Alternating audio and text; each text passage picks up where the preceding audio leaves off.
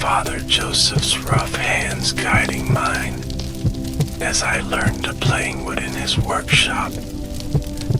The sweet cedar dust would fill my nostrils, mixing with the earthy smell of fresh sawdust that always clung to his clothes. My fingers would trace the grain of the wood, feeling the story of the tree's life beneath my touch. Even as a child, I sensed a connection to creation in these moments, something profound in the simple act of crafting beauty from raw timber. The Nazareth of my childhood was a small place, nestled among the hills of Galilee. I can still picture the white limestone houses clustered together like gathered family, their walls glowing gold and pink in the setting sun. Our home was modest but filled with love. The smell of my Mother Mary's bread baking in the outdoor oven is a memory that has never left me. That aroma meant security, family, belonging. My mother's eyes held depths I couldn't understand as a boy. Sometimes I would catch her watching me with an expression that seemed to carry both immense joy and unspeakable sorrow. Her hands were strong yet gentle, always moving, grinding grain, kneading dough, drawing water, mending clothes. When she would sing the ancient songs while working, her voice carried a sweetness that made my heart feel both full and somehow aching. I loved the rhythms of our life. The cool mornings when dew still clung to everything, making the world glisten like it was covered in tiny stars. The weight of water jars as I helped carry them from the village well, the water sloshing against my legs. The Sabbath preparations each Friday, watching shadows lengthen across our small courtyard as my mother lit the oil lamps, her prayers welcoming the day of rest. The synagogue was where I first felt the stirring of something vast within me. The ancient scrolls with their carefully inscribed words fascinated me beyond measure. I remember the first time I was allowed to touch one, my small fingers trembling as they traced the letters. The parchment felt alive somehow, as if the words themselves had heartbeats.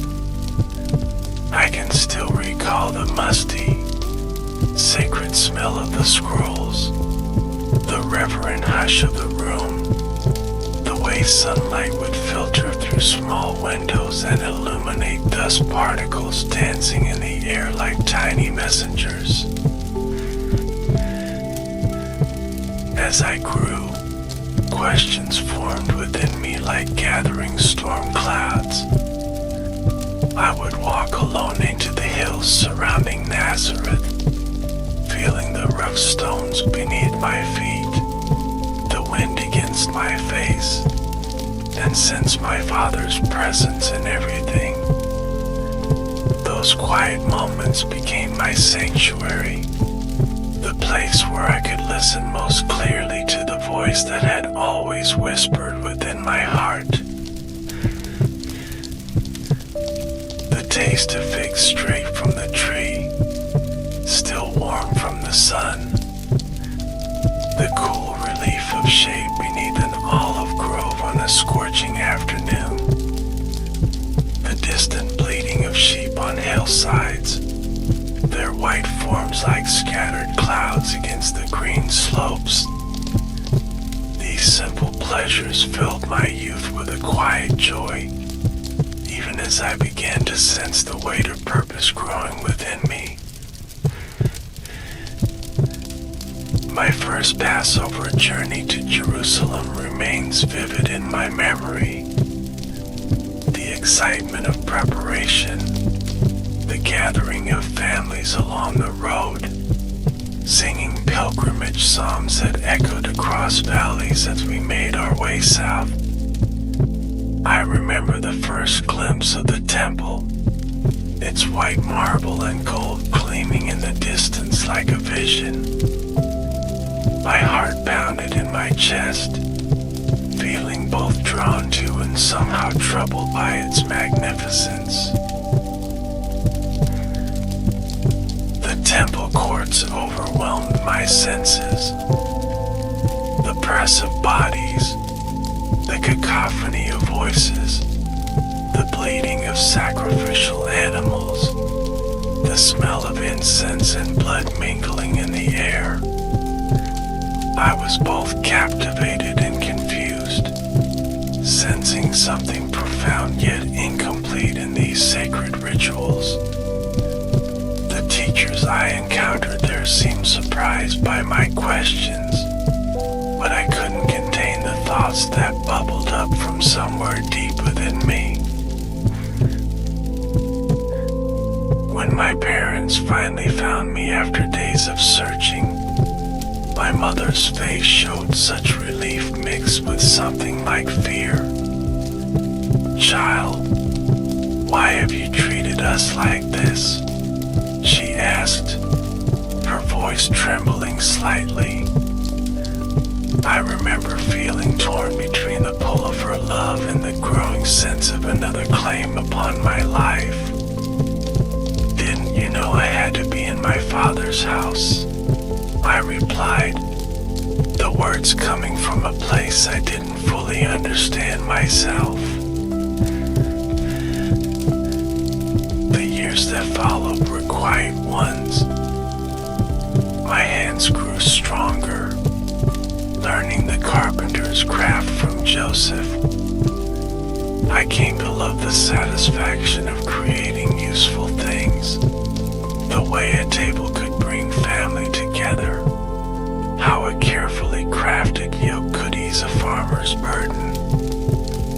These simple acts of creation and service filled me with purpose, yet beneath them ran a deeper current, a knowing that my time in Nazareth was preparation for something else.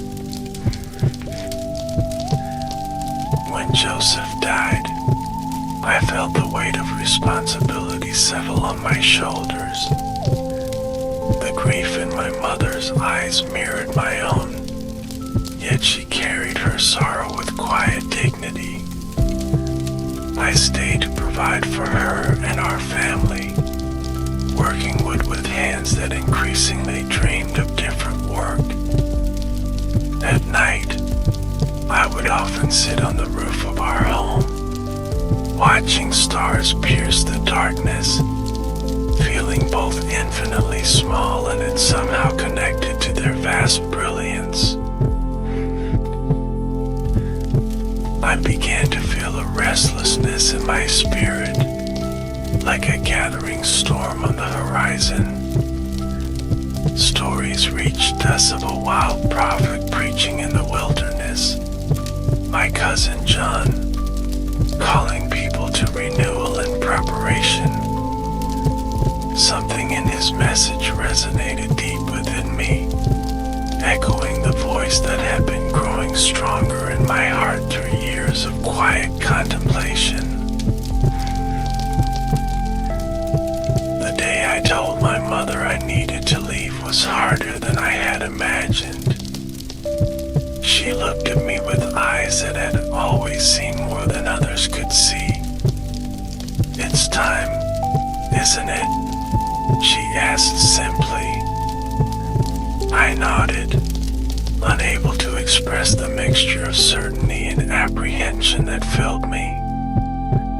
She took my face in her hands, the hands that had cradled me as an infant, and simply said, "I have always known this day would come." In her eyes I saw both release and trust, and it gave me the strength to turn toward the path that called me. The journey to the Jordan where John was baptizing felt like walking toward a threshold I had been approaching my entire life. The hot dust of the road beneath my feet, the whisper of wind through reeds, the gradual gathering of pilgrims all seeking something they couldn't quite name. These sensations remain clear in my memory. I walked mostly in silence, aware that each step was taking me from the life I had known towards something for which there was no map. When I first saw John, thin and weathered by the wilderness, his eyes burning with prophetic fire, something resonated between us like two strings tuned at the same note. He looked at me with recognition that went beyond our family connection. I stood listening as he called out for repentance, his voice rough but compelling, cutting through pretense like the sharp edge of a blade. The water of the Jordan was cool against my skin as I waded toward him. I could feel the river's current pushing against my legs, like life itself flowing past. When John hesitated to baptize me, I understood his confusion. Something passed between us, a silent recognition of roles and purposes beyond our full comprehension. Let it be so now, I told him, feeling the rightness of this moment, this symbolic beginning. The moment the waters closed over me, then released me back to air, something extraordinary had happened. It was as though the boundary between heaven and earth temporarily dissolved. I felt embraced by pure love, affirmed in my deepest identity. This is my son, whom I love. With him I am well pleased. The voice resonated not just around me but within me, as if every cell of my body recognized and responded to its source. That affirmation carried me into the wilderness, where I felt drawn by an irresistible need for solitude and clarity. The harsh landscape matched my inner state, stripped bare, essential, exposed to elements both physical and spiritual. The hunger that gradually overtook my body seemed almost welcome, clarifying my thoughts, honing my awareness to a sharp edge. Days blurred together under the merciless sun and frigid nights. Hunger became my constant companion. Then something more profound, a deep emptying that made space for something greater than myself. In that emptiness came temptations clothed in reasonable disguises. Use your power for yourself. Prove your identity through spectacle. Achieve your purpose through compromise. Each suggestion struck at the heart of who I was and what I was called to be. I felt them not as abstract thoughts but as visceral possibilities, pathways that opened before me with frightening clarity. The struggle was not intellectual but existential, requiring me to affirm with each rejection what kind of Messiah I would be, not one who commanded stones to become bread, but one who would himself become bread for others. When I emerged from that barren place, I was physically depleted but spiritually certain. The path before me was not about displays of power, but demonstrations of love. Not about avoiding suffering, but embracing it, transforming it. Not about ruling over, but serving among. These truths were written not just in my mind, but in my very flesh, tempered by hunger, solitude, and the starry dome of wilderness nights. The day I returned to Galilee, something had changed. I could feel it in myself and see it in how others responded to me. It was as though I had crossed some invisible line, stepping fully into the current of my purpose.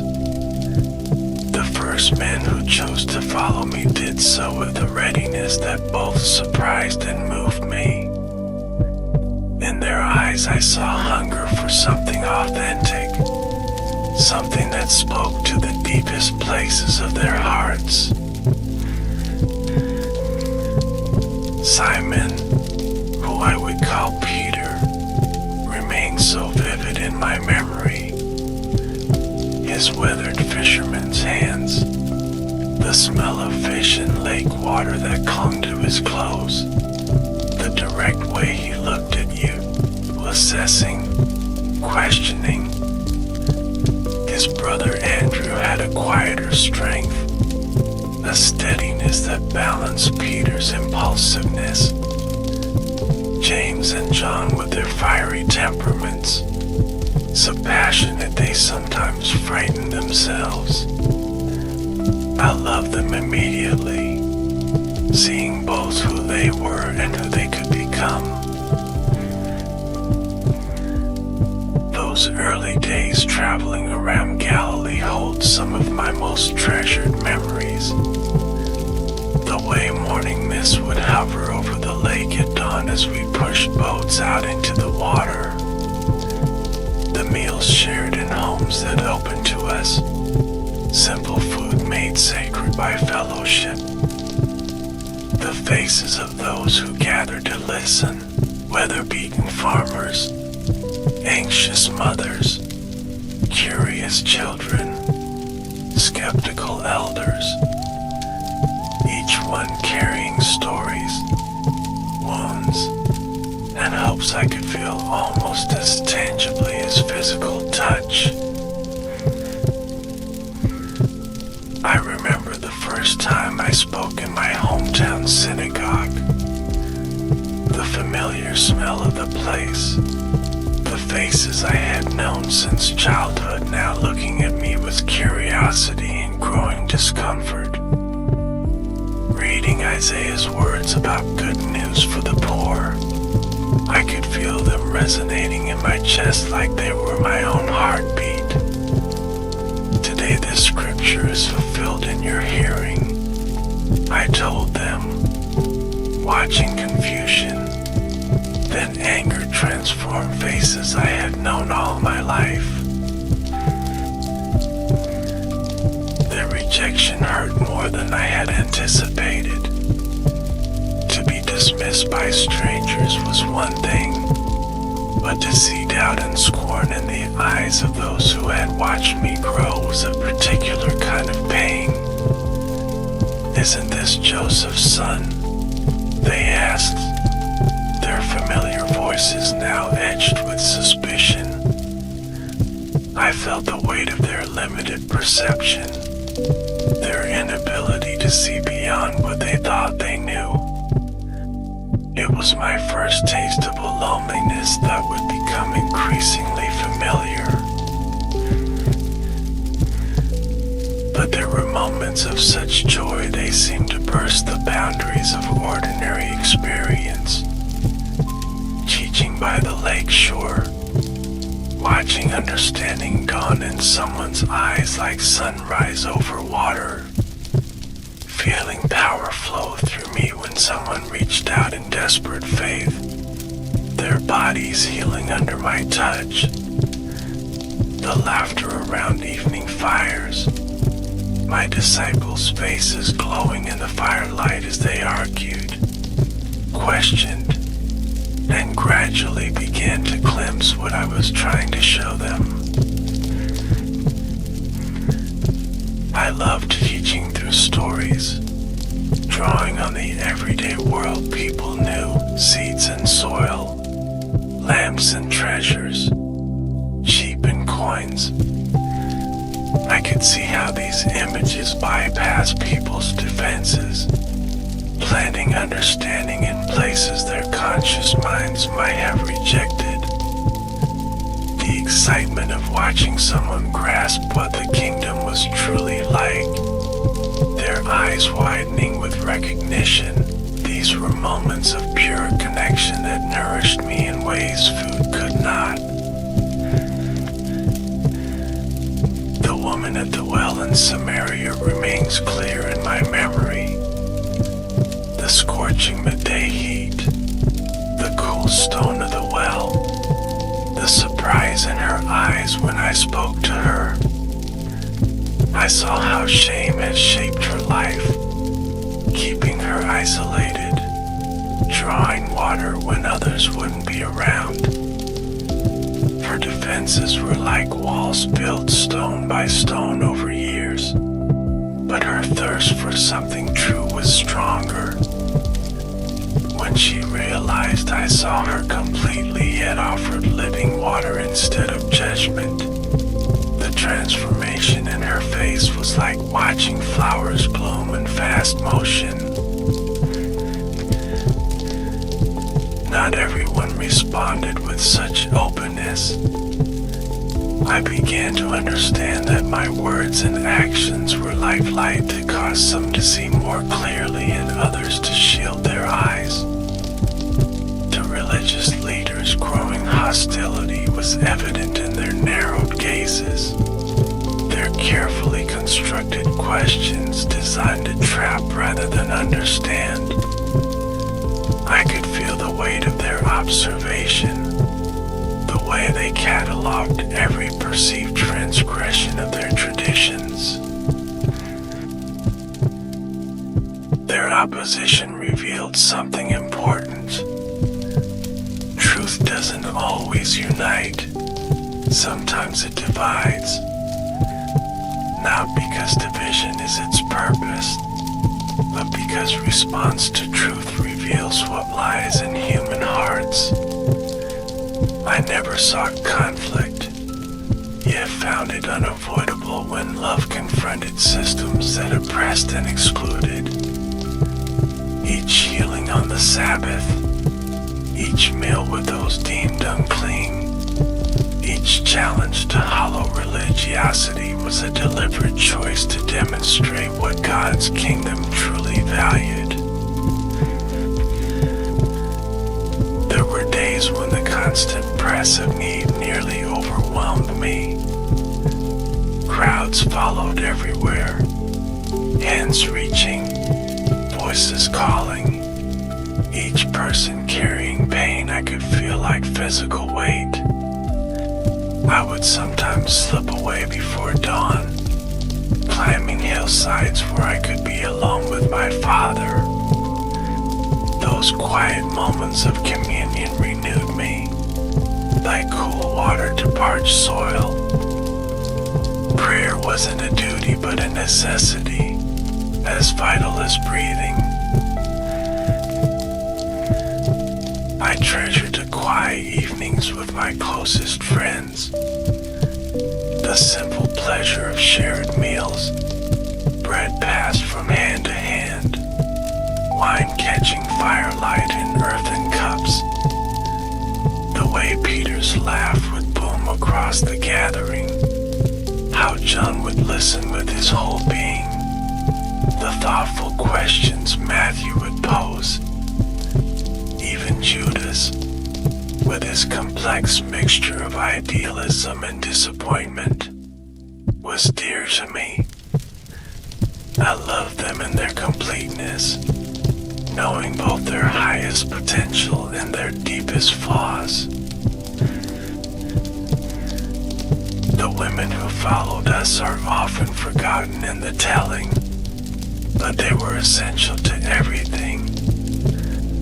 Mary Magdalene with her fierce intelligence and hard-won freedom, Joanna's quiet steadiness and practical wisdom, Susanna's gentle humor that could ease tensions after long days.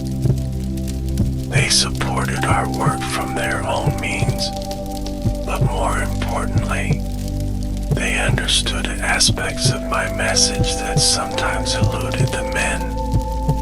Their presence reminded everyone that the kingdom I proclaimed made no distinctions based on gender, wealth, or social standing. My friend Lazarus and his sisters provided respite from the constant demands of public ministry. Their home in Bethany became a sanctuary of sorts, a place where I could simply be rather than constantly teach or heal.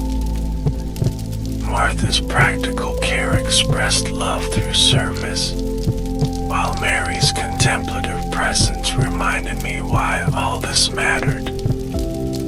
The evening Lazarus reclined at table after I had called him from the tomb remains one of the most profound moments of my life. Death reversed, friendship restored, divine power and human joy intermingled like wine in the water. As opposition intensified, I began to speak more directly about what was coming. My disciples resisted these predictions, their eyes clouding with confusion or denial. Peter once took me aside, his voice passionate because he insisted such things would never happen. I saw the love behind his protest, but also the human thinking that couldn't grasp how sovereignty might express itself through apparent defeat. The transfiguration on the mountain gave Peter, James, and John a glimpse of glory that would sustain them through what was coming.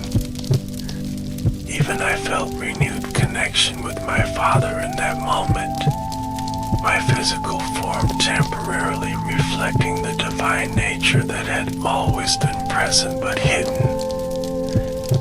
Moses and Elijah appearing confirmed the continuity of God's purposes. The conversation we shared centered on my departure, a word that held layers of meaning connecting to Israel's exodus from slavery. As Passover approached, I felt the growing certainty about what Jerusalem held.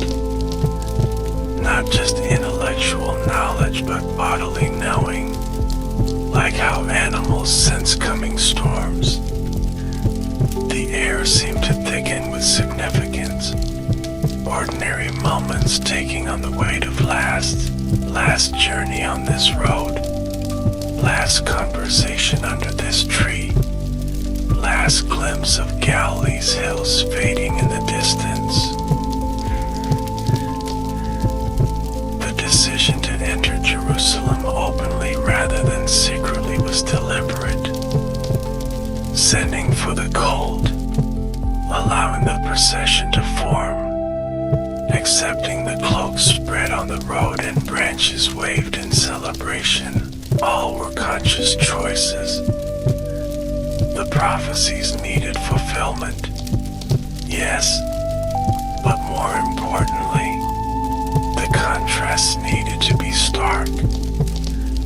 The humility of my mount against claims of kingship, the gladness of the crowd against the coming sorrow, the public declaration against private conspiracy. I wept when the city came into view, its buildings golden in morning light. The tears came suddenly, surprising even me with their intensity. I saw not just the physical city, but its history and future simultaneously. Covenant promises, prophetic warnings, the destruction that would come within a generation. My desire to gather its people like a hen with chicks under wings collided with the knowledge of their refusal. It was the grief of love rejected, protection spurned. The confrontation at the temple released years of righteous anger. The sound of coins scattering across stone, the flutter of disturbed birds, the crash of overturned tables still echo in my memory. My house shall be a house of prayer, but you have made it a den of robbers. The words erupted from somewhere deep within me, connecting present corruption with ancient prophetic condemnation. I felt the temple as it should be and as it was, the gulf between them igniting my actions. I knew this would accelerate the authorities' plans against me. The temple was not just religious space, but political power, economic system, social hierarchy. My challenge was comprehensive, striking at the heart of arrangements that benefited many at the expense of the vulnerable. In the faces of the chief priests and elders who confronted me afterward, I saw not just anger but fear, the desperate defensiveness of those who sensed their foundations crumbling. Those final days in Jerusalem had a crystalline quality, like time itself had become more concentrated. Teaching daily in the temple courts, I felt both urgency and strange peace. Each parable, each response to challenges, each warning about coming judgment was delivered with complete clarity about who I was and why I had come. No more veiled references or cautionary silence, but direct confrontation with systems that oppressed in God's name. I noticed everything with heightened awareness, the widow placing her small coins in the treasury, her devotion shining brighter than all the ostentatious giving around her, the quality of light filtering through temple columns in late afternoon, the scent of spices from market stalls mixing with incense, the faces in crowds, some hostile, some curious, some bearing massive recognition that made their eyes widen when our gazes met. The night before Passover, I gathered those closest to me for a meal that would be our last together before everything changed. The room was simple, an upper chamber with cushions arranged around low tables. Lamps cast warm light on familiar faces. Those shadows seemed deeper than usual in the corners. I felt such love for these men who had left everything to follow me, even knowing how imperfectly they understood what was about to happen. Taking the bread in my hands, I was acutely aware of its texture, its weight. Breaking it released the aroma of sustenance that had nourished humanity since ancient times. This is my body, given for you. The words came with absolute certainty, connecting this simple food with the sacrifice my own body would soon become. The cup of wine glowed deep red in lamplight. This is my blood of a covenant, poured out for many. I saw confusion in their eyes, yet urged them to remember this moment, to continue this practice as way of making me present when I was physically absent. When I knelt to wash their feet, I felt the resistance in Peter's stiffened posture. His protest came from love that couldn't bear to see me in a servant's role.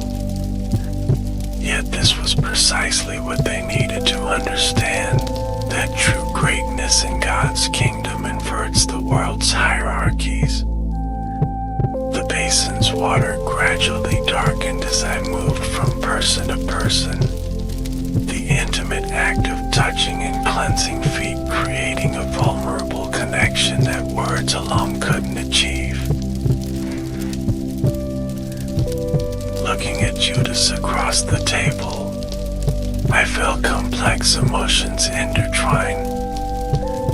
Sorrow for what he had set in motion, compassion for the disillusionment that drove him, acceptance of the role he would play in a drama larger than any of us fully comprehended. When our eyes met briefly, I tried to convey that even this betrayal was encompassed in love that could redeem the darkest human acts. Whether he understood, I couldn't tell. After the meal, walking to Gethsemane under a rising full moon, I felt simultaneous connection to everything around me and growing isolation. The disciples' muted conversations behind me, the night birds calling, the silver-touched olive leaves stirring in gentle breeze, all seemed both intensely present and somehow distant. I was beginning to enter a solitude no human companionship could penetrate. The garden's familiar contours welcomed us, its ancient olive trees like sentinels keeping watch. I asked most of the group to wait, taking only Peter, James, and John deeper into the shadows. The weight that had been gathering in my spirit suddenly intensified, becoming almost unbearable. My soul is overwhelmed with sorrow to the point of death. I told them, the words inadequate for the spiritual anguish beginning to engulf me. Moving a stone's throw away to pray, I felt the first waves of what was coming. Not just physical pain, but something far worse, the prospect of separation from my Father, the one constant in my existence. The horror of bearing sin I had never committed, becoming what I had always opposed.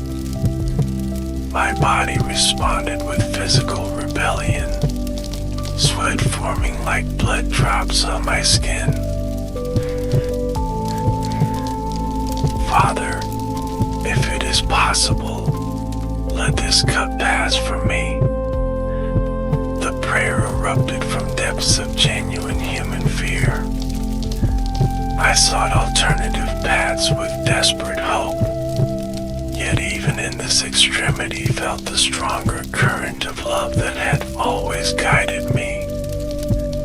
Yet not as I will, but as you will. Surrendering to this deeper purpose wasn't a single decision, but a moment-by-moment choosing. Each breath a recommitment to love's costliest expression. The disciples' sleep hurt me more than they could know. Their inability to remain awake emphasized the fundamental solitude of what I faced.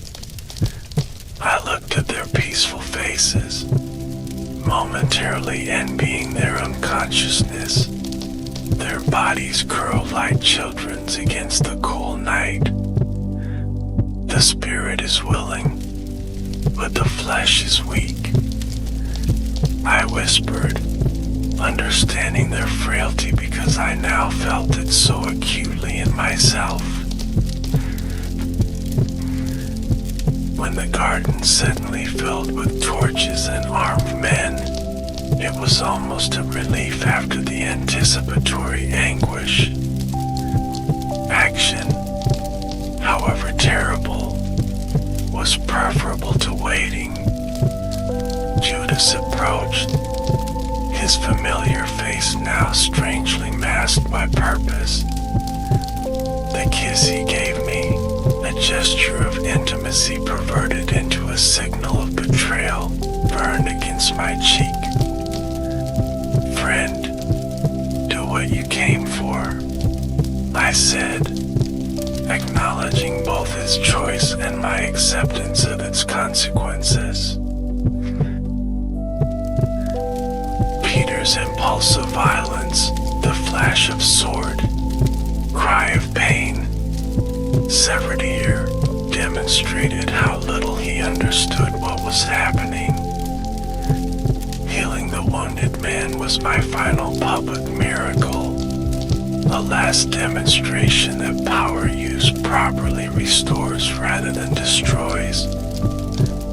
Put your sword back in its place, I told Peter.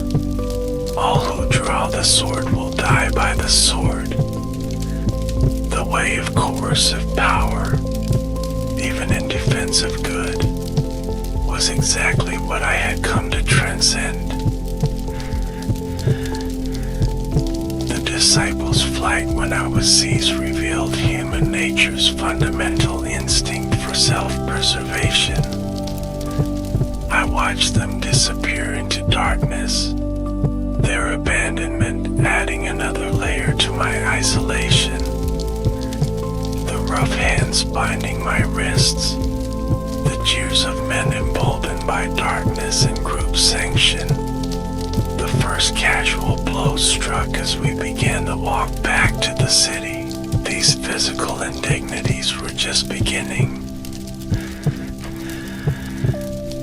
The high priest's courtyard was cold, the hastily assembled Sanhedrin members showing varying degrees of discomfort with the irregular proceedings. Some faces registered genuine concern about blasphemy, others barely concealed political calculation. The confusion of contradictory testimonies might have been comical in another context. Witnesses unable to align their accusations despite obvious coaching. When Caiaphas finally demanded directly, "Tell us if you are the Messiah, the Son of God," the room fell silent. I knew my answer would provide the legal justification they sought. Yet truth required acknowledgement, even knowing its consequences. "You have said so," I replied, adding words about the Son of Man coming on clouds that connected my identity to Daniel's ancient vision. The high priest's theatrical rending of garments confirmed he understood exactly what I was claiming. Through a window, I caught momentary glimpse of Peter in the courtyard, warming himself by a fire. Our eyes met briefly after his third denial, the crowing rooster punctuating his broken promise. The look of horrified recognition on his face as memory returned contained such profound remorse that I wished I could comfort him. Assure him this failure wasn't the end of his story.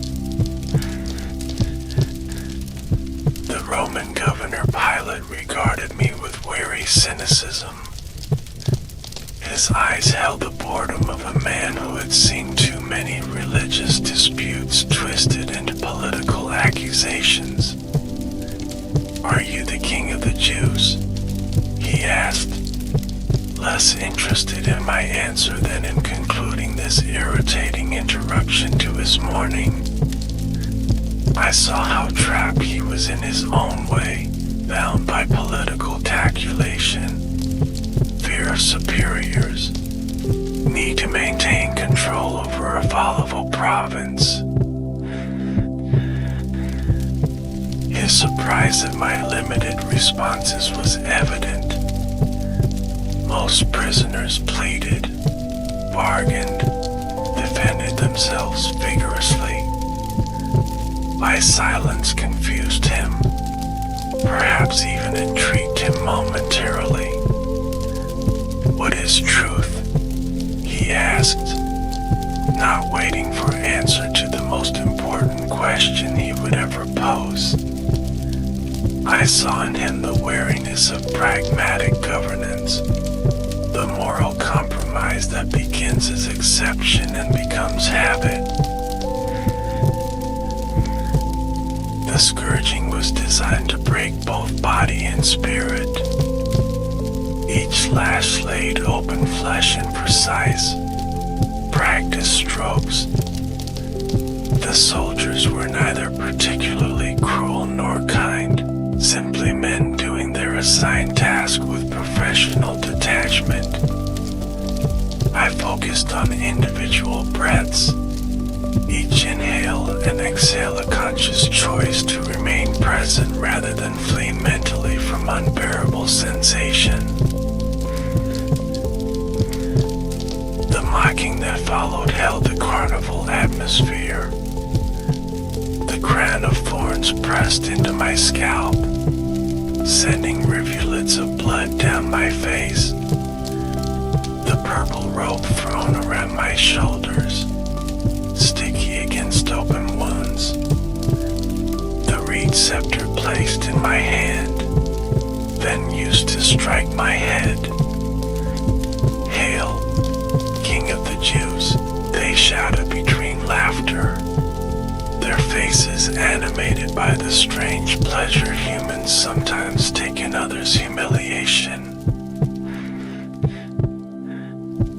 When Pilate presented me to the crowd, I could barely stand. Blood and sweat had partially blinded me, but I could see the sea of faces, some the same ones that had welcomed me days earlier.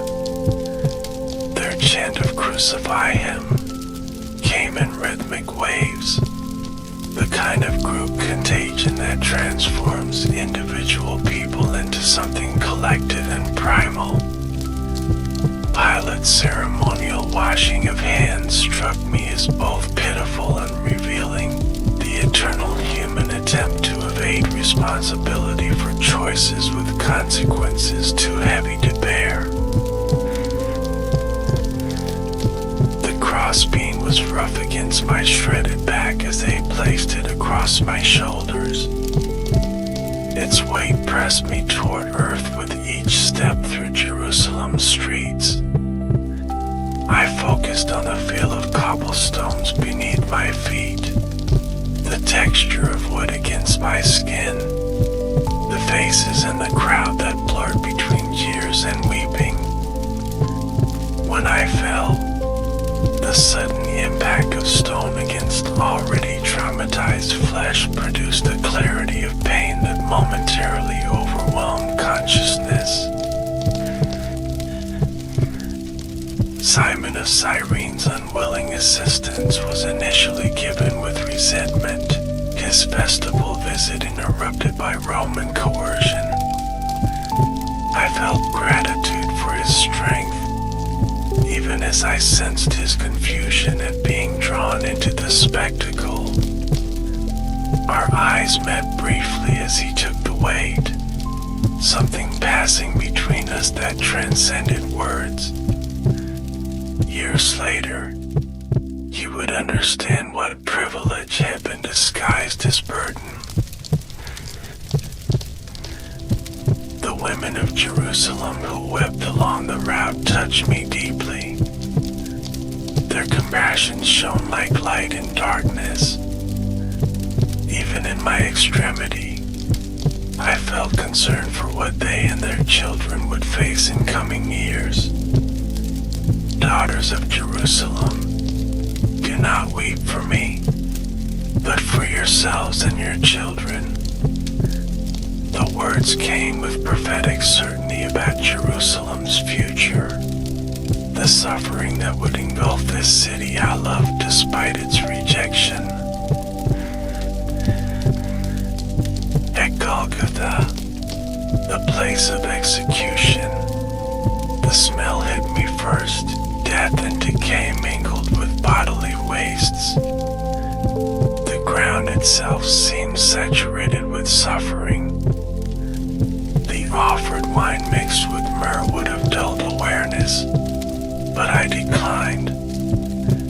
This cup required full consciousness, complete presence.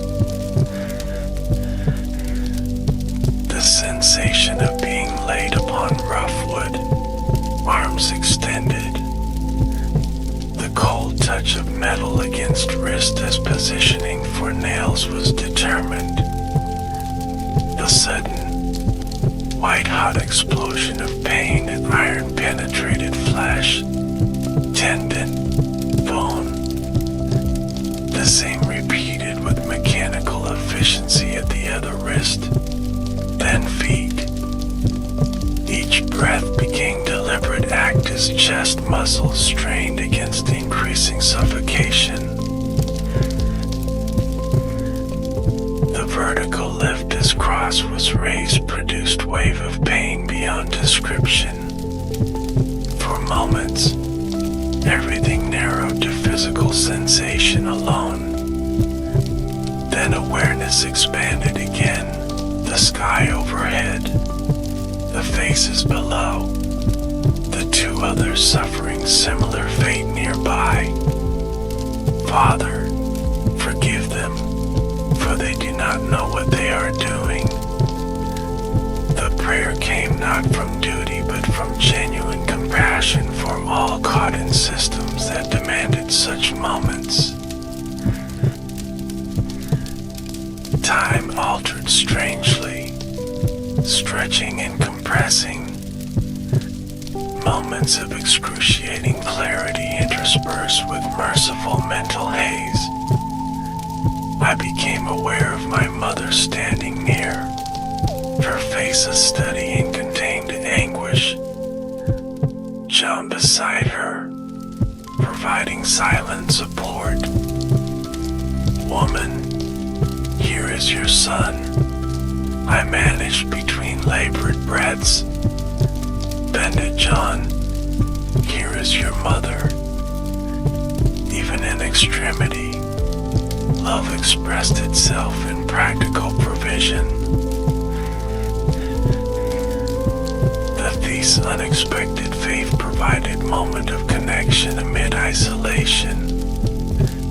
Remember me when you come into your kingdom, he gasped. His recognition of who I was despite appearances demonstrated insight many with far more knowledge had missed. Today you will be with me in paradise, I promised. The words requiring precious breath but offering hope that transcended our shared physical agony. Around noon, darkness felt like tangible presence. Not mere cloud cover but something deeper, as though creation itself responded to this moment. Then came the worst, the sense of my father's presence, always my constant, beginning to withdraw. The spiritual desolation exceeded physical torment by a measurable degree. My God, why have you forsaken me? The anguish cry came from depths where theology met experience, where abstract became unbearably concrete. I was becoming sin itself, bearing what I had never committed, experiencing experiencing separation I had never known. The perfect communion that had defined my existence now ruptured as judgment fell not on humanity but on me instead. This was the cup I had accepted in Gethsemane, its contents more bitter than I could have imagined. As life ebbed, a profound clarity emerged from suffering's fog.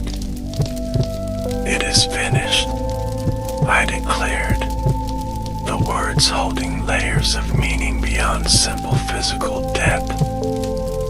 Ancient prophecies fulfilled, sacrifice completed, debt settled, bridge constructed.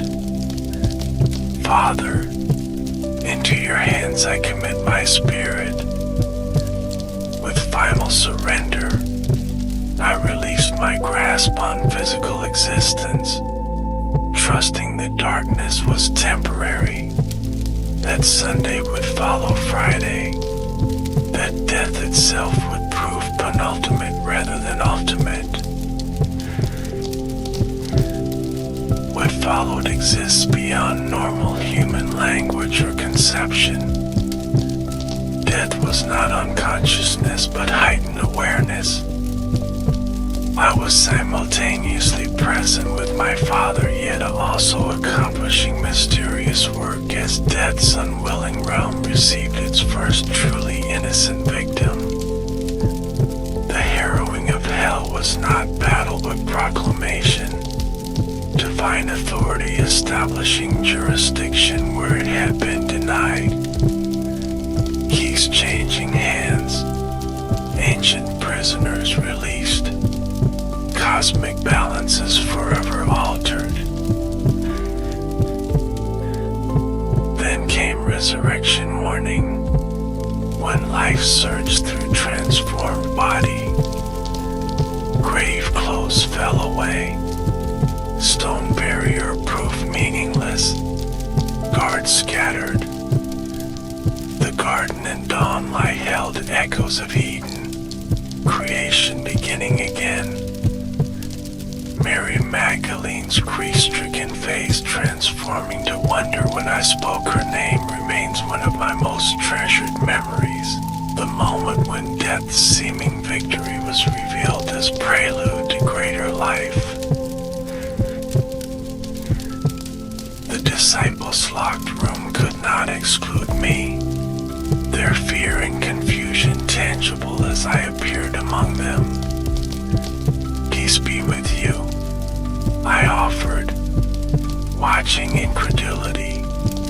Then joy transformed their expressions. Thomas's doubt was not weakness but honesty, his fingers trembling as they touched healed wounds. This collapse into worship coming from depths previously unimagined. My Lord and my God, he whispered, grasping perhaps more than any other what resurrection truly meant. The walk to Emmaus with Cleopas and his companion allowed gradual revelation. Their downcast faces as they shared their disappointed hopes, not recognizing who walked beside them. The patient explanation connecting scripture's parts into coherent whole. Then the moment of recognition in bread blessed and broken, their eyes widening as perception shifted. Were not our hearts burning within us?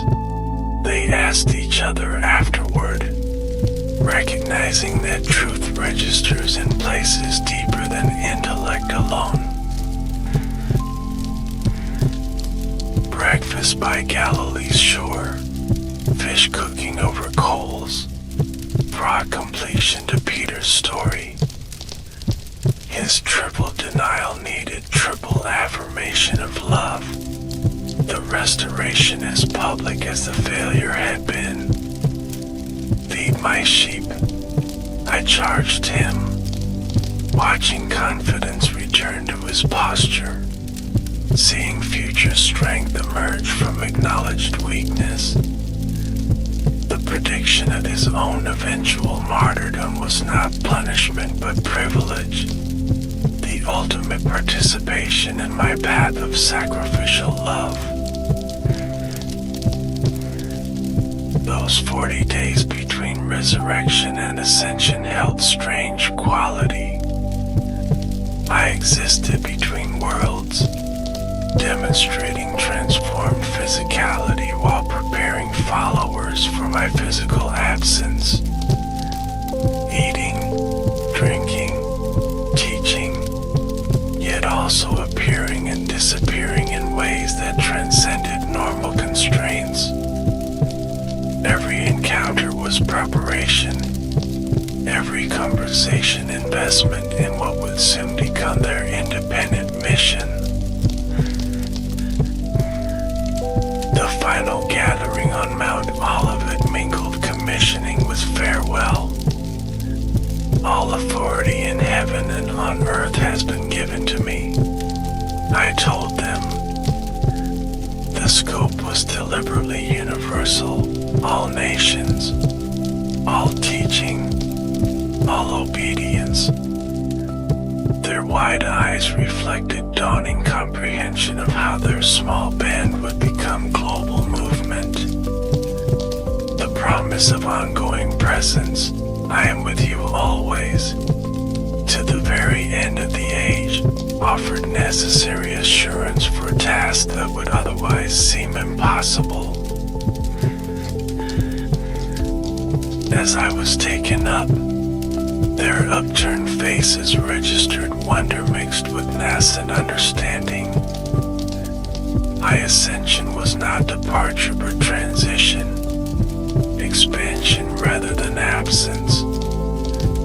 What followed at Pentecost would demonstrate new mode of presence, fulfilling ancient promise of God dwelling not in buildings but in people.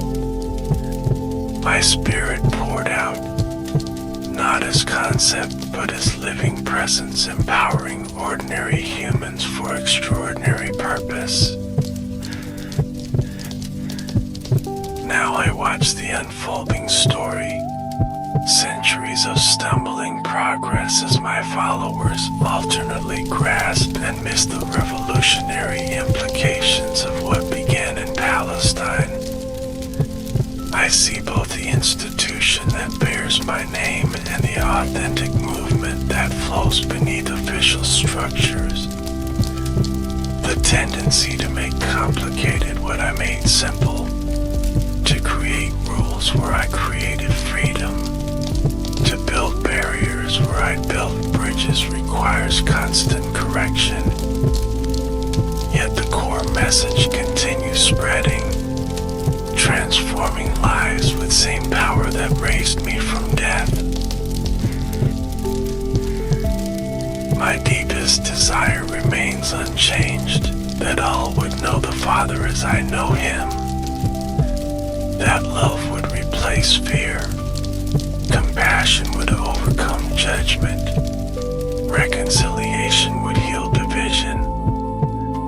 The kingdom I announce continues growing like mustard seed, sometimes visible, sometimes hidden. My return will bring completion, revealing what has been present all along beneath surface appearances. Until then, my words remain invitation and promise.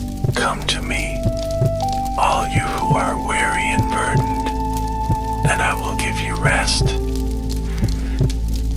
I was, I am, I will be present in every genuine act of love, every movement toward justice, every barrier broken down, every wound healed.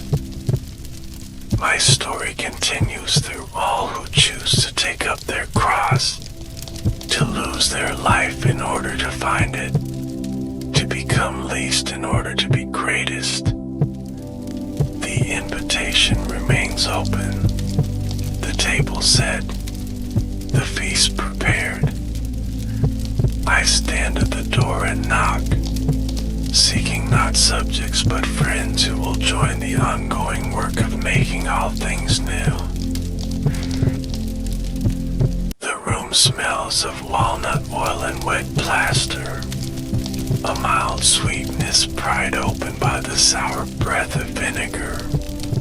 My fingers shine with the skin of gold dust I cannot justify, and the candle throws a slender blade along the edge of my metal compass.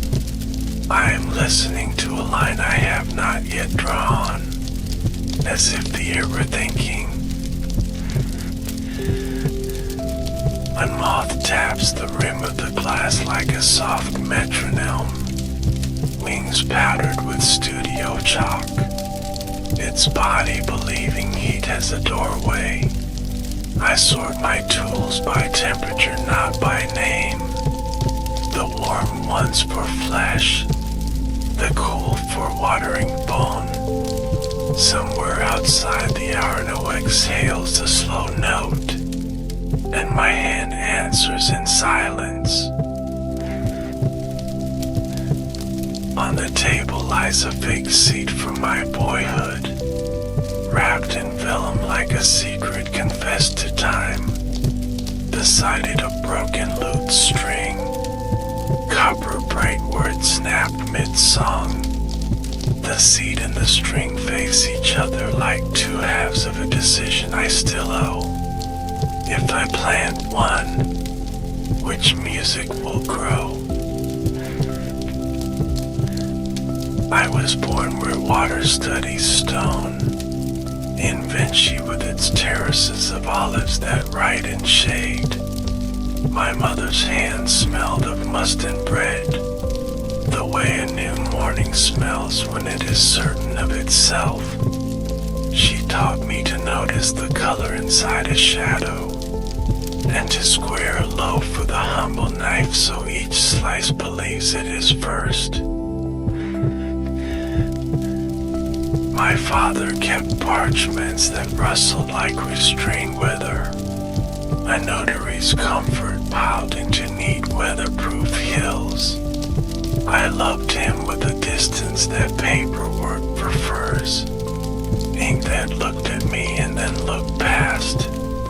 Yet he brought me a small olive wood box one winter, empty, and I understood that emptiness is an instrument. I filled that box with a river stone, a crow feather, and a nail dug from a door hinge. I shook it beside my ear and heard a pocket storm. The stone for patience, the feather for the lie that wings are sinful, the nail for the way the world argues its joints into place. As a boy, I stole afternoons from chores and gave them to eddies, tracing whirlpools with a stick until water taught me handwriting.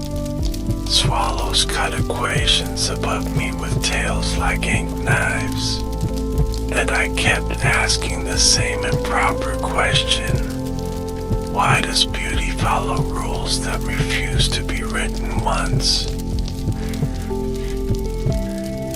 In Verrocchio's studio, I learned the weight of light, how silver point bites like a polite animal, how gesso dries with a sigh you can feel through a board. We mixed egg with pigment and our hunger with hope.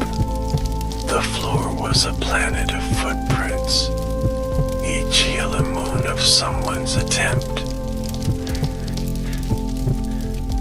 They let me paint an angel's sleep, only a sleep, but the cloth remembered when Eden with no window open. Verrocchio laughed and put down his brush, a surrender made of pride and mercy at once. The studio smelled of yolk and tin and the shahid of bodies leaning toward certainty. I practiced music to keep my wrist honest. The colorless curve instructs the line to breathe at the right bend, and sound leads a room with better manners than men do. When a string snapped, I kept it for the olive box, because failures have a sweetness if you allow them to ripen. Florence taught me how people move when they believe they are being watched by marble, a dignity borrowed from stone and returned late. I filled notebooks with mirror words, not to hide, but to remind my hand that truth sometimes prefers the left door. I wrote about water sneaking uphill in narrow pipes, about wings that refuse the arrogance of straight lines. I kept a quiet ledger of textures, beeswax polite on the tongue, iron filings bitter like sleep cut short, lambskin warm as a forgiven error, and charcoal that listens to walls and then repeats them on paper with improved grammar. When the ledger grew heavy, I added a brass key, though it opened only speculation.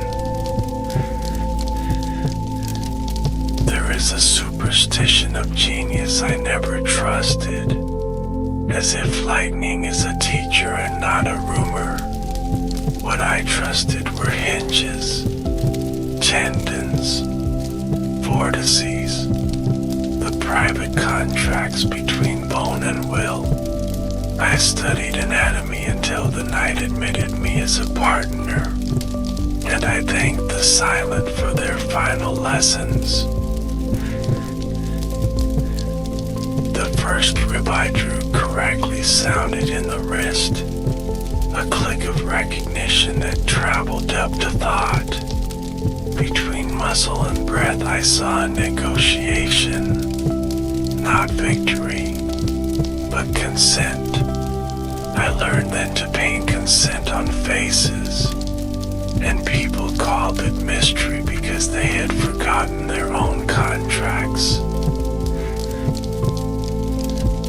I kept returning to the Arna like a hesitant lover, promising bridges I had no funding to finish, promising machines that drink floods and spit roads. I listened to the banks for what they would accept, and then drew a lock that sleeps and wakes by water alone, a gate with the patience of a saint and the stubbornness of a mule. When the Duke of Milan requested marvels, I brought a folder of obedient impossibilities, siege devices that spare courage the waste of bleeding, theaters where light rehearses secrecy, a horse so large it would teach humility to its rider. I play the lyra because music oils the locks of power.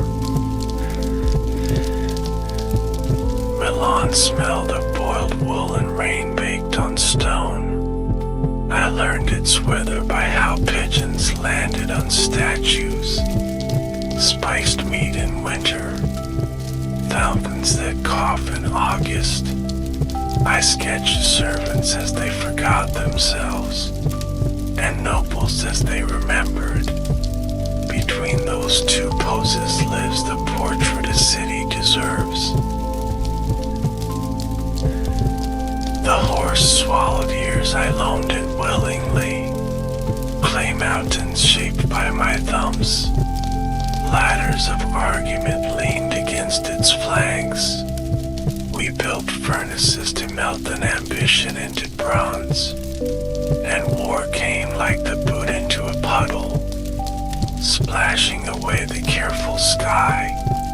I kept the hoof print in my olive box, pressed into wax, proof that desire touched earth.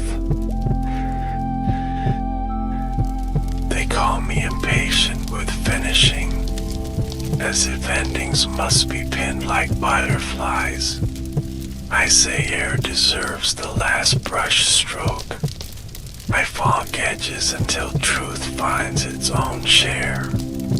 Sfumato is not a trick, it is courtesy. The world prefers to arrive without trumpets. I once opened a cadaver's cheek like a curtain and found a theater of threads, each string rehearsing a vowel of expression. How could I ever again paint a smile as if it were a single word? Since then my portraits carry polyphony at the mouth, and people lean closer for the rest of the sentence. In storm seasons I studied the alphabet of wind, how it writes its name on grasses and flames, how it folds a gull into geometry.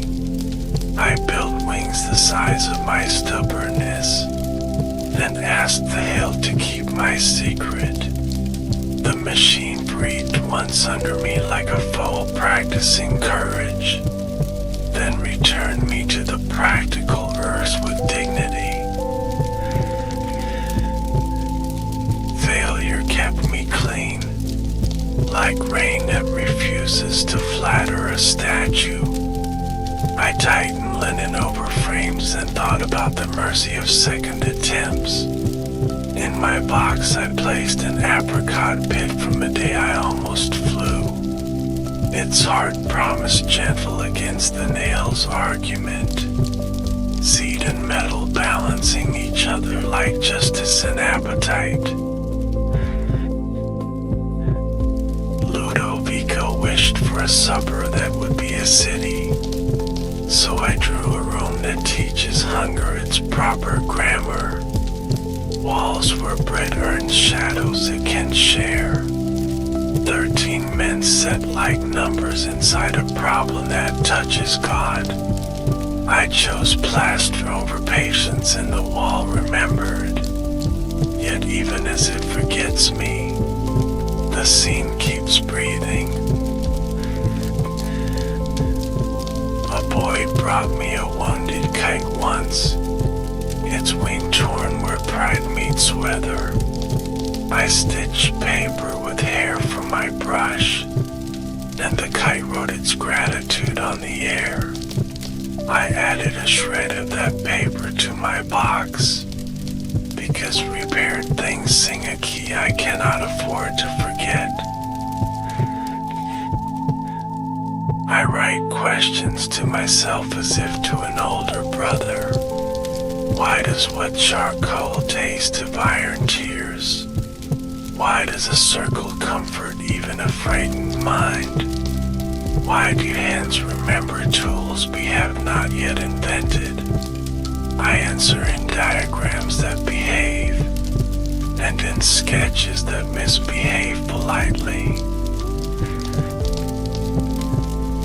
Once in a small storm of politics I packed lightly the olive box, 3 notebooks bound with a leather thong, the compass, and a broken string. I left a studio full of almosts to the mice who admire beginnings, and I walked to a city that spelled its name in canals, ready to speak with water again. Venice taught me how light behaves when it believes it is being watched by salt. Reflections negotiating like diplomats at a feast. I drew war machines that prefer mercy, bridges that lift their own eyebrows without complaint, a diving bell that keeps secrets without drowning them. The sea asked for proof, and I promised later. I love later. It is the studio where hope rents a corner, where the broomling's thinking it has time to grow into a tree, where unfinished faces keep their their privacy. Yet I have learned to let some laters become never, because never is also a frame, and it keeps certain wonders from being manhandled. When I hold the compass against the skin of a map, I hear the faintest click, as if the world were consenting to be measured today, not humbled, only translated. I widen the legs and leave room for rivers to argue, because argument improves accuracy. The portraits ask for silence before they begin. I let the sitter count their griefs until they miscount. Then I take the first line from the moment relief enters the eye. My good likeness starts where arithmetic fails. I hold my breath until the line decides, and then I let air finish the sentence. I kept a piece of cypress under my pillow during a season when sleep walked past my door. Its resin taught my thoughts to braid more slowly. In dreams I saw a square arguing with a circle about how best to love the body. I woke laughing and drew a man where both shapes could be right. A joke that turned solemn as soon as the ink dried. Not all patrons pay with coin. Some pay with permission. Some with interruptions I learn to cherish later. Some with rooms where the windows understand me. I accept each and file it in the olive box as a tone, so that when I paint I can hear how the world prefers to be spoken. I return to the fig seed tonight, the one wrapped in vellum. I almost planted in a cup of ground scraped from the Arnu bank. Then I stop, because keeping a beginning unbegun can be a kind of art. The seed understands, and does not accuse me. If you ask what I regret, I will answer in textures. Plaster that gulped at the brush and lost its appetite too soon. Bronze that could not afford its own birth. A wing that believed me until evidence arrived. And the faces I met once in a doorway that needed whole seasons. I keep them near, not to ache, but to tune my hand. The candle shortens, vinegar breath softens. The moth accepts at last that warmth can be admired from a distance. I close the olive box and it answers with a small wooden vow. Tomorrow I will carry it to the river, open it to the east, and let the stone remember the current aloud. I will listen until the line I did not returns to me and asks for a quiet piece of paper. And if the paper agrees, I will begin again with a sleeve that still remembers wind, a mouth rehearsing two truths at once, and a horizon that keeps its distance like a well-mannered guest. For this is the only country I claim, the Republic of Attention, where even a seed can hold a city if you let it. Morning peeled itself from the river like wet linen, cool and obedient to my hands. I walked the bank with my olive box under my arm, listening for instructions the water hides in its vowels. A kingfisher wrote a blue equation across the air. and the stone inside my box remembered how to be a current. I waited for a line to arrive in silence. It came as a crescent reflection, the kind that tells a bridge where to belt. I bowed with it and the day consented. I returned to the studio and moved the tables like chess, always 2 squares toward light and 1 toward shadow. Apprentices fetched gesso that breathed in shallow sighs. I sharpened charcoal on the stone that had smelled of river, and tested it with the smallest spiral of a hair, a curl that promised a portrait if patience held. Patience is my truest patron, more loyal than dukes, more punctual than coin. I paid it with hours and salt on my wrist. Anatomy called again with its private grammar. I set candles in an arch like a quiet cathedral, opened the arm where tendons tune the hand, and read the music printed under skin. The flexor spoke in ropes, the extensor in wire. Both negotiated a knuckle with courtesy. I drew until wax cried down the brass, then closed the page with thanks, because gratitude studies accuracy. Courtiers arrived with speeches disguised as questions. Could light be instructed to behave as velvet? Could a hall swallow echo without swallowing song? Could a pageant make mathematics visible to the drunk and the devout? I answered with mock-ups that breathed with pulleys and silk. The moths approved, learning new paths around lanterns that moved like planets. The Duke smiled in the currency of patronage, a promise heavy as a purse, light as a rumor. I stored it beside the broken string, or repainted the margins of our maps.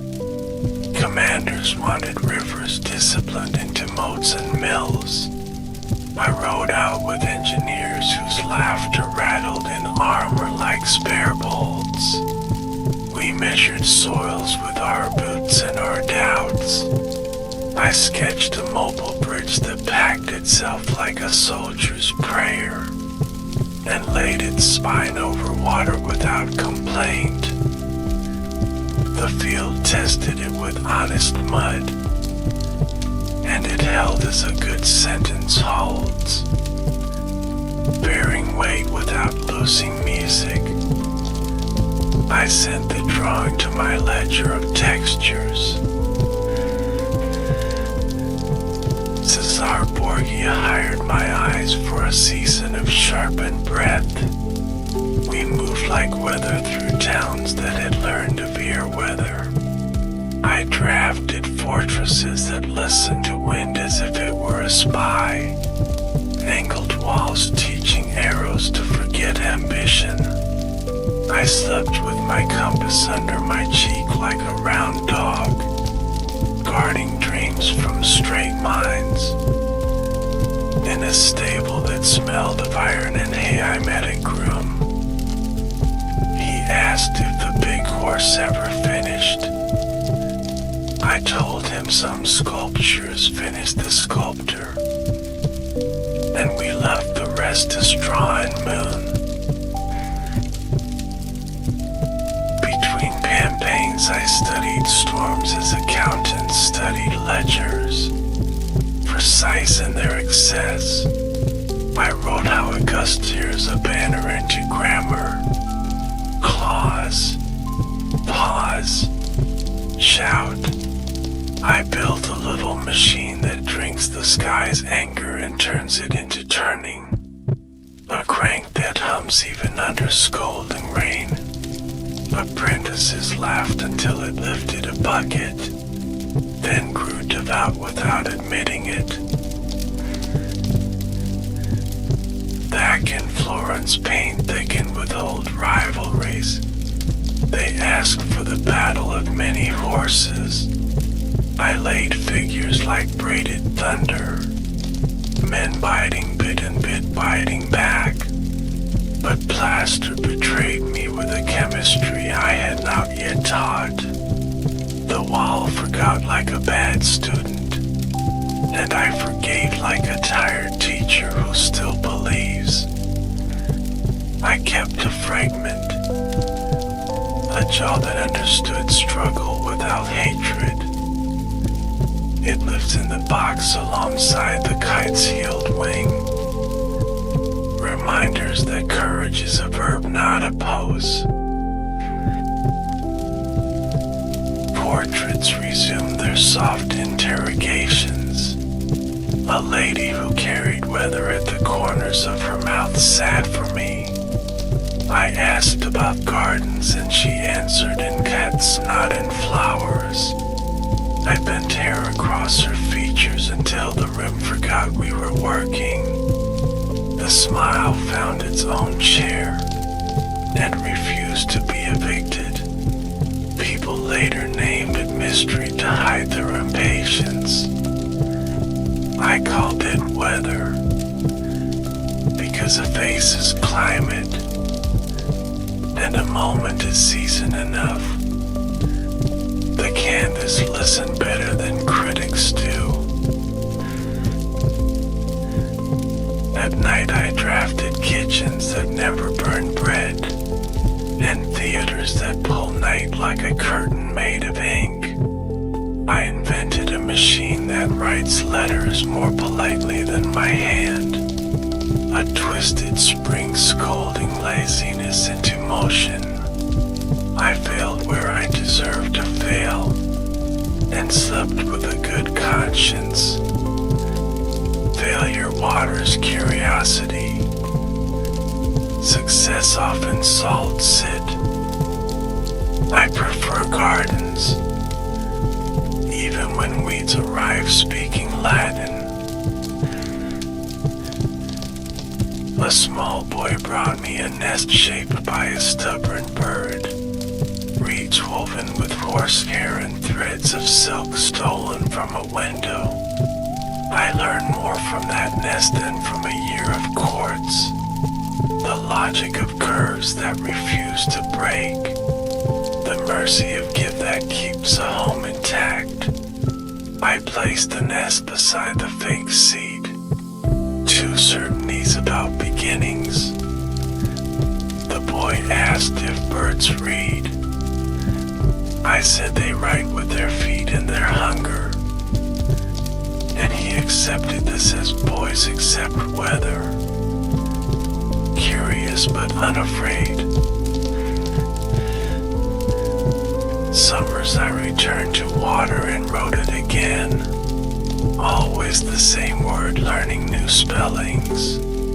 Eddies showed me how cities age under corners. Floods taught me patience with kings.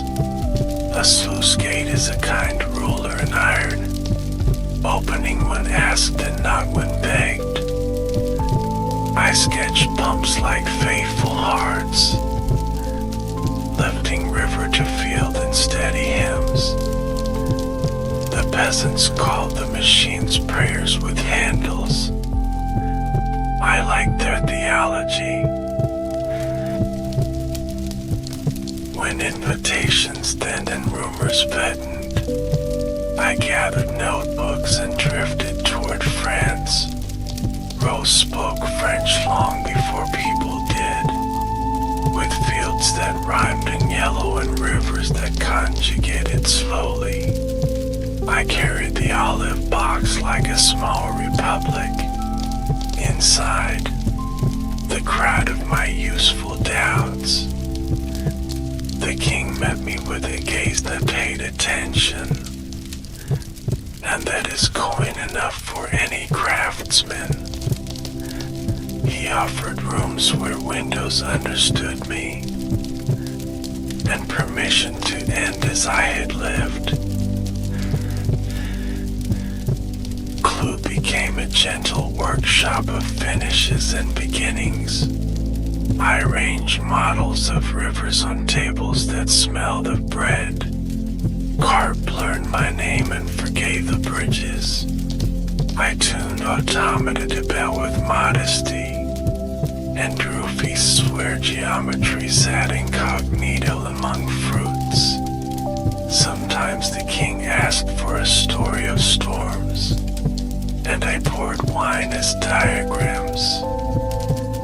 He liked the parts where sails remember humility. I like the parts where humility remembers sails. We agreed on whether as gentlemen agree on music, nodding at the same unhurried measure. Age rearranged my tools into quieter arguments. Brushes asked for smaller prayers. Pens wanted more walks before ink. The compass clicked softer, but still promised circles that comfort. I wrote instructions to myself and gentler imperatives. Look longer, name later, forgive sooner, finish when the air says enough. On evenings that remembered Florence, I tuned a lyra. The broken string lives on as a caution and a rhythm. I plucked with 2 fingers to keep the wrist honest, and sang without audience, which is to say I spoke to proportion with breath, and proportion answered by loosening my shoulders. Music oils the hinge between seeing and saying. I kept the hinge from rust with simple songs. Nothing grand, only correct. Visitors arrived with faces rehearsed by corridors. They wanted the secret that makes a smile argue politely with itself. I pointed to the air around the mouth, to the muscles that borrow moods from the heart, to the time it takes a memory to cross the eyes. None of these satisfy because secrets dislike being paid. They prefer service. I offered wine and pears. We practiced looking at each other longer than custom allows, and they left with more questions and better posture. A fair exchange. I kept writing my mirror pages though mirrors grew heavier. The left hand still a loyal conspirator, the right a patient translator.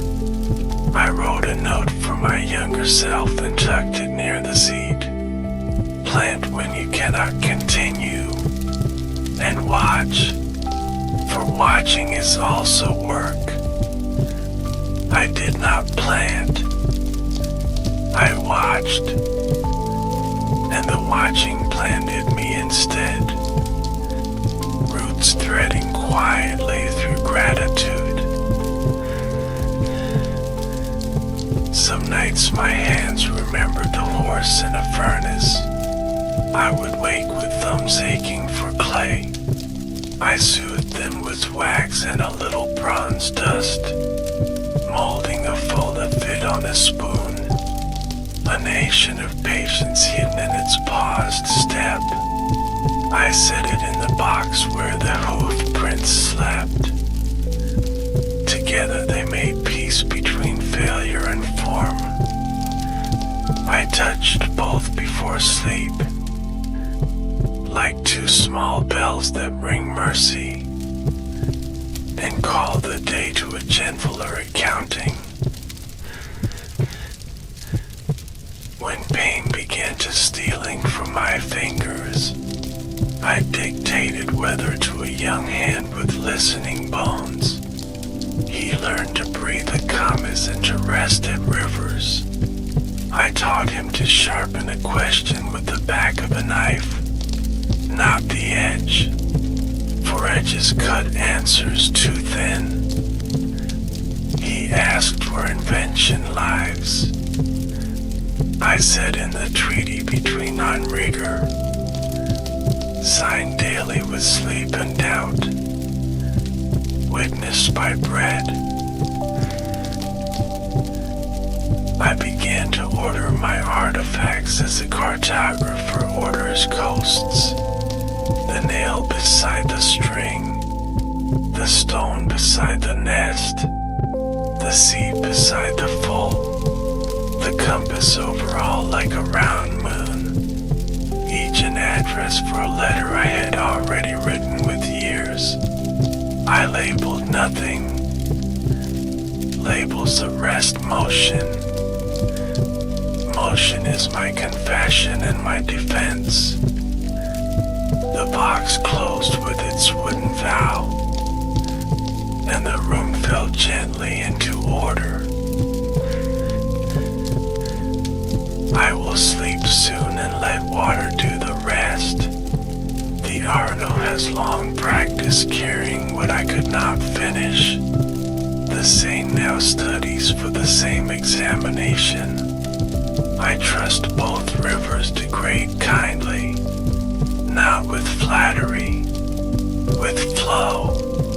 Tomorrow I will ask the king for more sky in the windows, not for me only, for the moth that still attends my lamp with diplomacy, and for the line I have not drawn.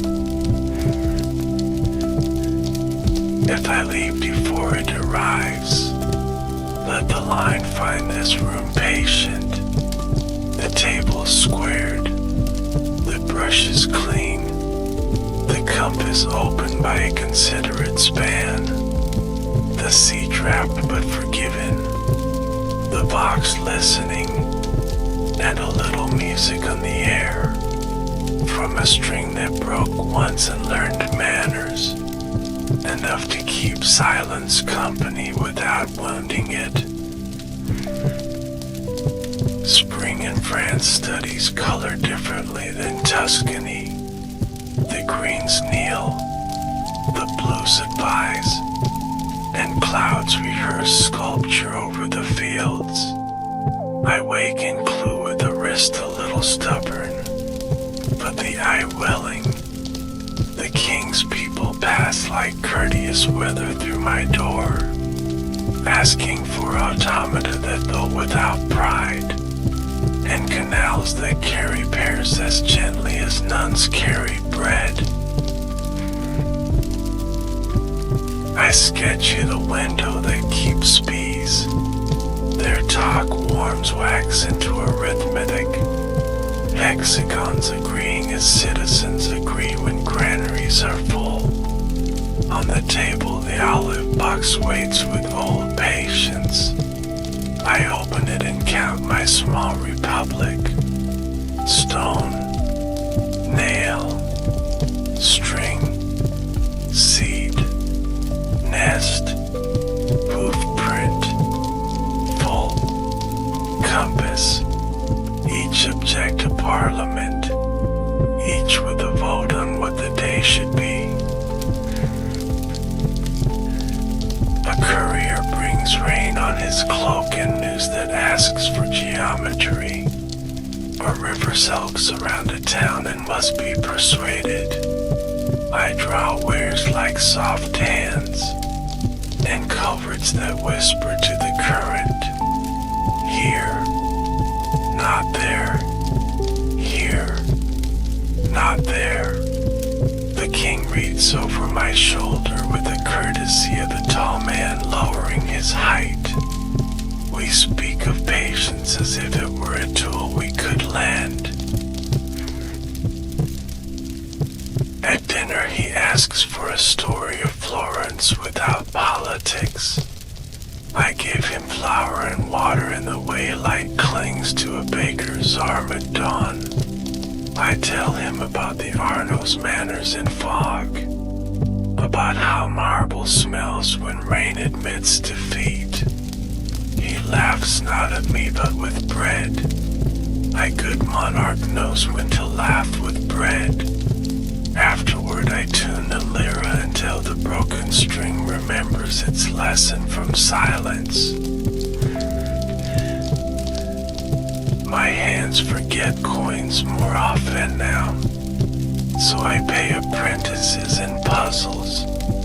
I set a feather by a bowl and ask them to weigh air. I place the compass open and tell them to find a circle that comforts a frightened child. They try in chalk, then in voice, and learn the arc of calming, which is the only architecture that never cracks. When storms pace the roof like debating giants, I return to anatomy with gentler verbs. Once I parted things, now I invite. I draw a hand as a council of 5 opinions that agree on bread. A mouth as a harper where words dock for repairs. Eyes as reflected fires that consume nothing.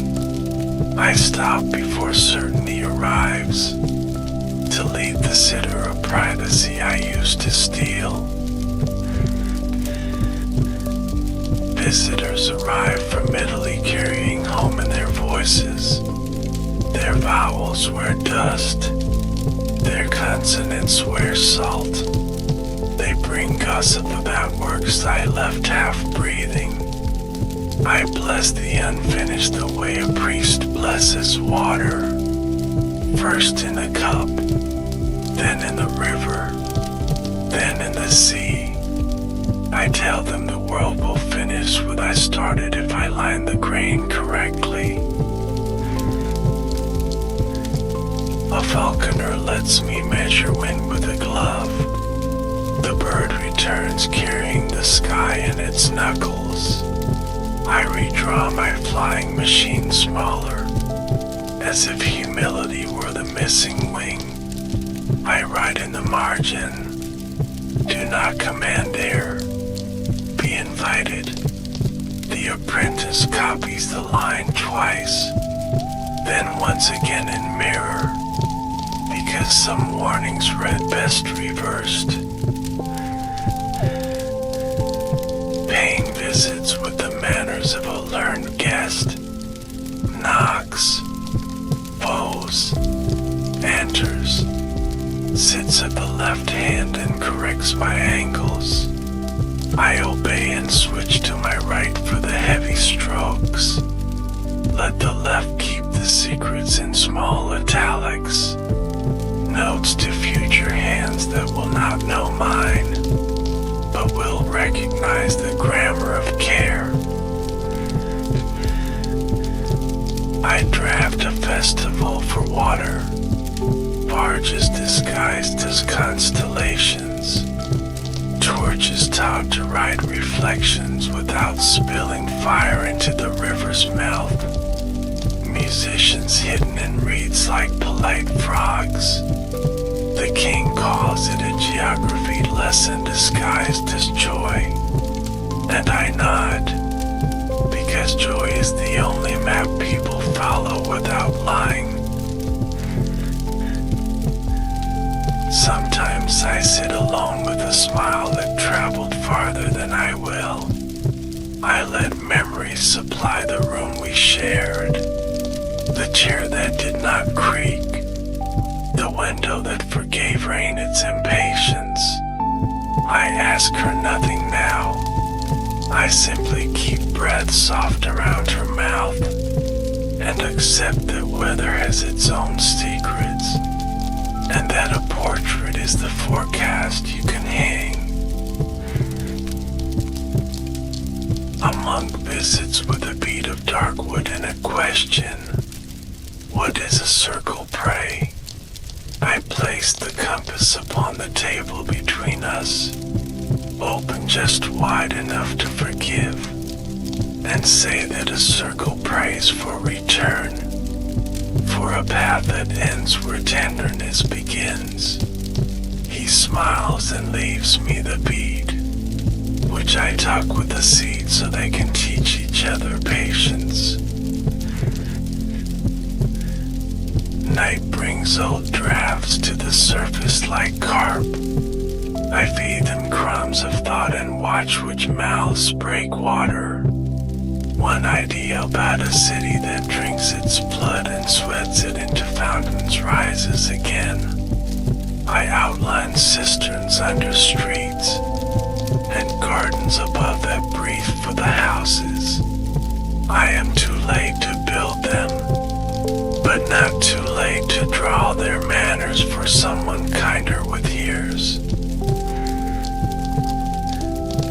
The king asks me to design a lion that walks and carries lilies, a machine polite enough to bow to children. I hide springs under generosity and wait under grace. When it moves, the room forgets its arguments.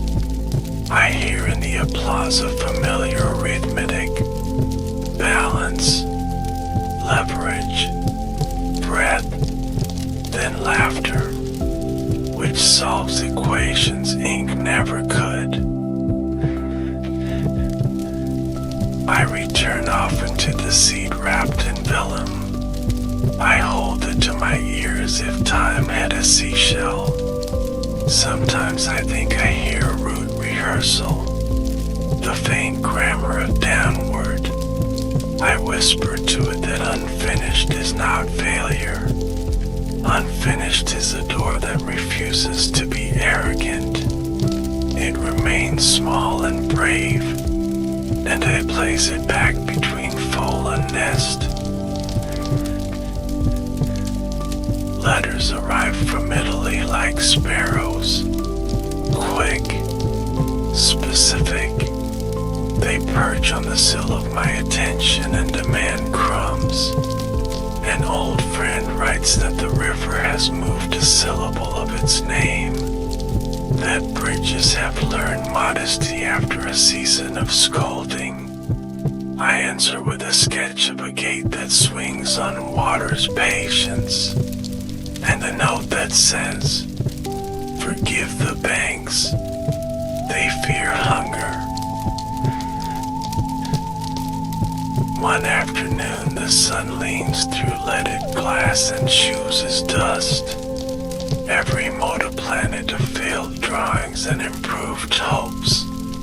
I hold my hand in that gold as if to baptize it for supper.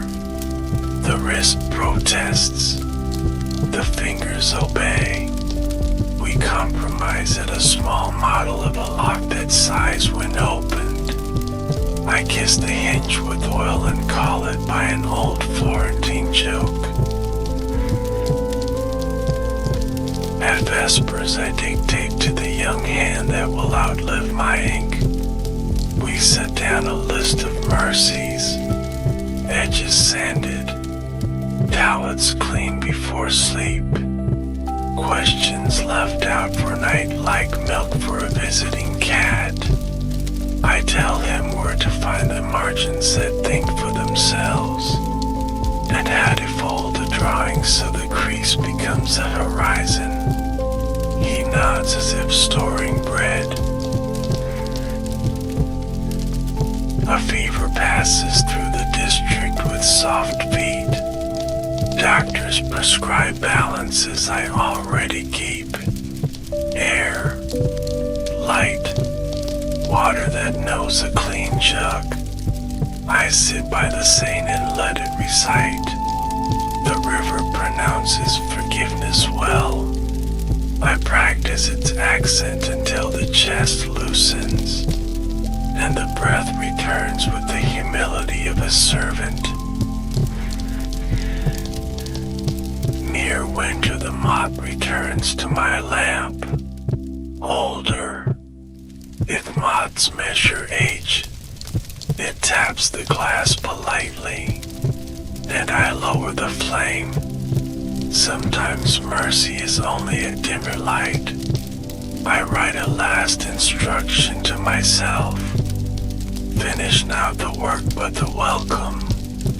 Make the room ready for the idea that will arrive after you. I arrange the olive box for departure as a sailor arranges rope. Not because I will sail, but because nuts come hand. Stone on the bottom for ballast. Seed near the hinge for hope. Compass open just enough to suggest a circle. String across the top like a quiet horizon. Nest and full side by side. Beginnings and dialogue. If I do not wake, let the window stay a little open for the moth. Let the king borrow my canals for a spring.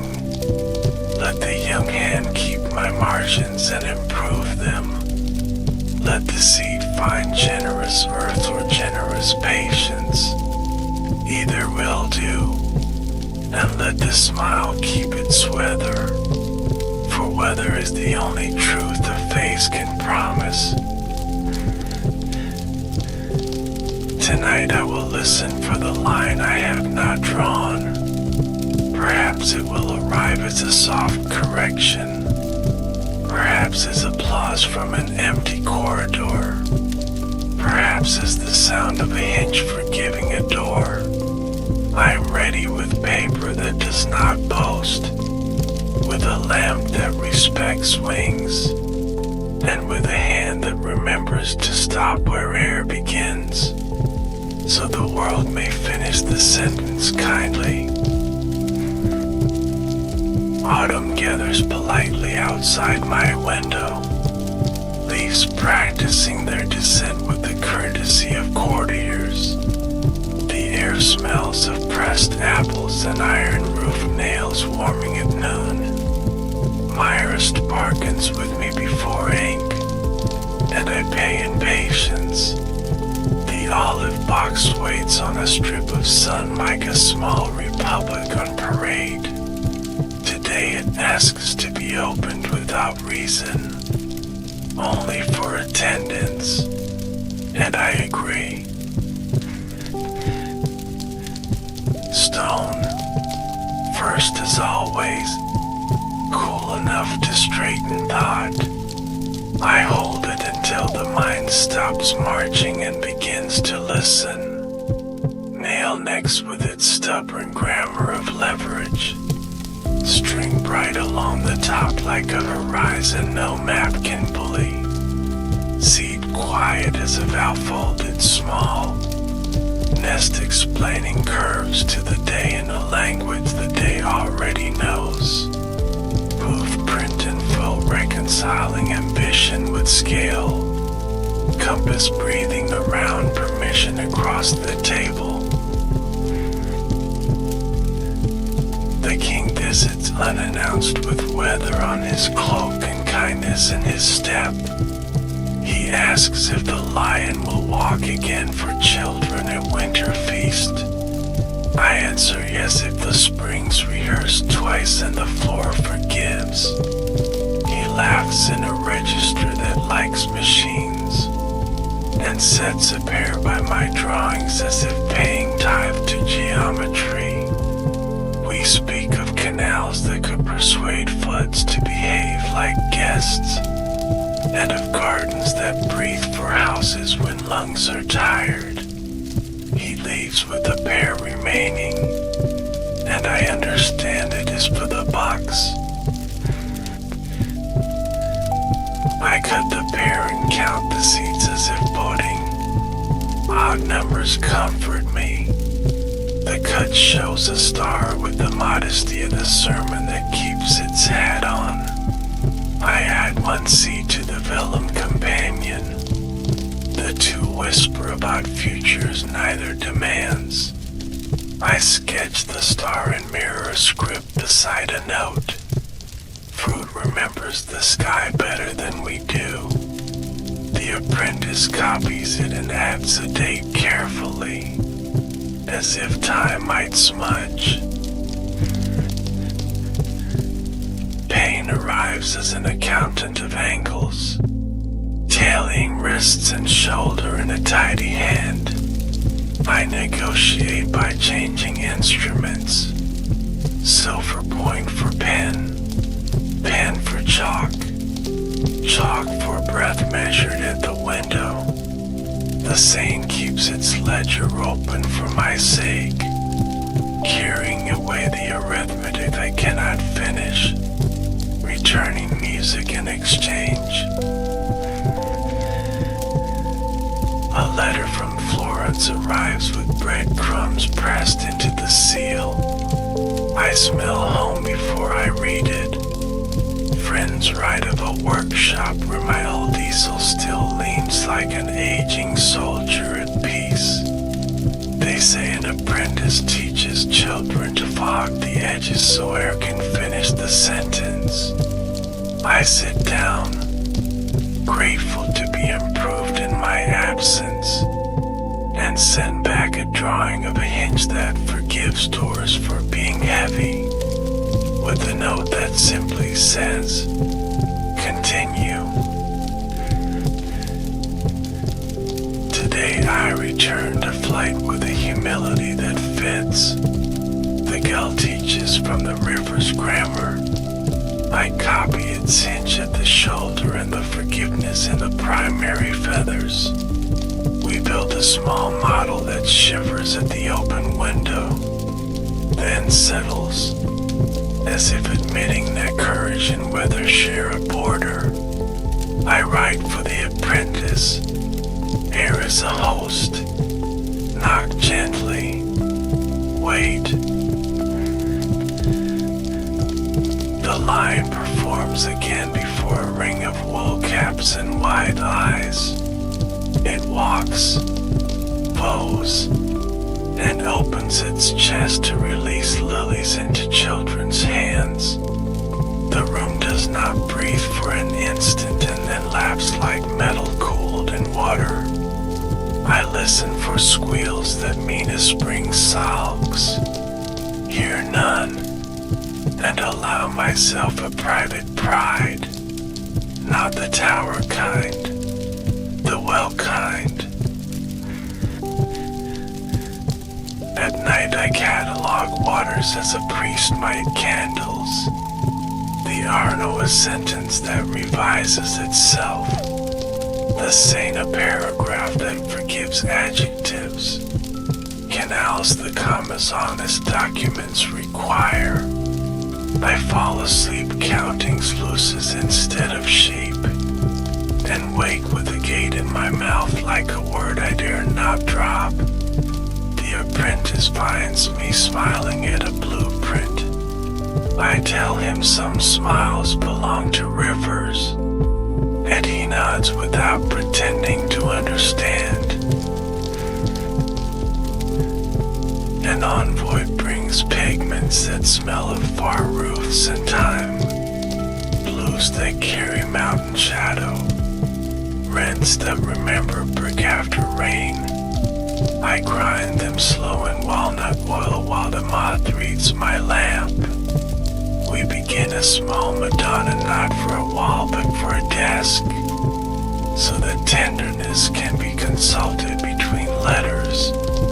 I leave the mouth unfinished on purpose, because children and weather deserve a vote.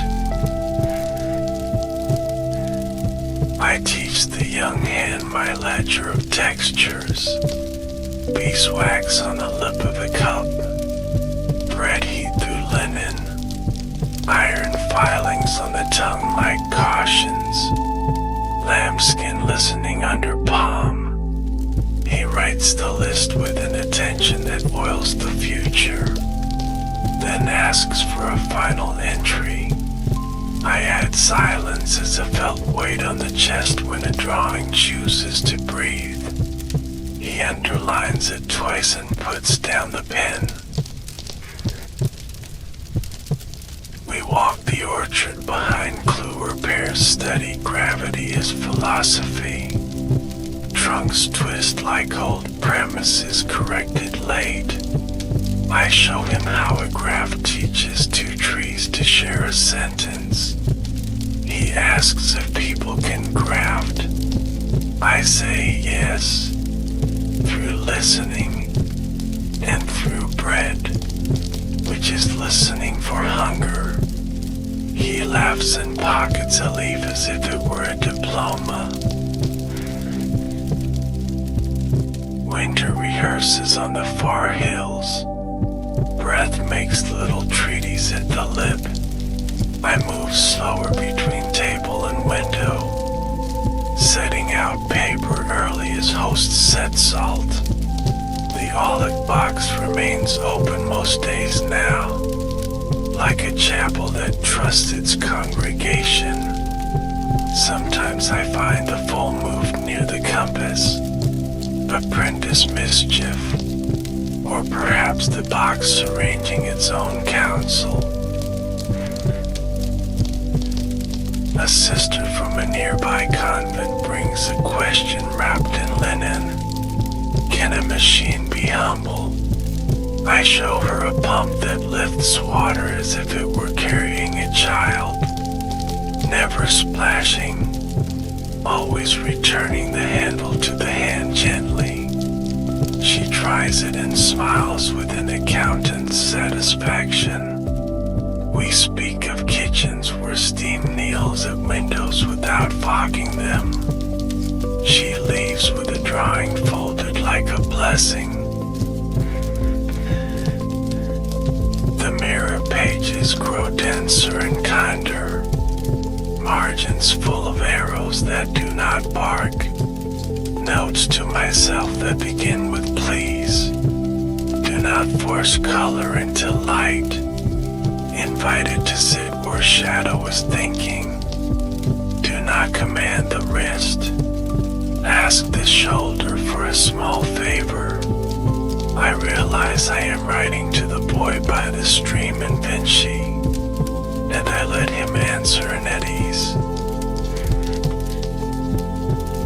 A messenger from Rome brings complications folded tight, rumors of paper quarrels and marble moods. I pour him warm wine and show him the lion's spring, how generosity stores energy for later. He leaves cider, and I return to a sketch of the city that sweats its blood into orchards. Someday a kinder century will build it and call it obvious. I accept the delay as part of the design. At Vespers, the king sits by my lamp and asks what I fear. I say only questions that harden without water. We agree to keep a basin on the table of state, where policies can soak until their edges soften. He laughs and promises me a silver bowl for misbehaving decrees. I give him a drawing of a ladle with the Latin for patience on the handle. He pockets it like contraband, pleased. The moth returns and taps the glass in a rhythm I now trust. A code that means lower the flame for smaller wings. I obey, and in the new dusk the Madonna's mouth breathes of its own accord. Not a miracle, only a correct silence. I stop my hand where the air begins, and bright, finished by atmosphere. Sleep grows closer. A neighbor I once nodded to across a field now invites me to supper. I dress the table, not with silver, with the box, stone center for ballast, compass open as a small moon, seed and seed whispering, nest and foe facing each other as beginnings odd, nail and string crossing like two roads that have become friends. If I do not wake after that supper, let the young hand close the box and carry it to the river. Open it to the east and name nothing. People will supply names without help. Let the compass rest where the water answers in circles. Let the sea choose between earth and patience. Either is a garden. Let the fold teach scale to ambition one last time. And the nail remind all plans that mercy is also structure. Until then I will continue, as rivers continue by pretending to be new at every bend. I will tune the lyre with a broken string watching. I will answer the king with drawings that forgive. I will listen to moth and boy and beat and hinge. And I will place a pear seed beside a star whenever the day forgets what shape hope prefers. For the republic of attention still holds its boat, and I am proud to count hands, even with ink that shakes. Snow learns the manners of our roofs. It arrives tail first, then settles like a guest who has read the invitation twice. My hands warm slowly around walnut oil, and the lamp keeps a smaller promise than summer. Clue hums as a hive that knows winter work.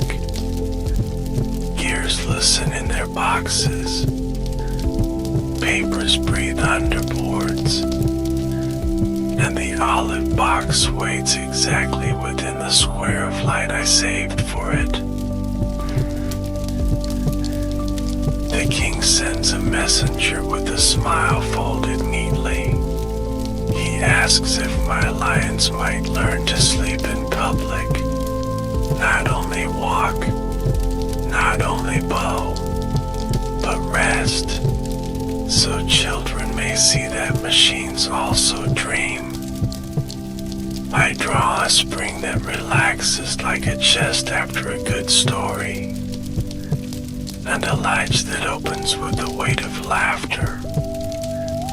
The messenger bows to physics without knowing, and carries away a blueprint tied with bread string.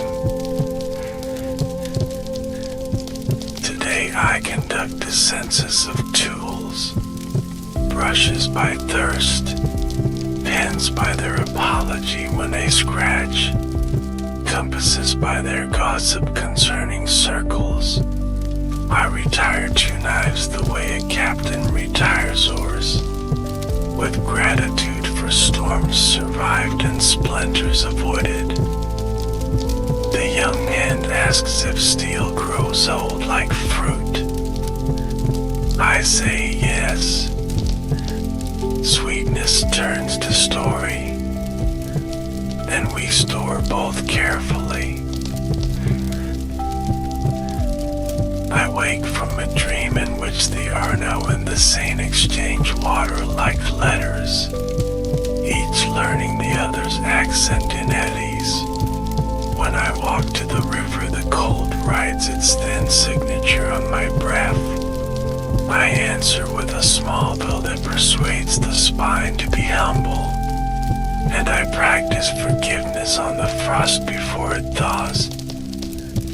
Forgiveness melts cleaner than anger, and leaves fewer stains in the ledger of textures.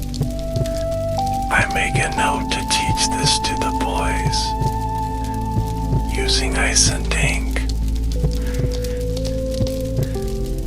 The Madonna for the desk decides a new shadow. It climbs the cheek like a thoughtful vine, and pauses beneath the eye as if listening for news. I put down the brush where the air begins, and let breathing finish the paragraph for me. Spumato is a courtesy I keep learning. A way to leave room at the table for silence. The canvas accepts the spare chair without complaint, and the room grows kinder. An envoy from Amvoise requests a fountain that speaks softly in winter, not in water, but in steam.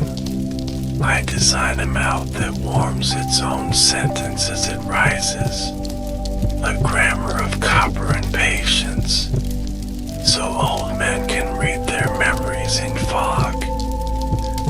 He runs a finger along the drawing as if checking a scar, then kisses the paper in the church's fashion, and I pretend not to notice in case God is shy today and prefers engineers. Pain edits my alphabet again, thinning the crossbar of T and the long spine of L. I move to chalk which forgives, to charcoal which remembers thumbprints kindly, and to breath which asks only rhythm. The young hand reads my mirror notes aloud. He stumbles on verbs I once commanded. I replace them with please, and we both grow lighter. A carpenter arrives with a question about stairs that refuse to tie her knees. I show him the spiral that carries weight like gossip, passing it around until no step sulks. He laughs at the kindness of angles and promises to build a case where children can climb without apology. We seal the promise with an orange and a drawing tied around it. Fruit is a noble courier. It travels with sweetness and returns with seeds. A bargain the world repeats happily when we allow it. I sort the olive box the way a chaplain sorts relics.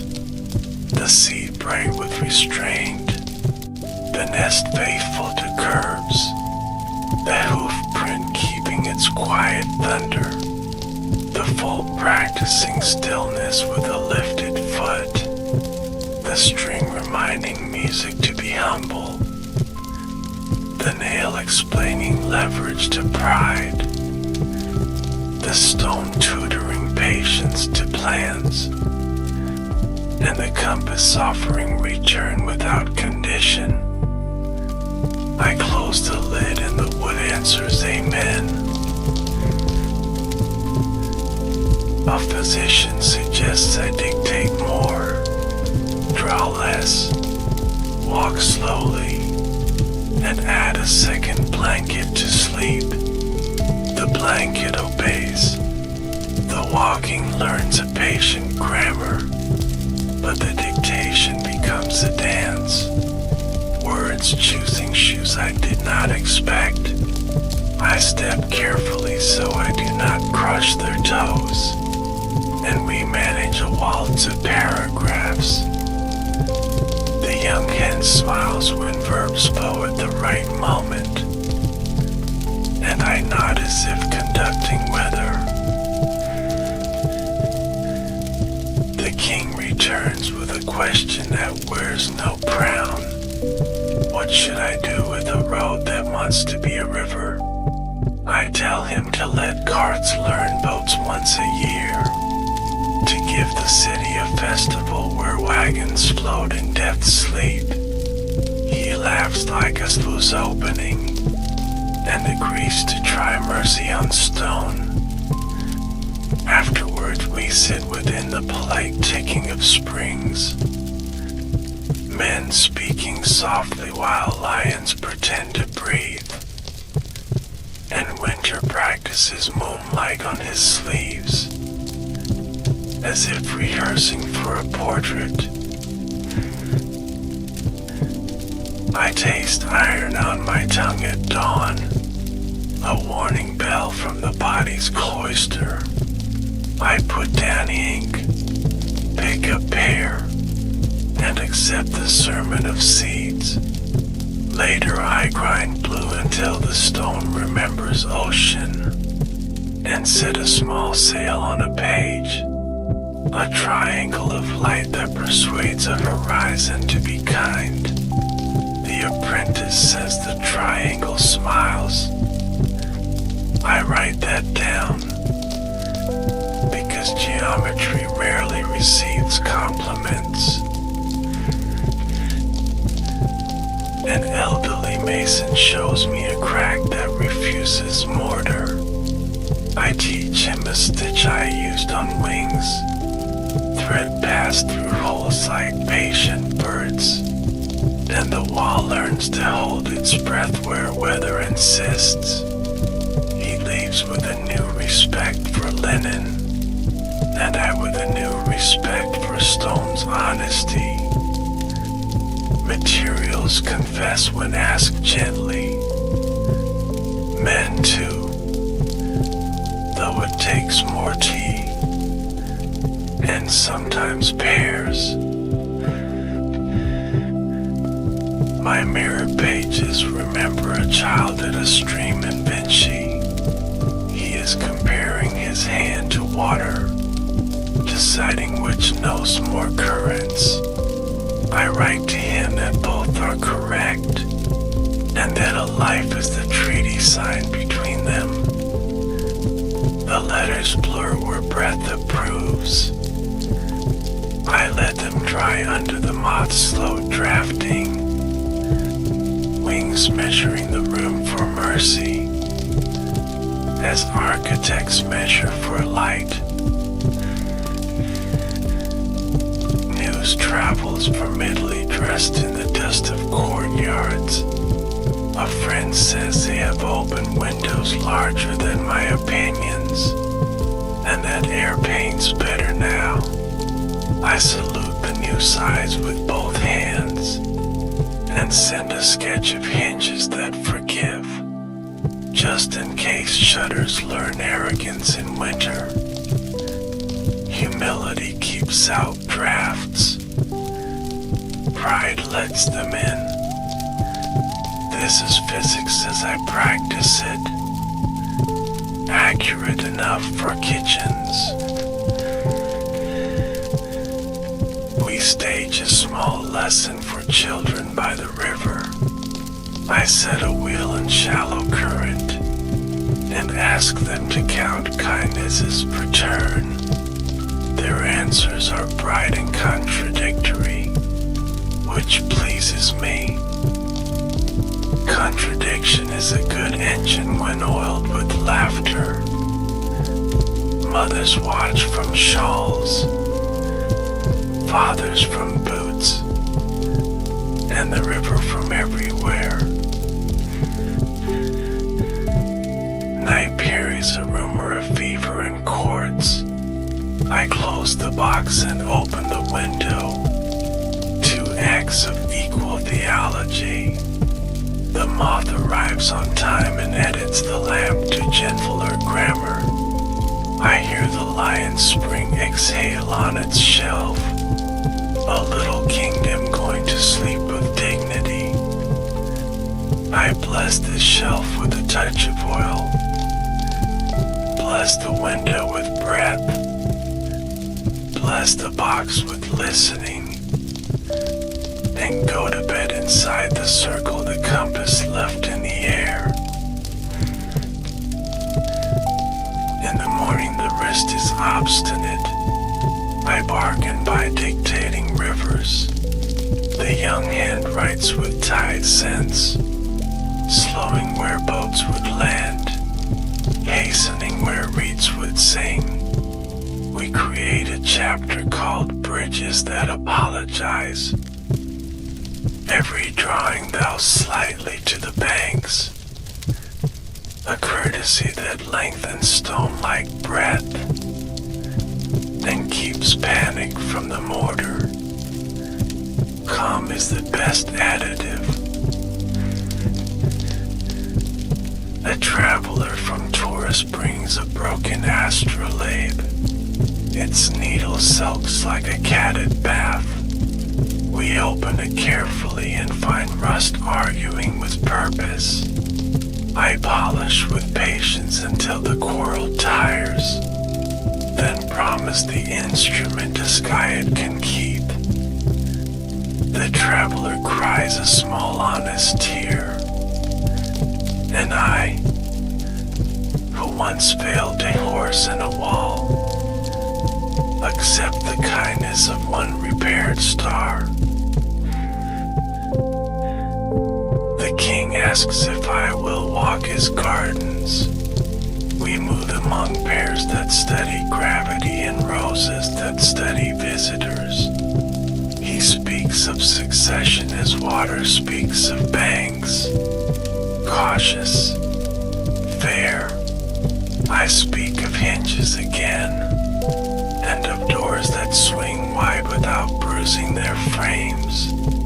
He laughs, promises more sky from my windows, and leaves a glove by accident that smells of horse and ink. I add a glove to the box for a day, to borrow its weather. Leather speaks in low counsel to stone and seed. I listen and hear a sentence I needed. Finish welcomes, not wonders. I return the glove with thanks, and finish 3 letters that have waited too politely, each folded along a crease that could be a horizon, if unfolded by a kinder century. A faint shaking moves into my right hand like a tenant, pays rent in light coins of humility, and insists I draw slower. I obey, and discover edges that breathe better, places where I wish to speak and now may.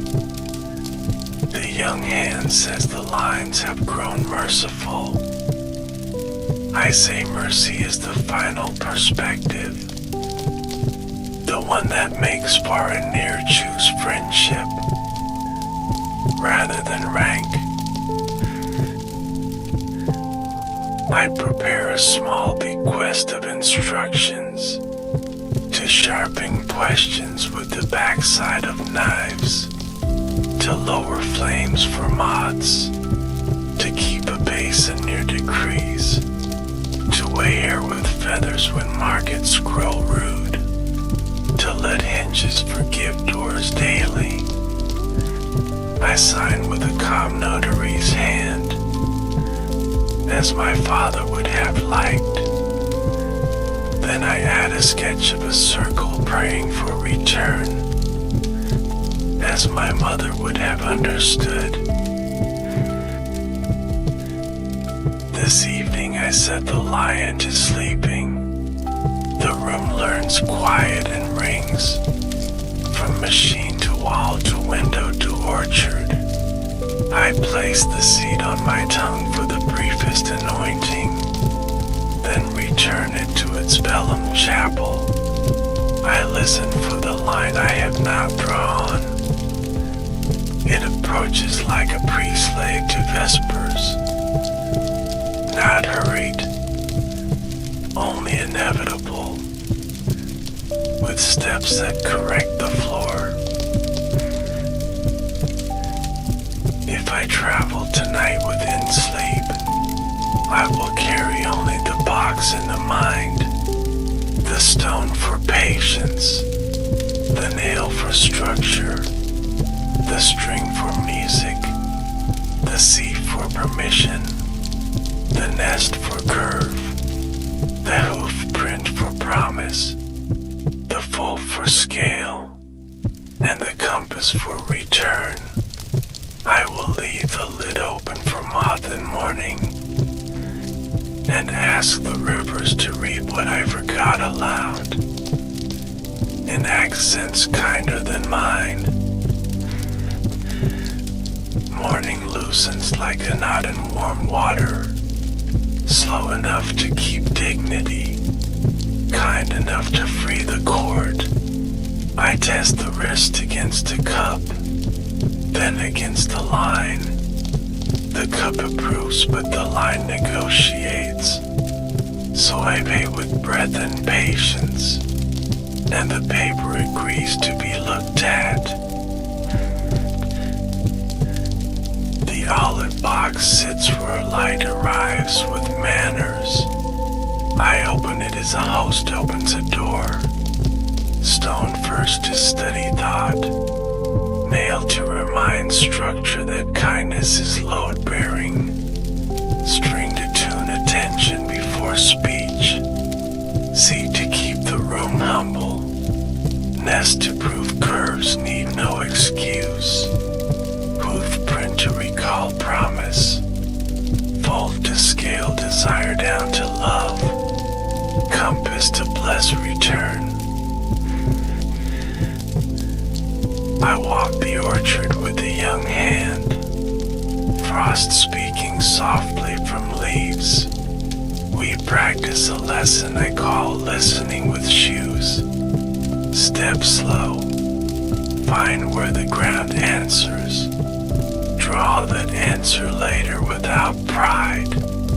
He asks why pride is a poor architect, because it forgets doors. I say, and the boy laughs enough to improve the path. Francis visits with pockets of weather and the love that pays, not with coin but with attention. He asks after the sleeping lion. I show him the spring that reclines like a cat in sun. He touches the mechanism the way kings touch infants, careful not to own them. We speak of canals, of a cloister for decrees where water can cool them. He promises me a basin as wide as a promise, and I promise him patience measured in locks. A pilgrim arrives with an egg folded into parchment. He wants a map to where grief stops shouting. I draw a bench beneath a poplar. Two pets arriving without competition, and a small fountain that speaks steam in winter. I add a note. Sit until birds forget you're a question. He presses the drawing to his chest and bows to the seat on my table, as if thanking beginnings directly. My hand drops a brush and does not apologize. I accept the scold as medicine, move to chalk that forgives, and to words that carry their own scaffolds. I dictate a chapter called Obeying Air. The boy writes, do not push, invite, show edges where they can breathe, and stop where atmosphere asks to finish. At noon a mason returns with news of the stitched wall. It holds, not by force, by courtesy shared among stones. He gives me a chip that bears the seam like a healed scar. I place it near the nail for conversation. Iron and limestone exchanging parables while we drink. Wine behaves better in the presence of repaired things. It remembers to be grateful. The Madonna for the desk learns a new quiet at the lip, a syntax of breath that children understand. I leave the corner of her mouth in treaty with light, and wipe the brush as if dismissing a chord gently. The moth approves by not striking glass, a rare compliment, the kind that keeps a room obedient to mercy. A winter fair curls through amboise with cinnamon and honest mud. I stand beneath a banner that humbles the wind. Children mob the sleeping lion with mittens.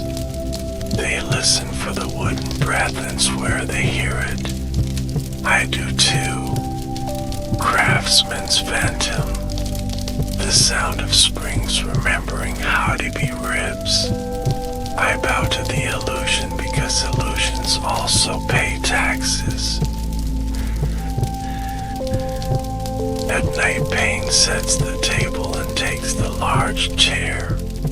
I give it soup and ask it to pass the salt. Manners soothe even tyrants. Afterward I write a small creed for aching hands. Tilt the page to favor grace. Call muscles by their rightful names. Praise tendons when they refuse applause. And measure victory in letters finished, not in distance run. The young hand brings me a box he made. Poor walnut, but brave joinery.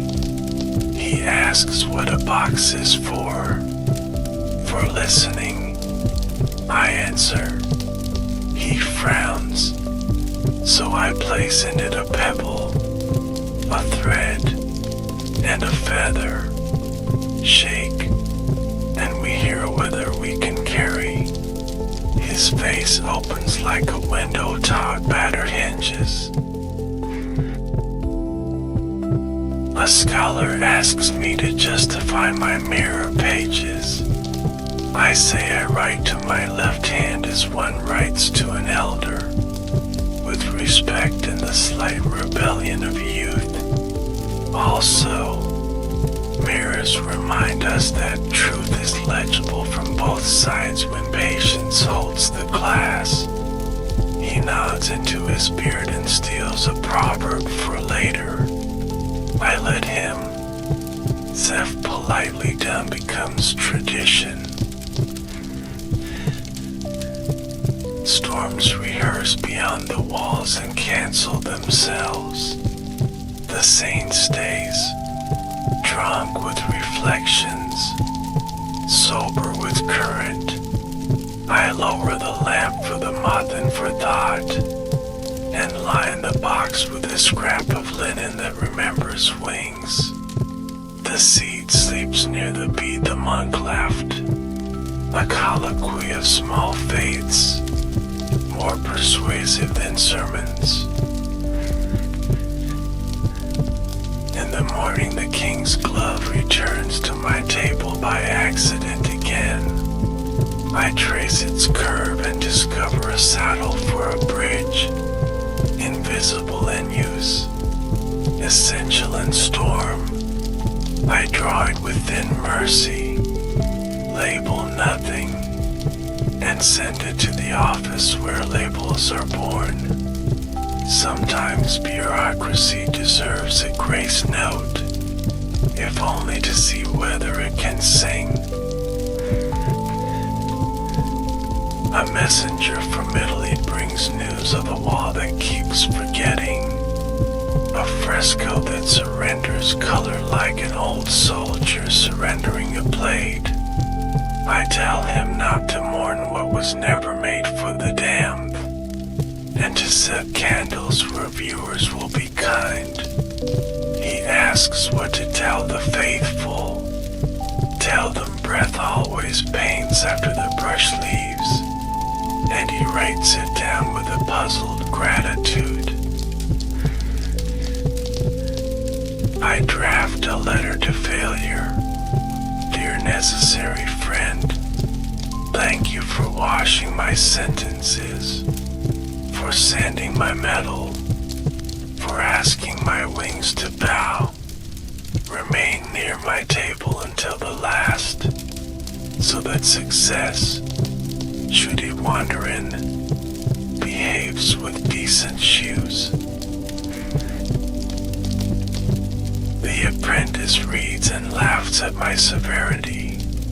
He brings pears to sweeten the mood. We split them into stars and discuss astronomy of kitchens.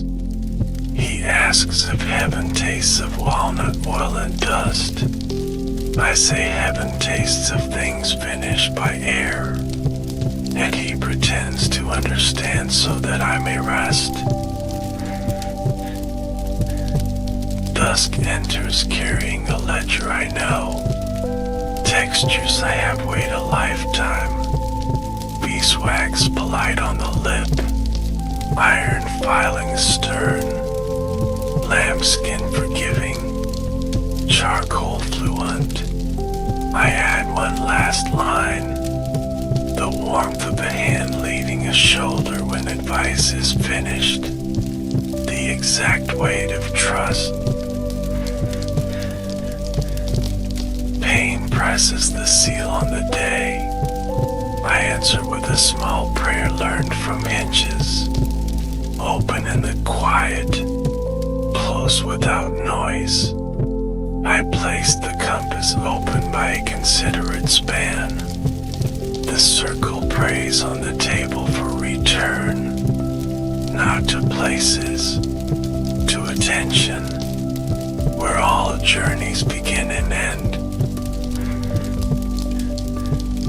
Before sleep I visit each relic with a thumb, stone patient, nail honest, string humble, seat brave, nest wise, hoof print remembered, full forgiving, compass merciful.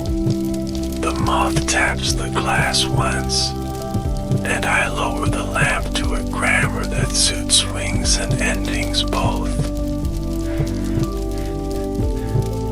If I wake, I will draw the bridge that apologizes before it spans.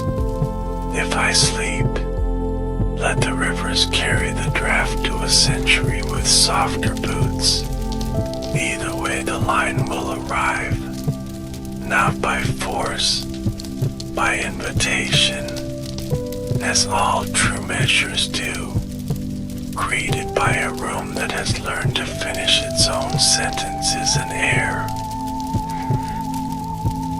Dawn arrives without debate, a pale ledger open to the first entry. I sign with breath and listen for the hinge in my chest. It opens politely, closes without noise. The lamp waits for the moth's verdict, and the olive box keeps its place inside the square of patient light. I inventory myself before ink, shoulder willing, wrist uncertain, eyes exact but kinder than last year. I accept the bargain and choose paper that forgives. The young hand sets a basin by the window as promised, so decreased cooling in far rooms may feel accompanied. Water learns the day and approves. We open the box, stone first to steady the parliament of thoughts, nailed to remind the mind that structure is a form of love, string to tune attention to humility, seed for permission to begin small, nest to teach curves the grammar of safety, hoof print to remember promise without boasting, fold the scale courage to kindness, compass to bless return before departure. Francis comes early with shoes quiet as chapel wood. He stands inside the window's geometry and does not disturb it.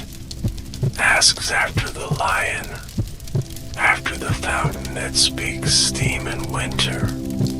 After my sleep, I answer in measures, in half steps and manageable hinges.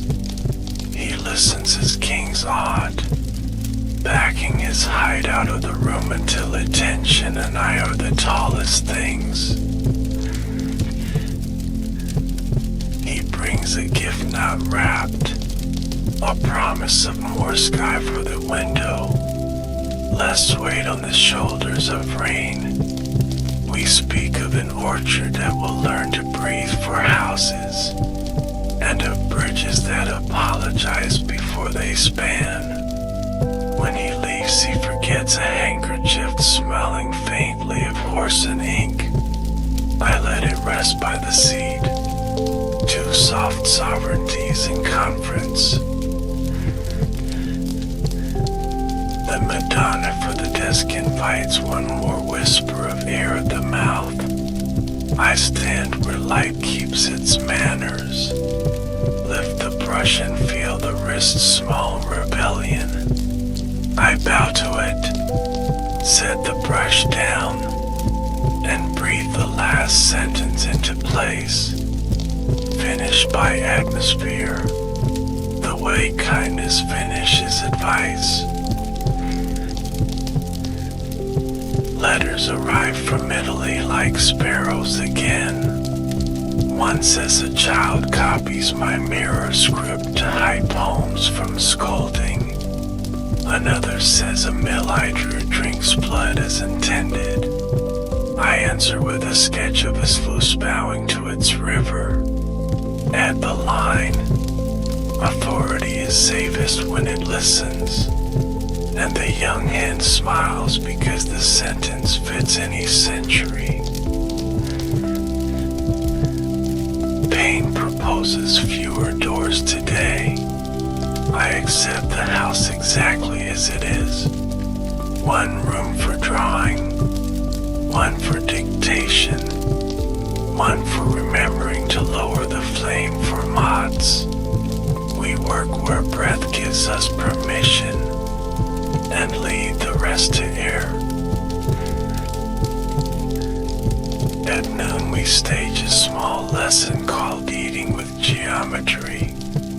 Pears cut into stars, bread into squares that do not envy circles. The boy laughs and says even hunger sits straighter when patterns behave.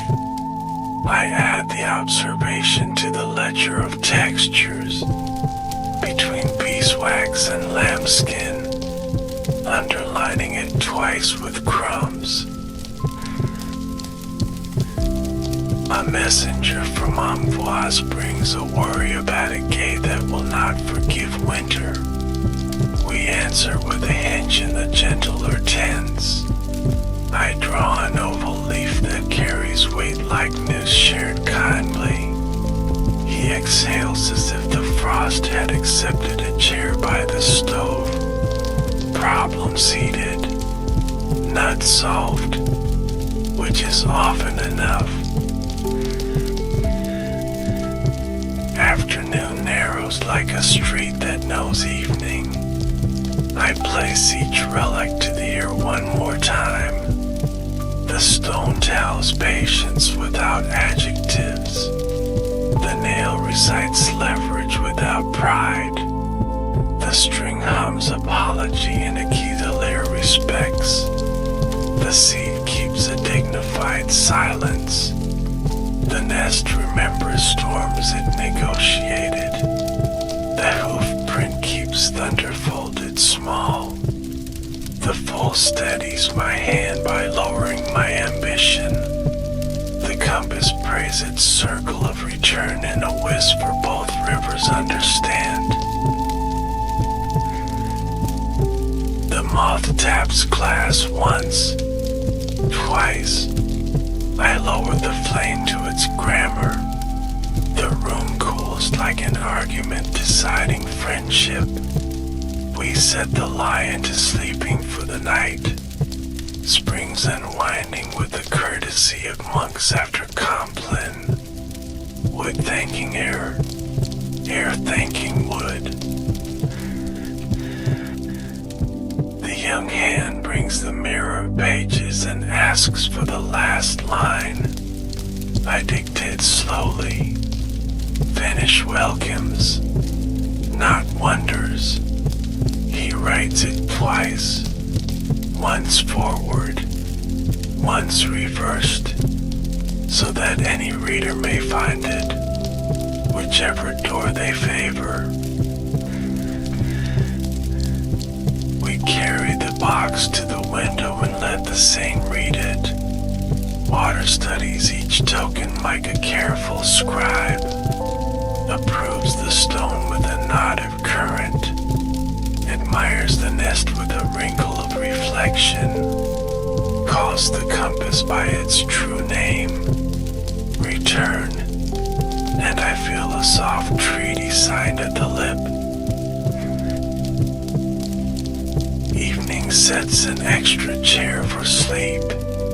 We place the bead the monk left on the table, the king's handkerchief beside it, the ledger of textures open to beeswax and bread. I breathe the room level, then add one more instruction for those who will enter after. Lower flames for wings, raise windows for questions. I ask the boy to bring the basin. We float a pear seat as a boat for the smallest traveler. He laughs softly and names it permission. I salute. The seat rides a coin of sky without complaint, a correct courtesy between fruit and future. We watch until the water forgets our faces and remembers only light. Night unhooks itself from the rafters and sits. I place the compass open by a considerate span. Touch each relic with a thumb as a priest touches bells, and let the lamp kneel. The moth agrees.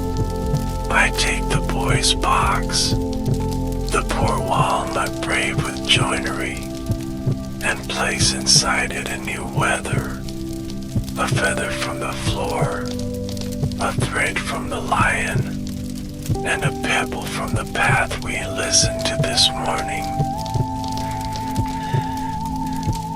Sleep comes without rhetoric. I lie within the circle the compass left in the air, and hear the rivers greet each other in the old treaty tongue. Arno nodding to Sane, Sane bowing to Arno. The hinge in my chest learns the last courtesy. Open, then open less, then rest. If I have left anything, it is arranged, not concluded. A box of small parliaments any hand may convene. A ledger that weighs kindness like material. Drawings that stop where air begins so the world may finish them politely. A smile that keeps its weather, and a circle still praying for return. Listen, the lion is sleeping, the moth is satisfied, the seed is afloat and brave, and the window holds enough sky for anyone's morning. I will go where hinges are gentle, where water writes its soft corrections, and where attention has the last word, as it always deserved.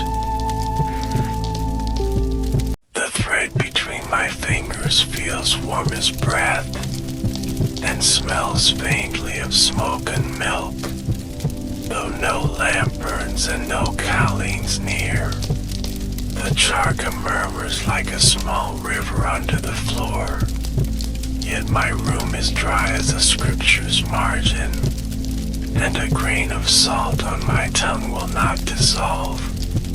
Or does the body remember that the mind delays? I ask myself, as wool becomes thread, as thread becomes a thought that wishes to clothe the poor. Outside, a crow hops once on the sill, leaves a black feather like a punctuation mistaken for a word. My spectacles gleam with the thin light that arrives before sunrise, the kind that lets a man see himself more than the world. Somewhere a train breathes iron and steam, though the station is hours away, and I taste soot as if my mouth were already traveling. Who sent me this breath from a distant track? And why do I think of salt when I have not touched the sea in weeks? I smooth the cloth over my knees, Coddy plain as water in a clay cup, and here in that plain is the loudest drum, the small storm of millions spinning, mending, refusing to be purchased as if they were strangers in their own land. A lark begins, a goat coughs, and the dawn finds me already asking, can a thread carry a nation across a river? I was born in Porbandar by a sea that hid its teeth behind gentle lips. My mother's hands smelled of turmeric and sandal, and my father's papers smelled of oil and law. The wind brought salt to our rooftop and dried it there, like a lesson waiting for a school. As a boy, I believed justice was a lamp that never smoked, and that truth would arrive clean if one kept the room clean. Later I learned the lamp smokes anyhow, and the smoke stings your lungs while you keep wiping. I wore shyness like a shawl, too big, dragging, always underfoot. My voice hid in my ribs when the teacher asked my name, and courage sounded to me like other people's shoes, confident on stone. My pleasures were small, a sweet lime slice, a book that smelled of new glue, a kite string roughening the finger. England tasted of fog and iron, of bread without spice, of manners that held knives by the handle and people by the blade. I carried a conscience too wrinkled for their starch, and the hunger that no custard greeted. I learned their laws until my tongue could balance them, and still I felt I was learning a room by its furniture, not its windows. On Sundays I walked in parks and read faces the way I read scripture, searching for the line where sorrow and dignity share a bench. In South Africa the air cracked with a different kind of dryness, the kind that rubs a man's skin into a category and tosses him from a train though his ticket rests correct in his hand. I remember the floor of that station more clearly than my own name, the grit like ground glass, the cold like a policy, and my breath arguing with my fear. I picked up my dignity the way one picks up broken spectacles, carefully, promising to see better with what remains. Satyagraha came to me first as a hunger that would not eat, a rope with no ends that still pulled. I watched bruises bloom like evening flowers on the backs of men who would not return blows, and I heard in their silence a grammar older than swords. the vocabulary of refusal without contempt. We built an ashram with soap that smelled of ash and mercy, with bread that remembered every grain, with prayer that arrived without trumpet, and with a discipline that could carry water without spilling. I learned the weight of a vow by sleeping on the floor, by washing my own bowl, by asking my anger to sit outside until it could speak in full sentences. Those first years taught me that the body will whisper its bargains before truth has finished dressing, and so I gave the body less to negotiate with. A little salt, a little jaggery, a little sleep, and as much walking as the ankles would bear.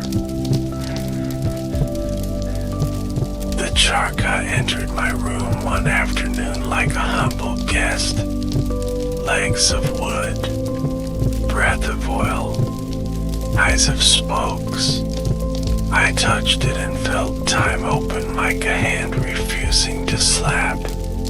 Here was labor without permission slips, resistance without limestone, wealth measured not in coins but in blankets, in shawls, in shirts that did not arrive on ships grown fat with our hunger. I write now in the same way I spin, pulling a thin line of self from a thick bundle of days, turning,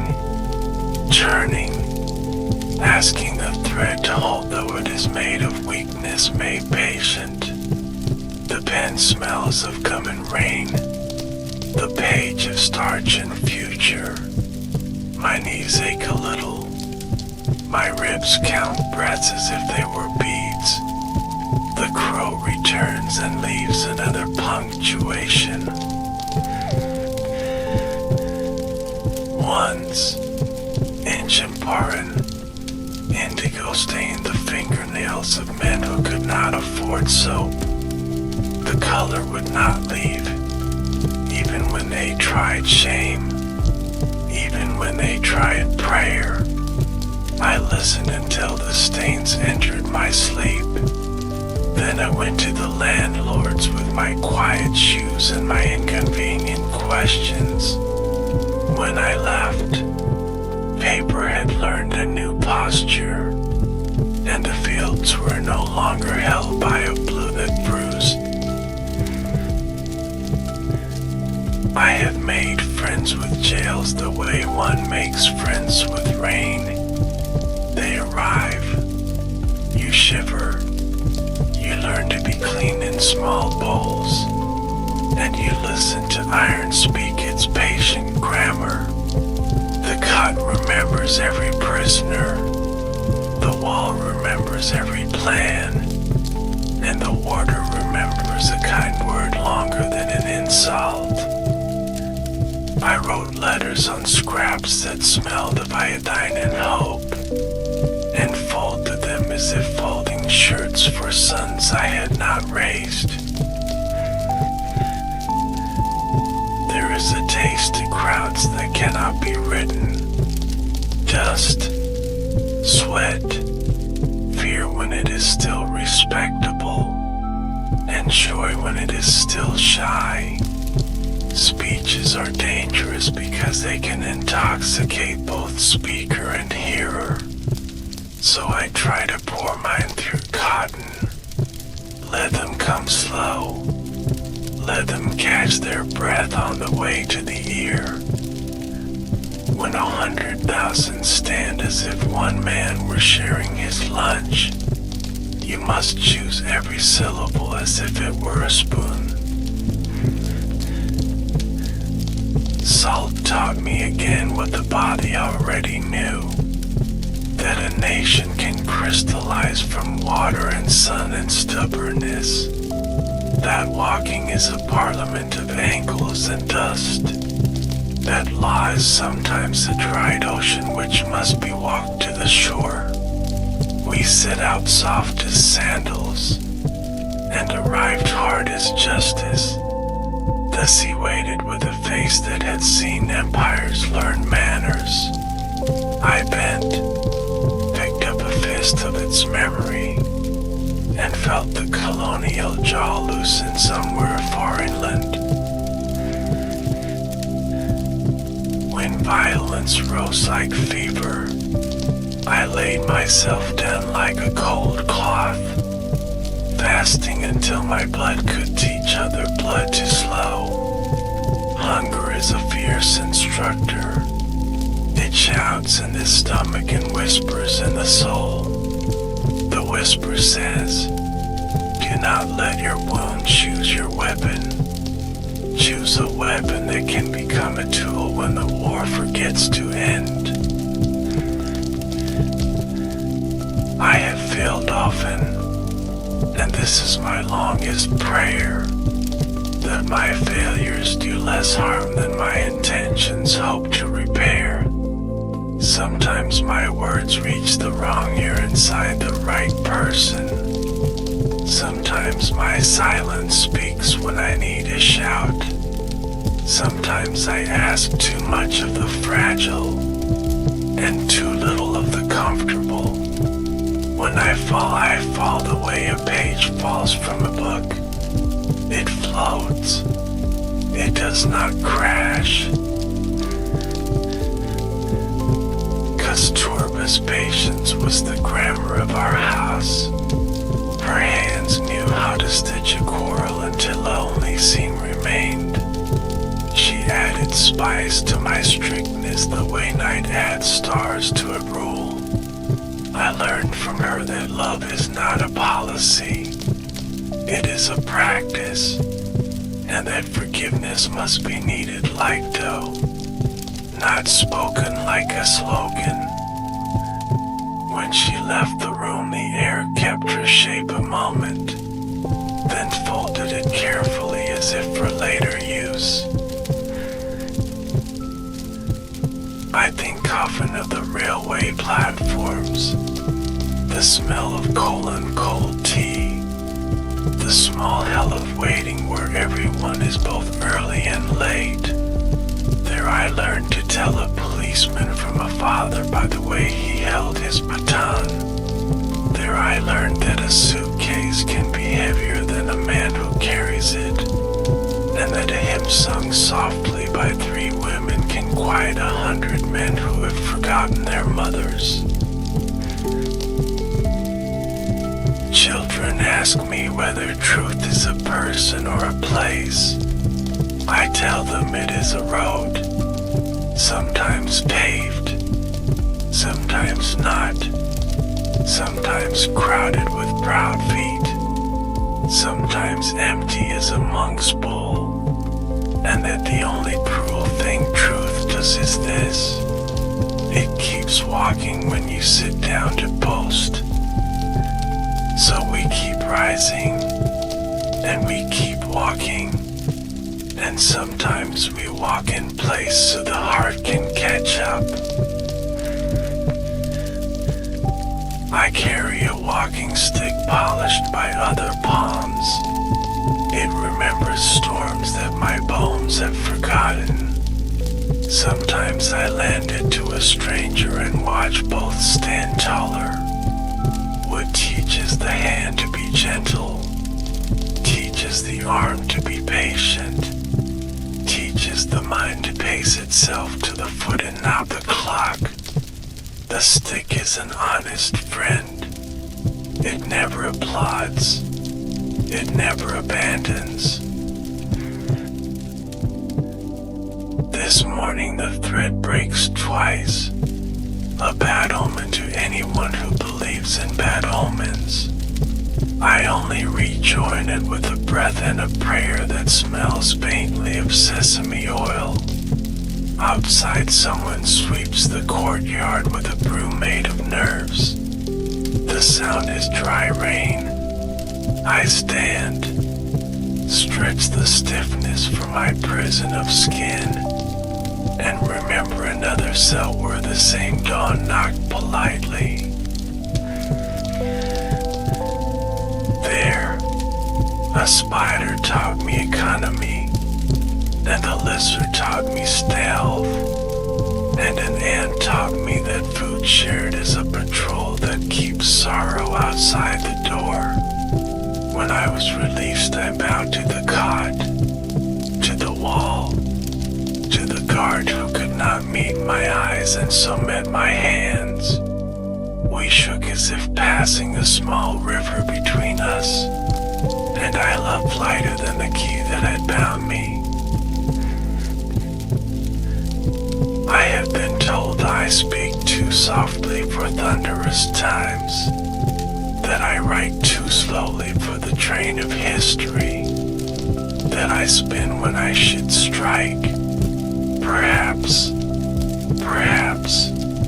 but I have seen thunder tire, and trains stop for tea, and strikes forget which wound they wadded stitched, while the thread keeps lengthening, and the cloth keeps swarming a child who never asked to be cold.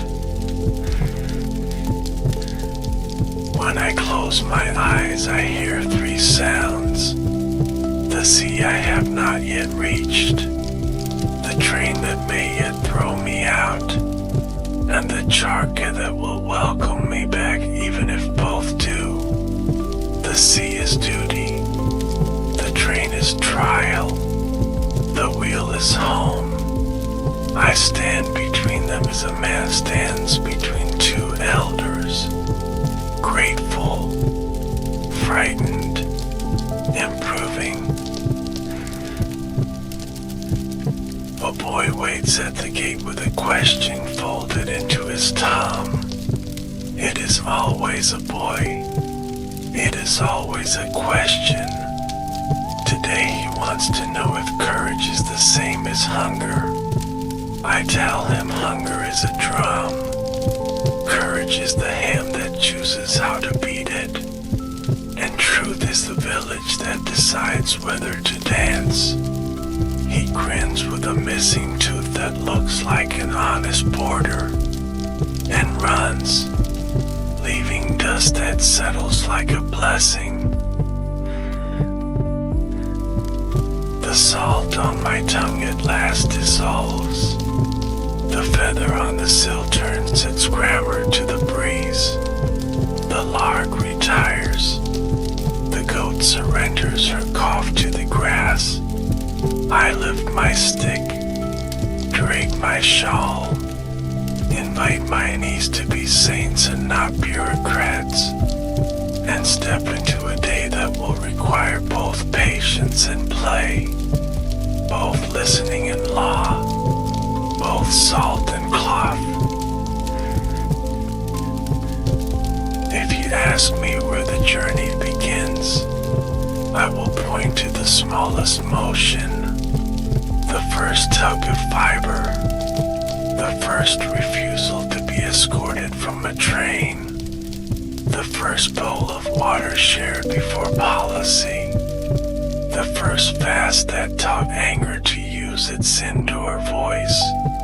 I will tell you a nation is a long breath held together by many ribs, and that even I, who am a timid man, had learned to breathe with others until air grows brave. Letters arrived with dust in their folds, the kind that remember speed more than wheels, thin paper smelling of lamp oil and worry, petitions written by hands that milk grain in men nets. I read aloud to the room so the words can stand, as men do when their legs are wounded. Women listen with arms crossed like bridges. They correct my pauses kindly, and pour water when sentences grow thirsty. A village invites me to see a well that has forgotten fairness. I travel there among bullock carts that speak patience. The The path smells of dung and jaggery, the old mixture of life and persistence. At the well the rope burns brown wrists more than pale, a rule laid by no scripture, enforced by habit. I ask for a cup, drink second after a girl who is told to drink last. We break the rule with 2 sips. There is a sound a rule makes when it breaks politely. Not a shatter, not a shout, a breath taken without permission yet with gratitude. The well accepts our sequence. The sun does not fall. The village continues. Only the dust moves different, as if it has learned another step in the same dance. I write to the district officer in the cleanest ink I own. My mouth refuses violence more readily than my mind. The mind still rehearses sharp answers to dull cruelties. So I set the mind to chores, washing bowls, counting grains, copying addresses of widows, while the mouth learns softer ways to be firm. There is no day without failure, only days where failure learns better manners and leaves fewer bruises behind. Students arrive chewing arguments like sugar cane, long fibers of logic sticking between teeth. They want quick answers and clean victories. I give them chores and long walks instead. Sweep the path, read to the elderly, write a letter to someone you believe wrong, but write it as if they will read it aloud to their mother. Their impatience turns into a bench, sturdy enough to hold questions that wrinkle. At prayer the body tries to make theater. The back wants a heroic angle. The voice wants echo and applause. I lower both into usefulness. Breath that feeds feet. Words that visit fields. We sing softly so widows can enter without becoming spectacle. We end early so kitchens can forgive our devotions. God does not scold when lentils must be stirred. Hunger scolds when we pretend not to hear. Our railway carriage fills with policemen and outcomes. Their boots spell later on the floor. A superintendent asks polite questions whose answers he already owns. I answer with truth arranged for travel. Short, clean, durable. The train breathes like an animal accepting a halter. And I remember the first time iron introduced me to contempt. I bow to the memory without obeying it. In Ahmedabad we strike for wages that do not embarrass bread. The mill whistles scream like kettles forgotten by the cook. I ask workers to keep their anger dressed, to bring it in the shade and give it water. The owners send emissaries with pockets that jingle apologies. They speak the language of arithmetic without decimals at mercy. I sit between both sides as a cot sits between sleepers, holding the difference until it grows drowsy. In the end, bread learns a new price. Pride learns an older one. I am told I romanticize suffering, that I put garlands on hunger and call it virtue. I answer that I romanticize emphasize obedience even less, and I refuse to perfume cowardice. Suffering is a tool that rusts quickly. It must be used with care and oiled with purpose. Otherwise it wounds the innocent hand that wields it, and leaves stains that no salt will lift. I speak this sternly to myself first, then to any crowd that will endure it. The ashram gains a rhythm. Goats bleat like old women clearing their throats. Children recite tables that convert pulses into futures. The charkas hum a chord that comforts even the skeptical. A guest arrives from a foreign paper. He expects incense and finds latrines. He expects prophecy and finds schedules.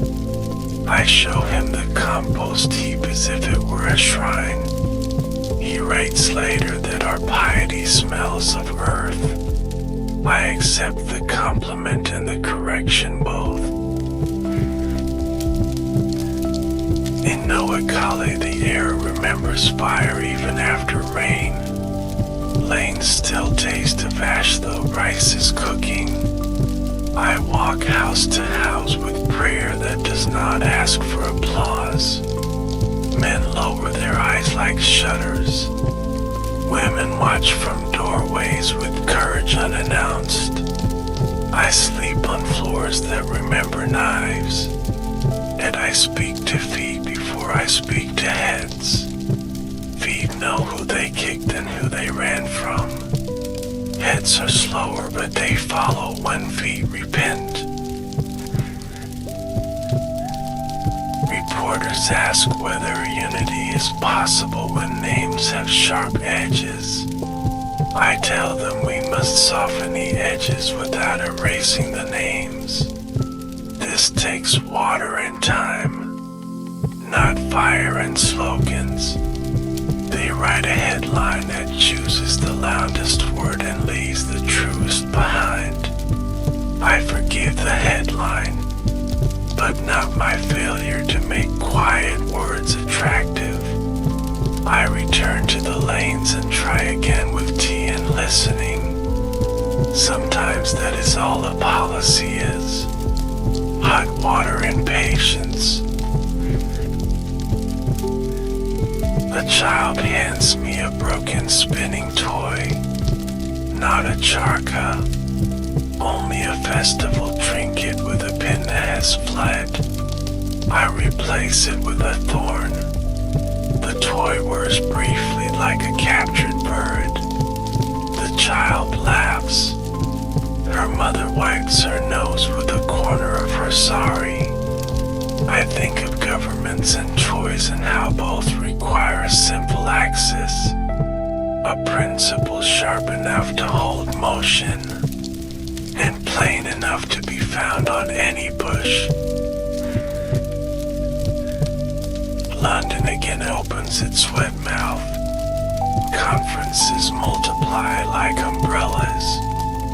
Men speak in paragraphs that never sweat. I arrive with bare legs and heavier questions. The tea is excellent. The sincerity is diluted. I learn to hear the sentence that hides behind the sentence, and to answer that one instead. My loincloth offends no one more than their conscience, which is progress of a sort. Back home, the monsoon perforates our roof with modest insistence. Buckets gather syllables from the leaks. We read by lamplight that smokes like memory. Someone sings a budgeon off-key and perfectly, and I think that liberty should sound like this. Amateur but full, untrained but unanimous. The rain stops. The frogs pronounce their ancient verdict. We are acquitted for tonight.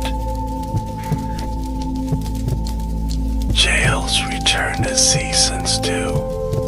I pack light, a shawl, a book, spectacles that know how to fog politely.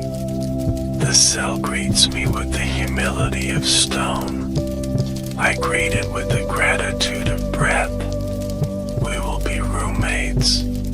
I tell the walls, and the walls agree to keep my secrets if I keep theirs. We are both old enough to mean it. In the night I hear rats practicing democracy. They quarrel and redistribute. They elect a leader and ignore him. They share a grain with a ceremony that embarrasses kings. I laughed softly and the guard asks why. I tell him the country is learning. He says he hopes it will learn to sleep. I say sleep follows justice the way shade follows a tree. First we must plant a few more roots. He nods like a man who waters at dawn. Freedom arrives as a rumor that does not blush. Then is a headline that refuses modesty. Then is a hymn with verses still unwritten. We stand in a room too small for the news. Flags practice their new manners in the wind, and my heart does not leap as stories prefer. It kneels, recognizing a birth that begins with prying. We have work now, work with diapers and sleepless nights. Partition cuts the map like a careless surgeon. The patient wakes screaming. Blood looks for reasons and finds none that feed it. Trains arrive with grief stacked like sacks. Platforms drown in names that will not fit into telegrams. I walk through cities that smell of smoke and milk turned. I refuse to choose a side inside a wound. I choose the wound and press. My palms learn the heat that surgeons carry without bragging. I fast again because words have grown drunk. Food refuses me as if I were the quarrel itself. My body becomes a small court where anger and mercy debate. They conclude at dusk. Mercy wins by a breath. Neighborhoods notice the difference by morning. The shopkeeper opens 2 shutters instead of 1. A widow buys oil without an escort. Boys play with a single ball and forget to ask its religion.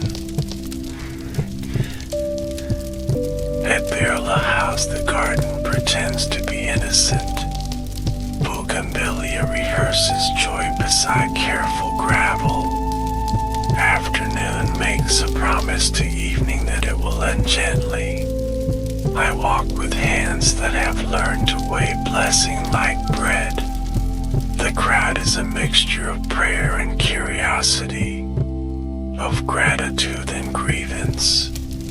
A nation's ledger trying to balance while breathing. I raise my palms the way a man raises windows. To invite a breeze, not to command weather. A figure steps forward with decision disguised as duty. The air changes its mind. Sound tears, then struggles to mend. My body becomes a lesson I did not plan to teach. Pain writes quickly where I have written slowly. I remember salt, and trains, and wells that learn courtesy. I remember a spider's economy and a child's toy with a thorn for an axle. Ram is not a word, it is a breath. Darkness offers to carry me and I accept, gently, as a shawl accepts his shoulder. The garden continues. Flowers do not know politics. Gravel does not sign decrees. The crab becomes many rooms of grief, and in each room a lamp shares its small inheritance. I pass from house to house without knocking, leaving a little silence where speech once strained. If you ask me what remains, I answer with objects that have always refused ceremony. A stick polished by strangers, a bowl washed by its owner, a wheel that turns weakness into thread, a packet of salt that remembers oceans, a page that forgives revisions, a well that serves in the order of thirst, and a road that allows everyone to walk, no questions whispered behind. And if you ask what to do, begin small where pride cannot find you. Pick up a rule and test its kindness. Pick up an enemy and test your own. Pick up a broom and learn leadership from its bristles. Then eat together when possible. Write letters when necessary. Walk when words grow theatrical. And fast when blood forgets its manners. This is not a strategy, only a way to remain human. I left my shawl on a chair that still remembers shoulders. My spectacles on a desk that still remembers ink. My sandals by a door that still remembers dust. These are not relics. They are tools awaiting a hand that will use them without vanity. The nation will learn to speak in a voice that sounds like many, and to listen in a silence that invites many more. The thread is yours now. Do not let it break where it could have been joined.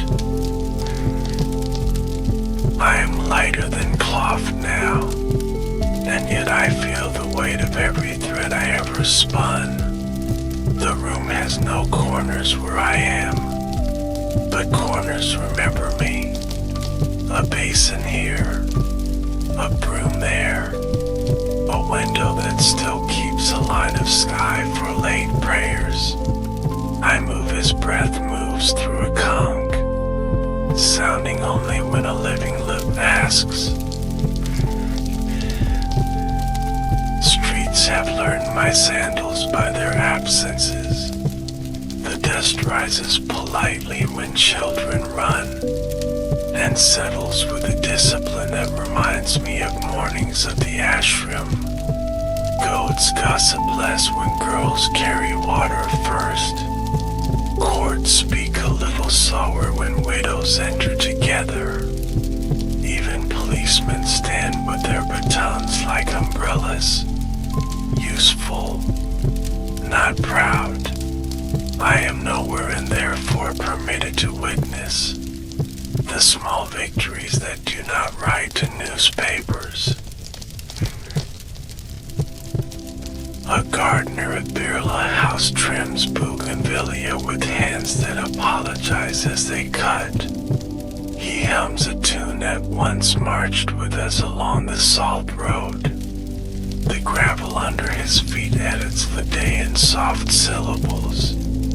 A woman passing pauses to touch the hedge, as if reading braille for news from the dead. The news is this: seeds did not ask for permission. They continued, and we have been given another season to mind them. Letters still arrive addressed to me. The postman does not know where to knock, so he leaves them with time. time opens each in the order of humility. First, a child's drawing of the wheel that looks like a sun. Then a mill worker's account of wages that embarrass bread less than before. Then a widow's receipt for oil purchased without escort. Each sheet smells of lamp and resolve. I sign with silence and return them to the living. In Noakhali, an old man sweeps a lane that remembers knives. His broom collects ash that has forgotten its own fire. He stops to drink, offers the cup to a boy whose name would once have forbidden the cup. The boy drinks. The lane changes its posture. The sun is not surprised, only grateful for a little less work at noon. Trains run, and in the windows I see my earlier self standing with a ticket and a lesson. Sometimes the conductor is gentler. Sometimes the platform is. Sometimes only the sky shows mercy with rain and cools tempers.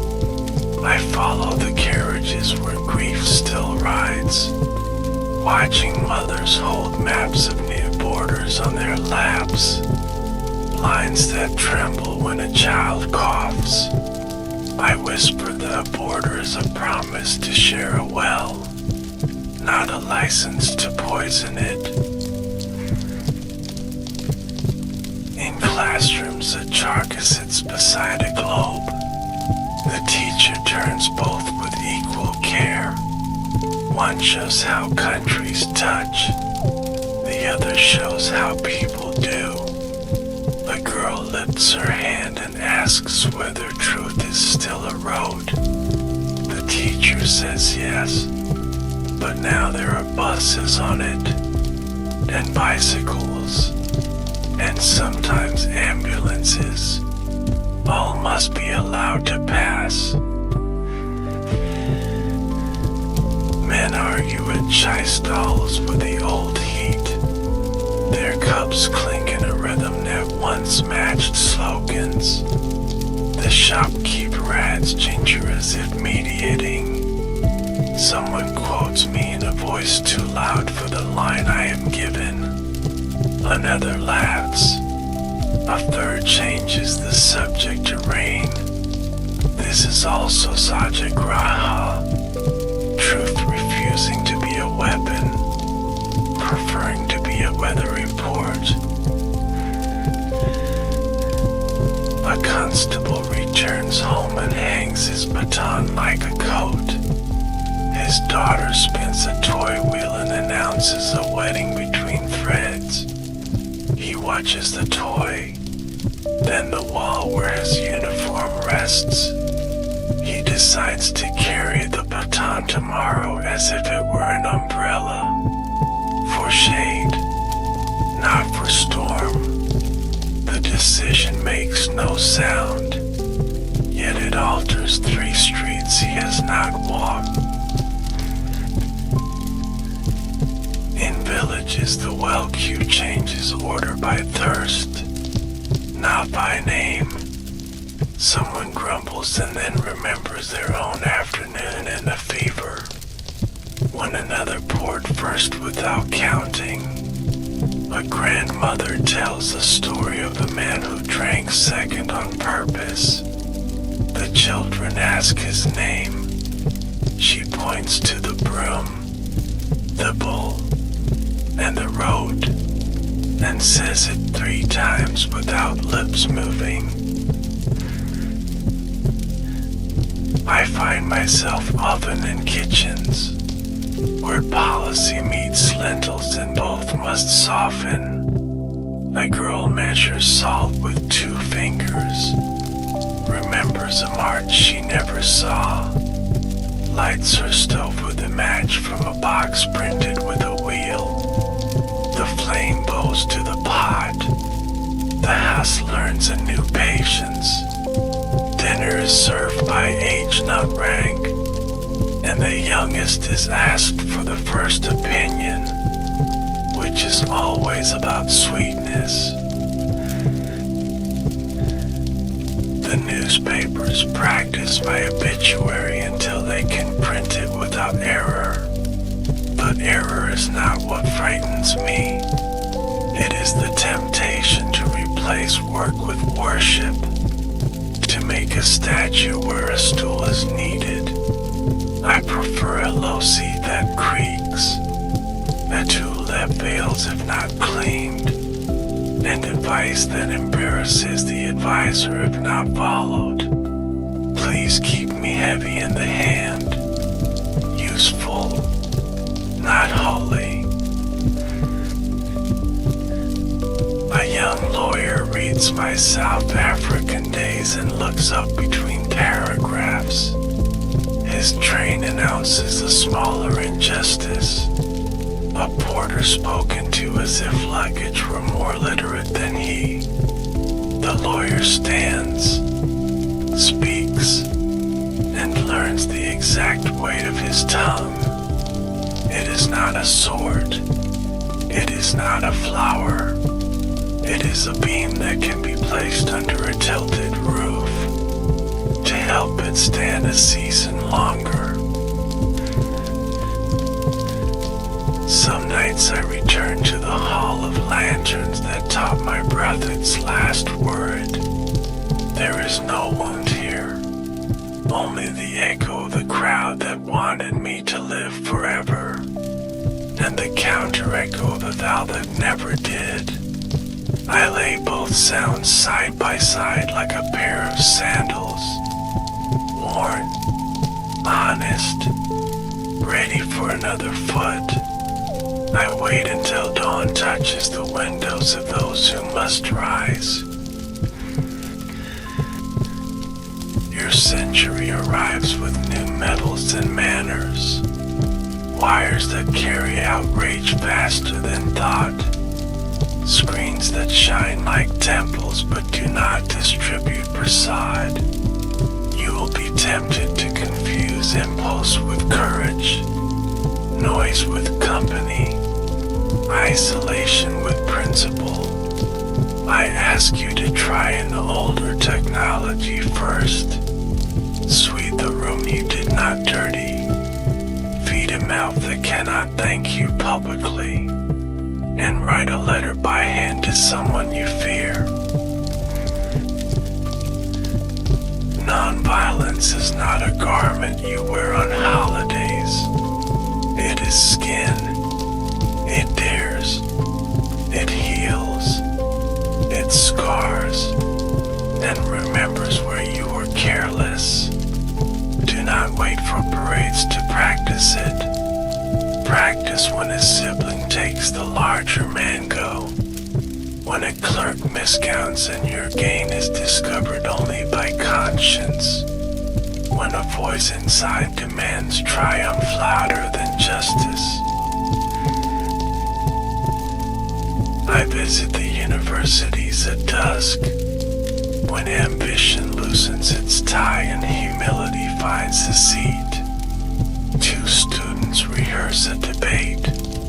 They trade facts like marbles, then fall quiet on a question neither can own. What is the measure of progress? One asks. The other closes her notebook and points at the window. A janitor sweeping the corridor.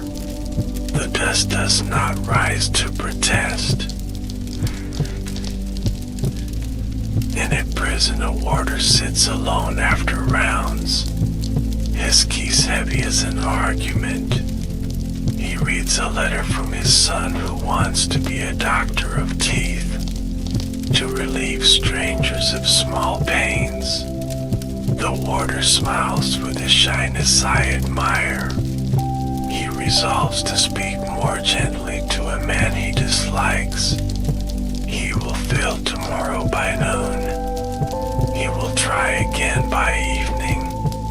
This is how republics are born at night. I I stand with widows at a cremation god where the river keeps its own counsel. The pyre becomes instruction. Smoke writes a grammar of release on the air. The youngest widow asks if forgiveness is a river. I tell her it is a ferry. Small, never grand, often late, but it crosses every day provided someone is willing to push. In markets, hawkers shout prices that would have frightened my first pen, yet even here dignity bargains. A boy returns a fruit dropped by a stranger and refuses a coin. He points to his mother counting change under a scarf. The vendor says the fruit is paid already. The boy insists the fruit is thirsty. They give it water and share it. This is policy enough for an afternoon. I am asked in whispers whether my country is free. I answer in shores. How many brooms? How many bowls? How many wells? And how many trains teach their passengers to sit by pain, not by pride? Flags are honest only on windy days. The rest of the time they require hands. The sky does not mind being mistaken for cloth, but the poor do. If you remember me, do it by borrowing my spectacles without polishing them into perfection. See the smudges, where the many way. Walk to the well, drink in the order of thirst. Leave the cup cleaner than you found it. Then carry a little salt in your pocket for courage, and a little thread around your wrist for patience. I will end where I began, with the charca murmuring like a river under the floor. The wheel turns because a hand turns it. The hand turns because a heart remembers a hunger that is larger than itself. And the heart remembers because someone once refused to move when told to. This is the whole machine, small enough to carry, large enough to mend a tear in the world. Give it your breath and let it spin. Morning assemblies begin under neem trees where shade keeps good books. Children recite alphabets beside a charca that hums like a bee. A teacher lifts a bowl and asks what justice weighs. The smallest boy answers first with both hands. He says justice is heavy when you carry it alone. The class nods and the day learns its first lesson. Share the weight before you count to cost. The wheel turns, and thread enters the air like quiet courage. A clerk at a courthouse chooses a slower pen, not to waste time but to see time. Ink reminds him that decisions are permanent where anger is brief. He stacks files by vulnerability, not hierarchy. Widows first, then minors, then students whose feasts taste like hunger. He drinks water after the queue drinks. The bailiff notices and learns a new schedule. The quarter forgets how to swagger. On a factory floor, a supervisor puts down his whistle. He listens to machines until they sound like villagers, each with a reason for complaint and a talent for patience. He shifts break time to the moment when heat scalds lungs. When the bell insists on habit, he removes a sign that says punishable and pains repairable. A mechanic smiles with teeth that remember jaggery, and the line produces bolts that prefer cooperation to speed. Fewer fingers bleed. More wages reach kitchens intact. A courtroom debate practices thunder. Then a young advocate asks for rain instead. She states the facts as if washing rice.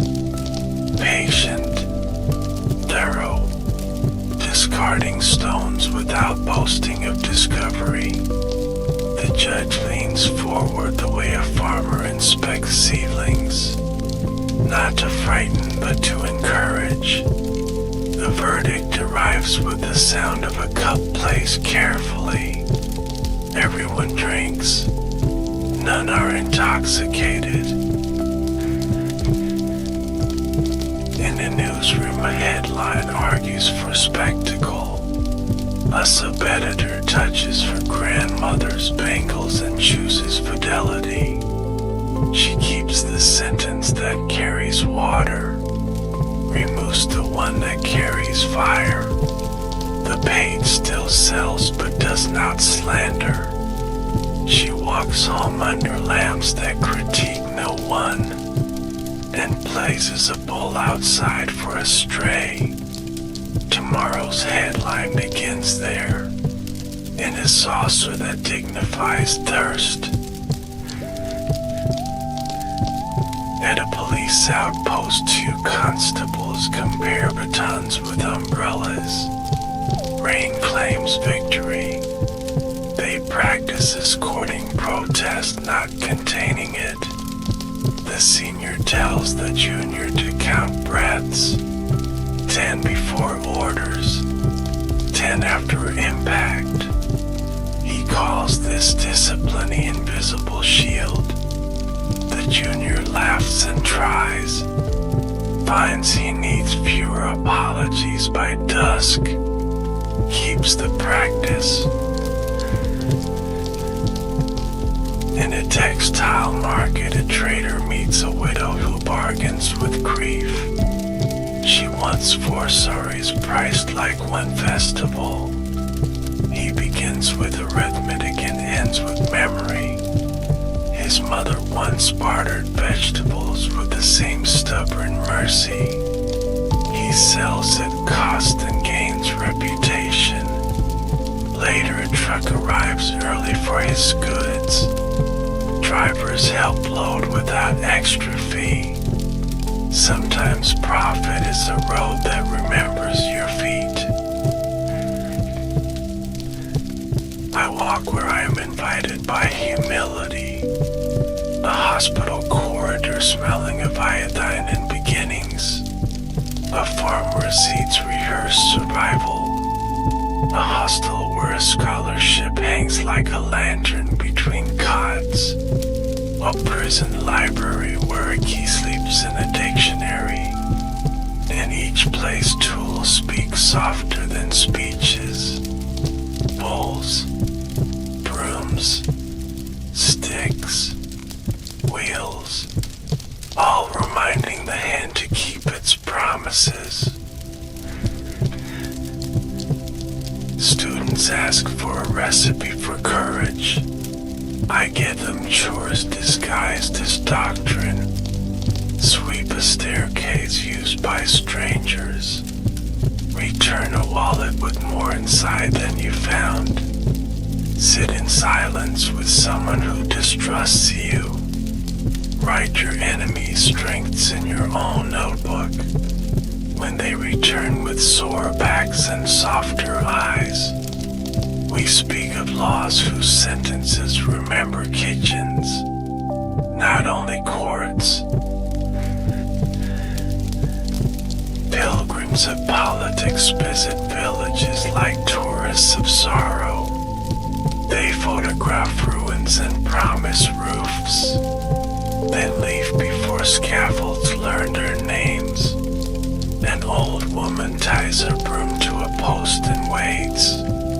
She asks the next speech for nails, the next slogan for a hammer, and the next anthem for silent shoulders.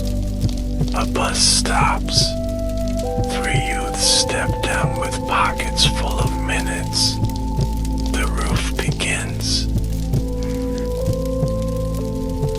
A temple committee debates shoes at the threshold.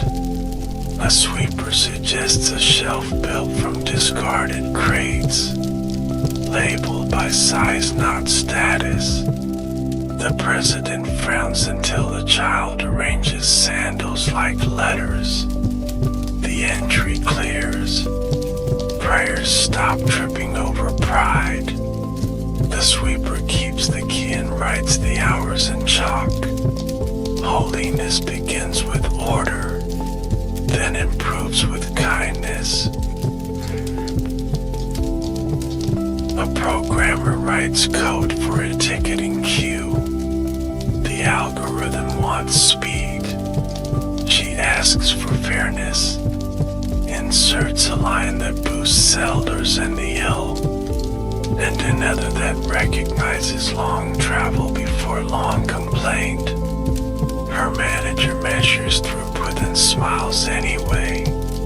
Sometimes progress is a window that opens slower, so more people can breathe, and unveined at the sill.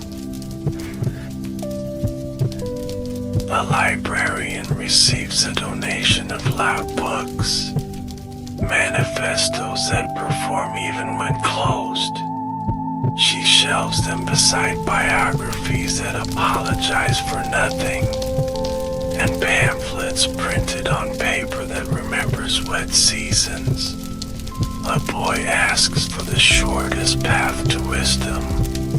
She points to the return desk.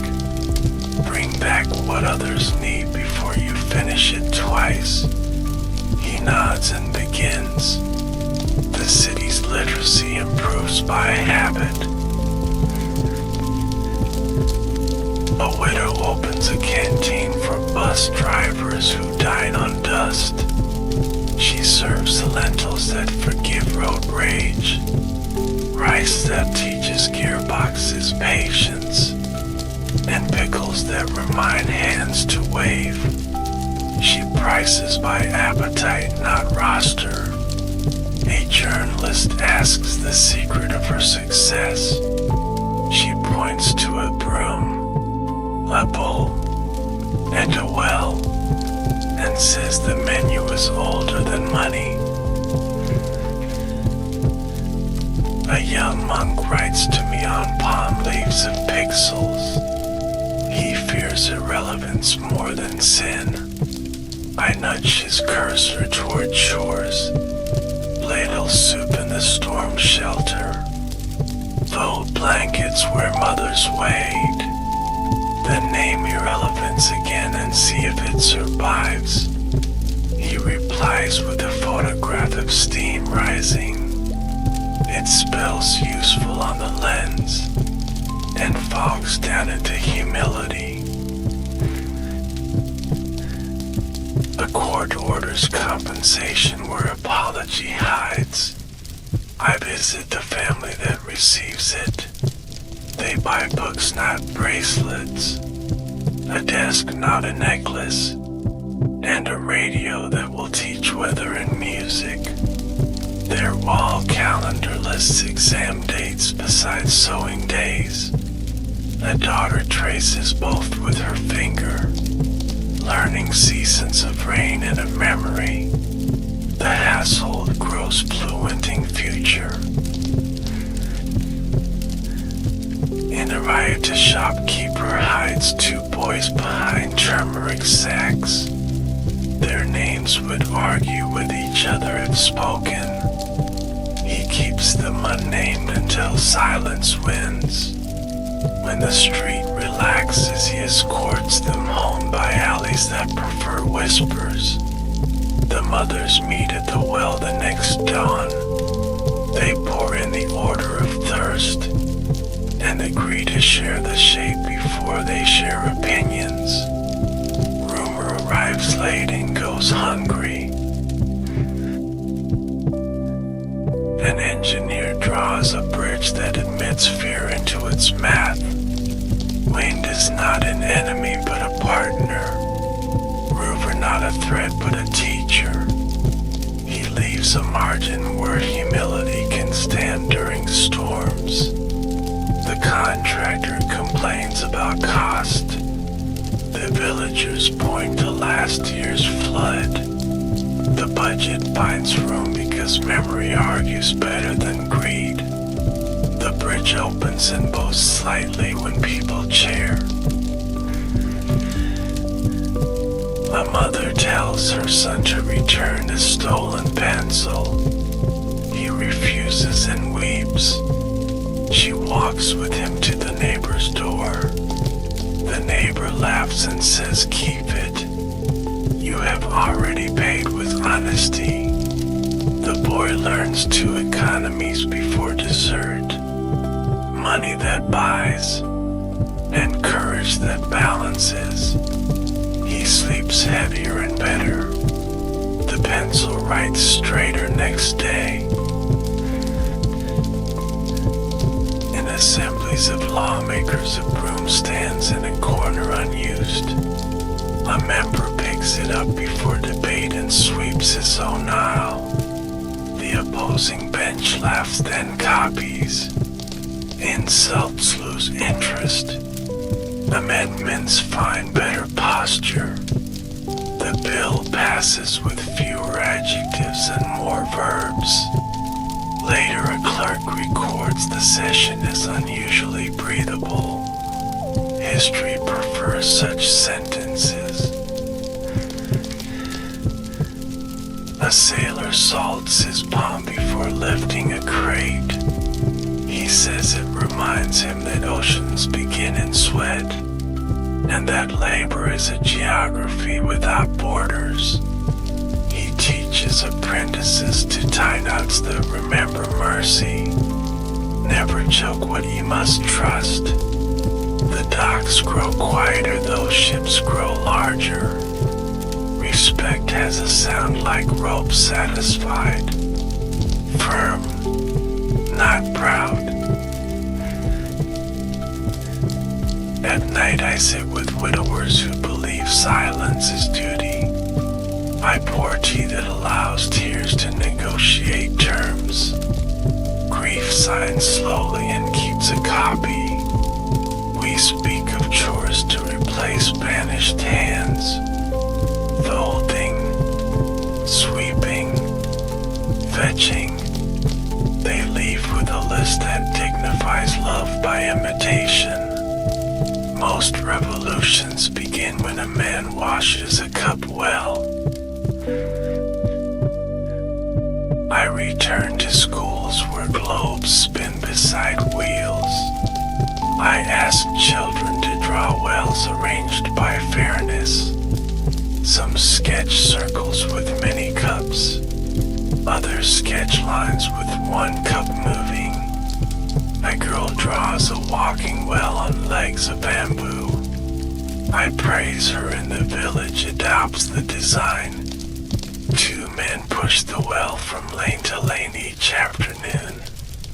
Thirst becomes a festival instead of a queue. A festival committee invites every drummer. Insists they take turns until rhythms learn neighborliness. The loudest agrees to soften when the flute remembers a funeral. The softest agrees to strike when rain bullies fireworks. The parade proceeds like a balanced sentence. Commas where breath is due. Full stops where mercy requires rest. Children sleep earlier.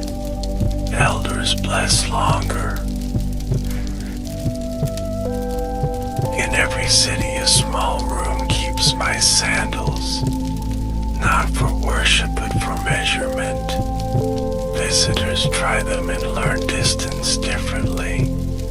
A merchant walks to the back of his shop and notices a boy stacking sacks. He pays him sooner. A teacher walks to a parent's door and apologizes for hurry. Grades improve. A judge walks to the prison and remembers names. Sentences shorten where repentance has grown tall. When storms return, I look for roofs that remember our promises. Not temples, not towers, only houses where soup still forgives late arrivals. In such places the nation sleeps through thunder, wakes to bowls placed outside for strangers, and sweeps the threshold before news arrives. The radio speaks modestly, the wheel hums, the well gossips about clouds. I leave you this again, not as advice but as exercise. Keep a little salt for courage, a little thread for patience, a bowl for the first thirsty, a broom for the forgotten corner, a stick to steady another tread, and a page for apologies written before pride wags. Then walk, and when speech grows theatrical, walk softer. Dawn tests the hinges of small towns, one shop at a time, shutters lifting like eyelids that trust morning. A milk seller measures honesty with his ladle. He fills the first cup a finger taller. He says the finger belongs to the poor. The queue accepts, and the day begins with an agreement too brief for newspapers. At a roadside school, a girl chalks sums that smell faintly of dust and courage.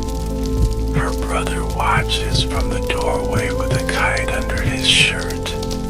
The headmaster places a charca beside the slate.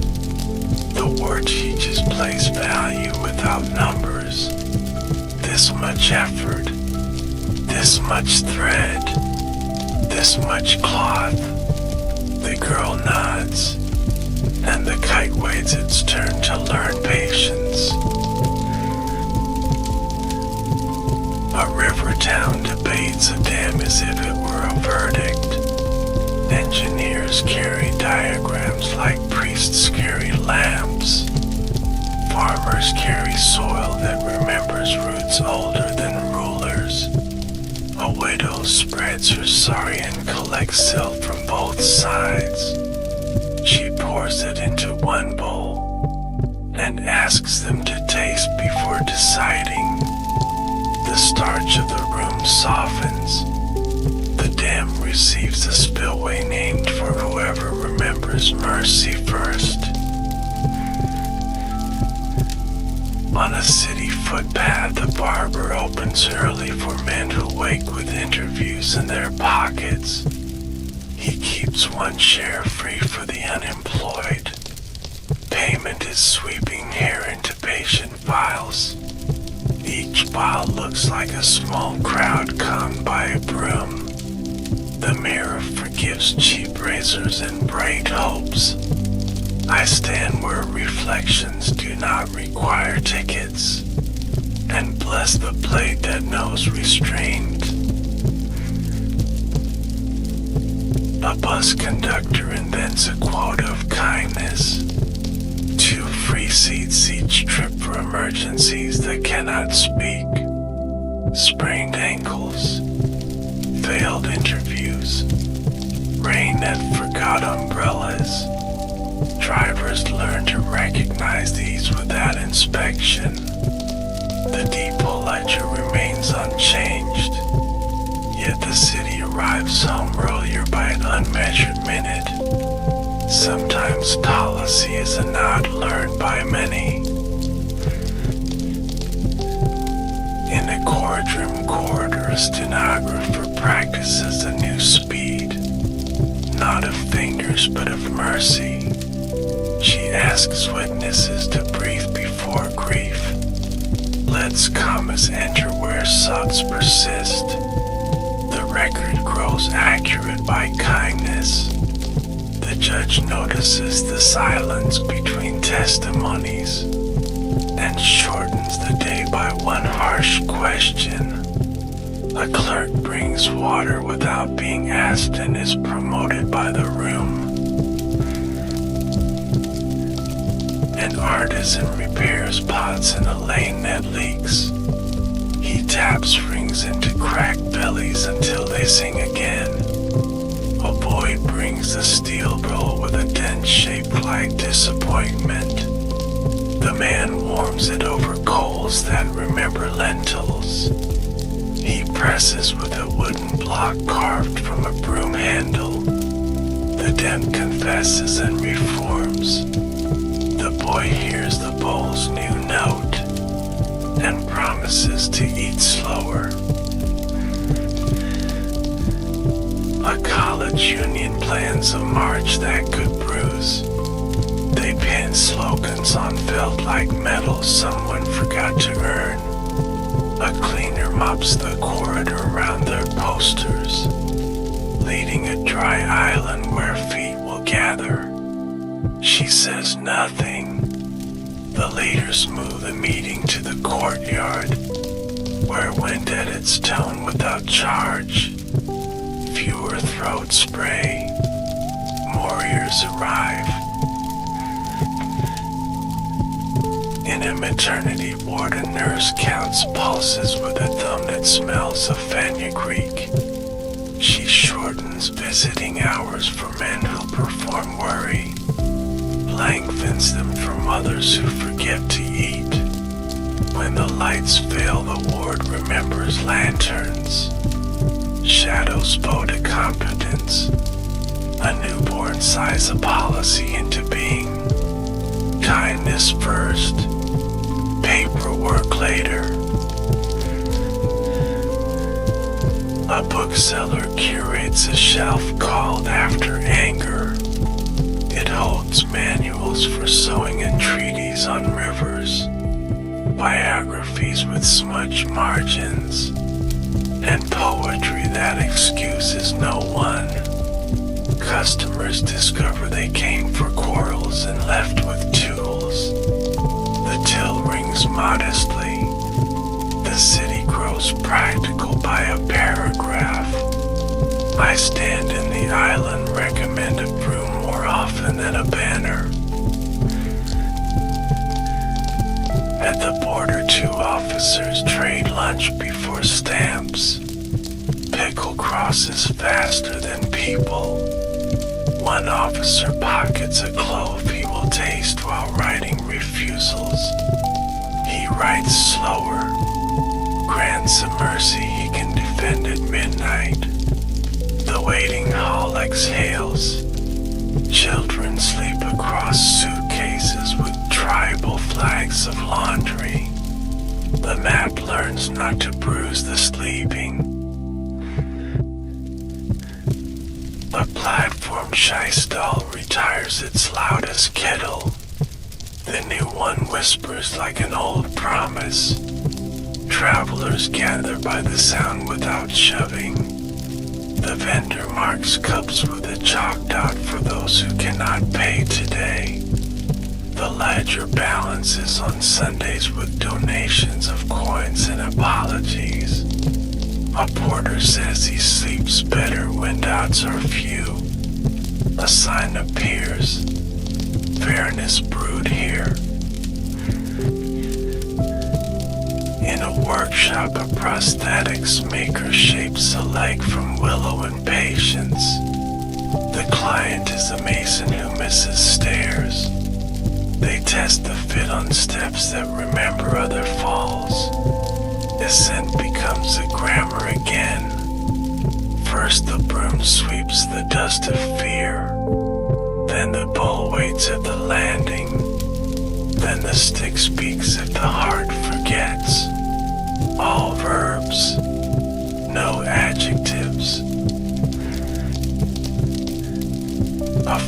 Farmers Collective holds elections under a banyan that shelters gossip and goats alike.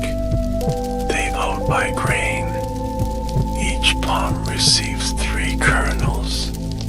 Each candidate's pot sings its tally when the sun leans west. The losing potter makes cups for the celebration.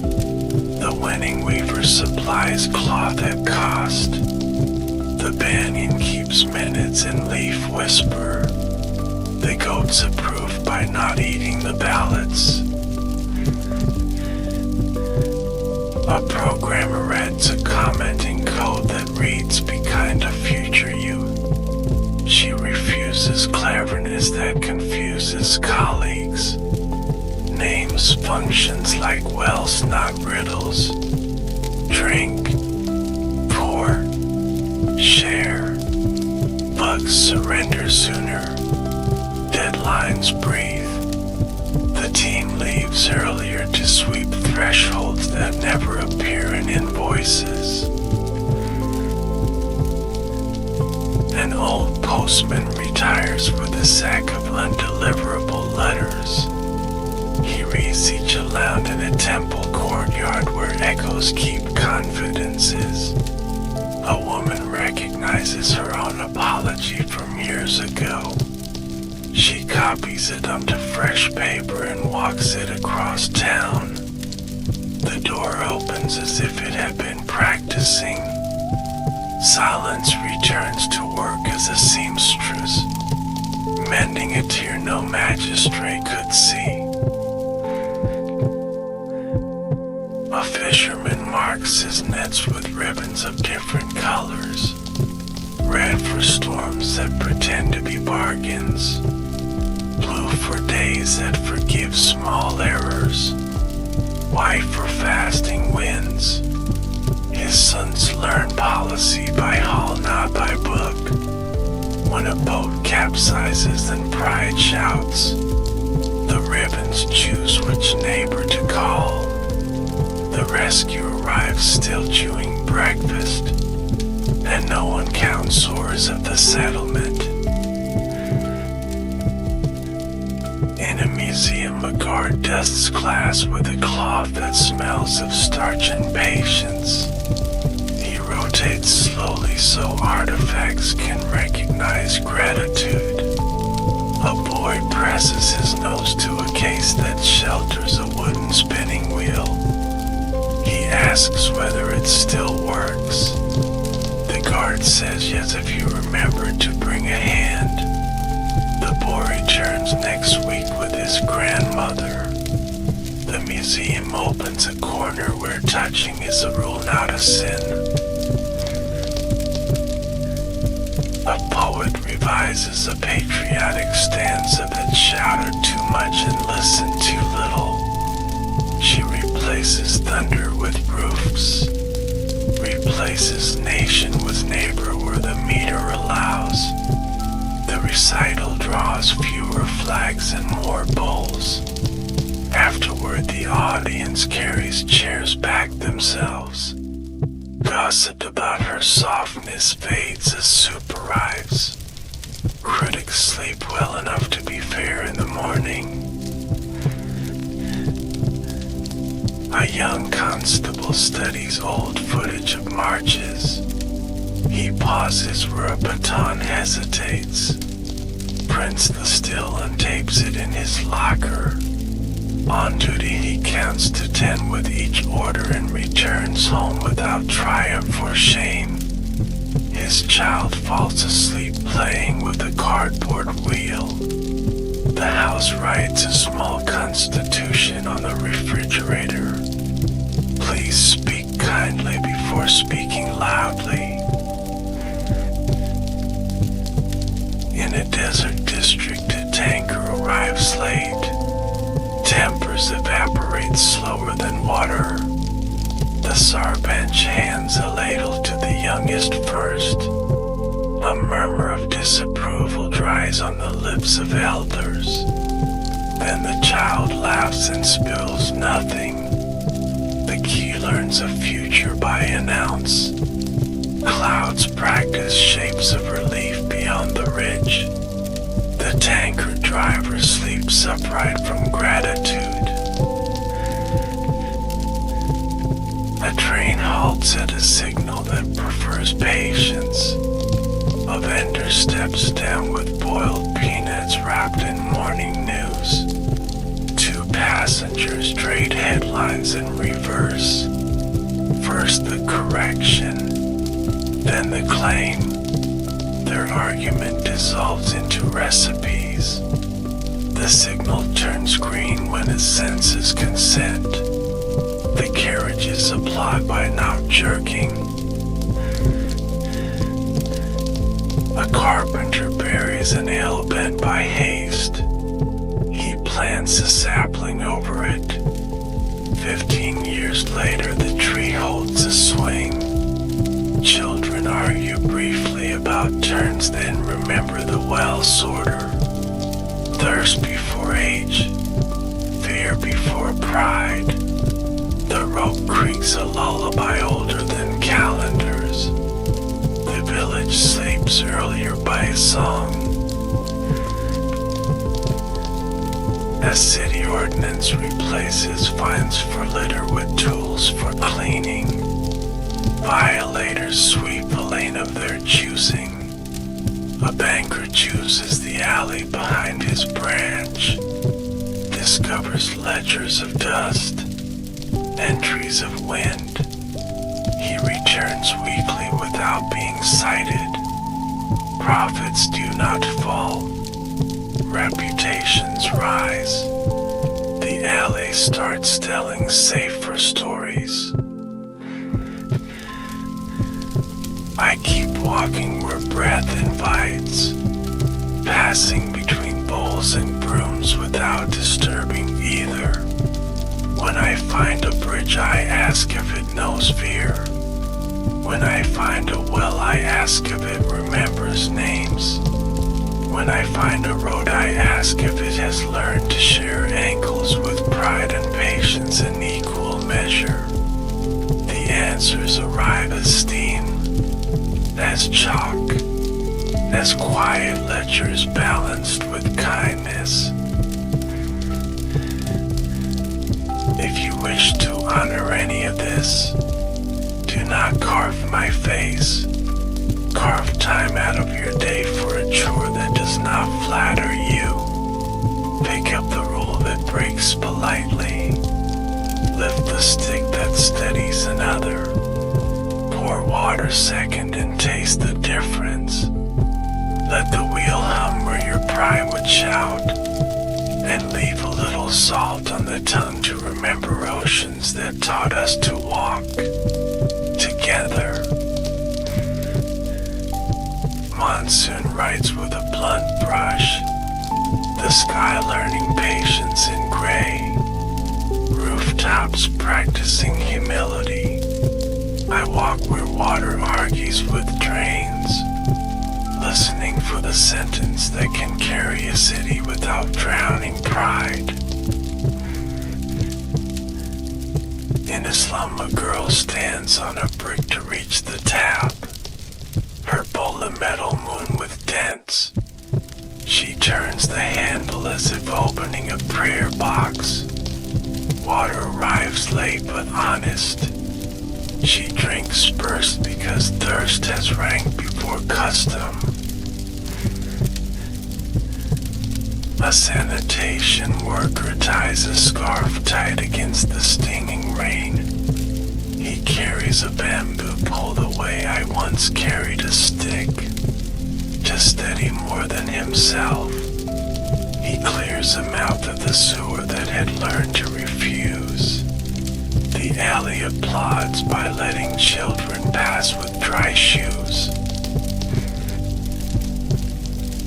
A magistrate signs an order about waste, then visits the lane at dusk with sleeves rolled. The order becomes a broom when his hand finds the handle. A boy films on a phone that smells faintly of glue and ambition. The club teaches more law than a leaflet. where spices argue sweetly, cumin raising its eyebrow at mustard, turmeric telling old jokes to lentils. Women count pulses by week, not by day, budgeting with a bravery that never receives medals. A nutrition worker visits with a scale that squeaks like a reluctant truth. Mothers step on, then babies. Ink meets numbers without panic. The village agrees to add one end to the alphabet of breakfast. In a textile cooperative, the charkers sit shoulder to shoulder like cousins at a wedding. Yarn leaves fingers and becomes wages that do not insult. A ledger breathes between columns of trust. The treasurer keeps the key under verse and opens both with equal reverence. A young designer studies old weaves as if reading weather. She sketches jackets from Kadi that can attend both boardrooms and village meetings. The cloth approves by refusing to wrinkle into hierarchy. Investors sniff for profit and detect instead a dignified future. They invest anyway. On a campus, a circle forms around a quarrel before it hardens. Students pass a talking bowl carved from neem. Each speaks only while holding the green rim. Anger sits on the grass and listens like a dog learning not to bark. Policy emerges wearing sandals. A coder builds a platform for petitions that smell of lamp oil only in spirit. She adds friction where outrage is too easy. A minute of reading before a signature. A summary in the other side's best words before sending. The database feels slower and truer. Police trainees stand in 2 rows under a banyan that grades without bias. An instructor teaches the baton to sleep in the hand, to wake only for storms of real danger. They practice escorting a march with the grace of waiters carrying soup. No spills. A judge hosts a listening day with no verdicts allowed. Families arrive with paper smelling of folders in fear. Each speaks while a clock hides its face. By sunset the ducat has not shrunk, but the city's breath has. In a newsroom, the youngest reporter rewrites a story to remove humiliation. Facts remain. Cruelty leaves. The editor circles compassion with a red pencil as if correcting grammar. The edition sells. No one becomes poorer for the mercy. A craft teacher places a spinning wheel beside a 3D printer. The class learns to bat at both. One teaches patience, the other teaches iteration. Together they warn against arrogance disguised as innovation. Farmers meet under a tin roof that remembers hail. A scientist arrives with seeds and sincerity. They test on 3 plots, share failures before recipes. The harvest thanks every hand that did not insist on being right too quickly. A widow inherits a tea stall near a school. She hangs a sign that reads, "Pay forward if you can. Pay with news lose if you cannot. By winter the neighborhood knows itself in cups, and exams pass with less trembling. In a mosque courtyard and a temple lane, the same broom rests at noon. A child drags it halfway. Another child returns it. They laugh at the broom's long tongue. Adults remember to laugh in the same language. A river cleanup begins with silence. Men and women bend like commas to collect plastic nouns. A boat carries bags that rustle apologies. A priest and a fisherman share a rope without ceremony. The current plods by, refusing to stink. A refugee camp lays out lanes by the order of vulnerabilities. Elders closest to water, children closest to light, those who scare themselves closest to counselors. The map reads like a conscience that went to architecture school. A school principal replaces inspection day with repair day. Parents bring tools and shy pride. Teachers bring lists and letters. Students bring laughter that oils hinges. The building passes an exam that no one files. A busker sings a ballad about a queue at a well that learned fairness. Coins fall like patient rain.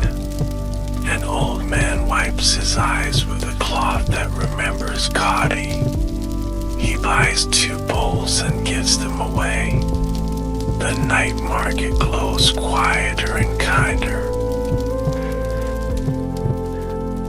An entrepreneur pitches a startup that sells silence by the hour. I smile because the product already lived in ashrams without fees. Investors ask about scale. He answers with benches and trees. Sometimes abundance is only a public park unlocked. In Parliament, a member quotes me inaccurately but kindly. Another corrects without triumph. A third proposes a clause that requires a walkabout after every heated session. Members must listen to shopkeepers before voting. The bill gathers speed and passes. A prison library receives a donation of atlases. Inmates trace borders with fingers that once traced fences. A warden sits and names towns he has never visited. They plan imaginary pilgrimages that require real courtesy. The keys hang quieter those nights. A doctor in a crowded ward writes fewer antibiotics and more instructions. Hand washing taught like a hymn. Sunlight prescribed like a tablet. Beds wheeled closer to windows when fever rises. Recovery walks in wearing slippers. At a film set, a director lowers the volume on heroism. He asks the actor to wash a cup before the speech. The scene breathes and the audience learns a household revolution. Applause arrives not as thunder but as tidy sinks. Critics argue and then rinse their plates. A startup builds low smoke stoves that like clay more than chrome. Sales are slow until kitchens vote with lungs. Grandmothers organize demonstrations without microphones. The market listens to wheeze and wisdom. Prophets and patients share a table. A highway god posts a rule. Truckers eat first when rain delays. Tourists second. Complaints travel to a suggestion bowl knocked in mouths of staff. The food tastes of onion and scientific fairness. The road thanks them with fewer horns. A university course lists prerequisites as humility and attendance. The professor assigns field visits to wells, to brooms, to bowls. Papers cite statistics and also smells. Exam day begins with sweeping the hall. An artist sculpts from salt and lets it weep in rain. Visitors watch freedom dissolve into the earth that birthed it. A child licks a finger and learns geology and history together. The guard smiles and does not scold. Some curricula are edible and brief. A baker stamps small wheels onto biscuits for Republic Day. He sells them at cost to school children with pockets of air. Crumbs mark a parade route back to kitchens. Mothers read the crumbs like maps, and tea forgives the sugar. A neighborhood forms a night watch that carries flutes, not sticks. Melody announces presence where menace would have. Thieves reconsider and become carriers of news. Faces are learned. Fear spends its savings and moves out. I visit a lab where vaccines sleep like folded wings. Scientists speak softly to petri dishes, as if bargaining with stubborn angels. They celebrate not with champagne but with a hand-washing chart improved. Heroism keeps its mask on and goes back to work. In a cyclone shelter, a volunteer separates rumors from rain. She writes truth on a wall with chalk that squeaks like an honest shoe. Families line up by vulnerability again. Portable wells arrive on bamboo legs. Children count them like friendly animals. A memorial committee debates the size of a statue. I hover over the meeting like a quiet draft. A mason suggests a bench instead, shaded by a tree, with a plaque that reads "Sit and decide kindly." They vote yes by instinct, then by hand. A poet writes me a letter on the back of a ration card.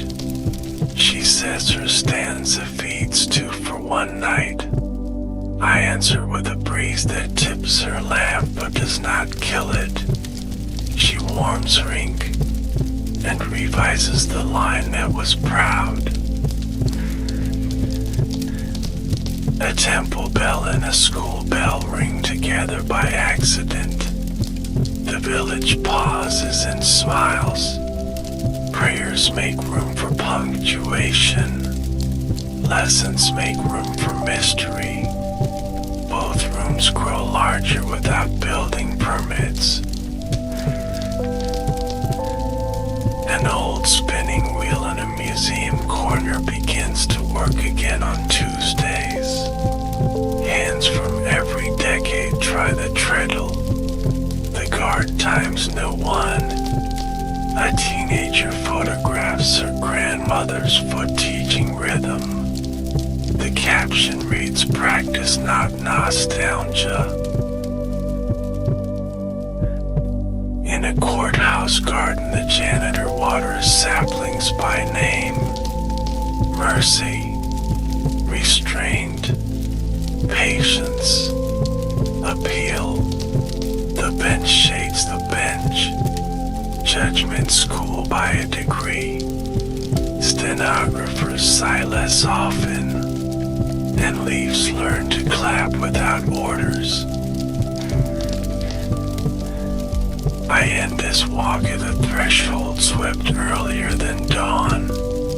Up awaits, a broom leans, a stick remembers pawns, and a wheel hums even when no foot brushes.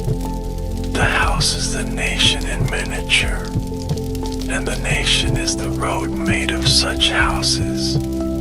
If you must choose a beginning, choose the smallest hinge, oil it, and open. Evening brings a wind that knows alleys by name. It threads the city with a needle of cool, hemming frayed tempers to quieter cloth. I follow where lamps are trimmed by hands that never sign decrees. Daughters, vendors, sweepers, clerks, they stitch a republic seam by seam while headlines sleep. A schoolyard rehearses tomorrow. Desks pulled outside to meet the breeze.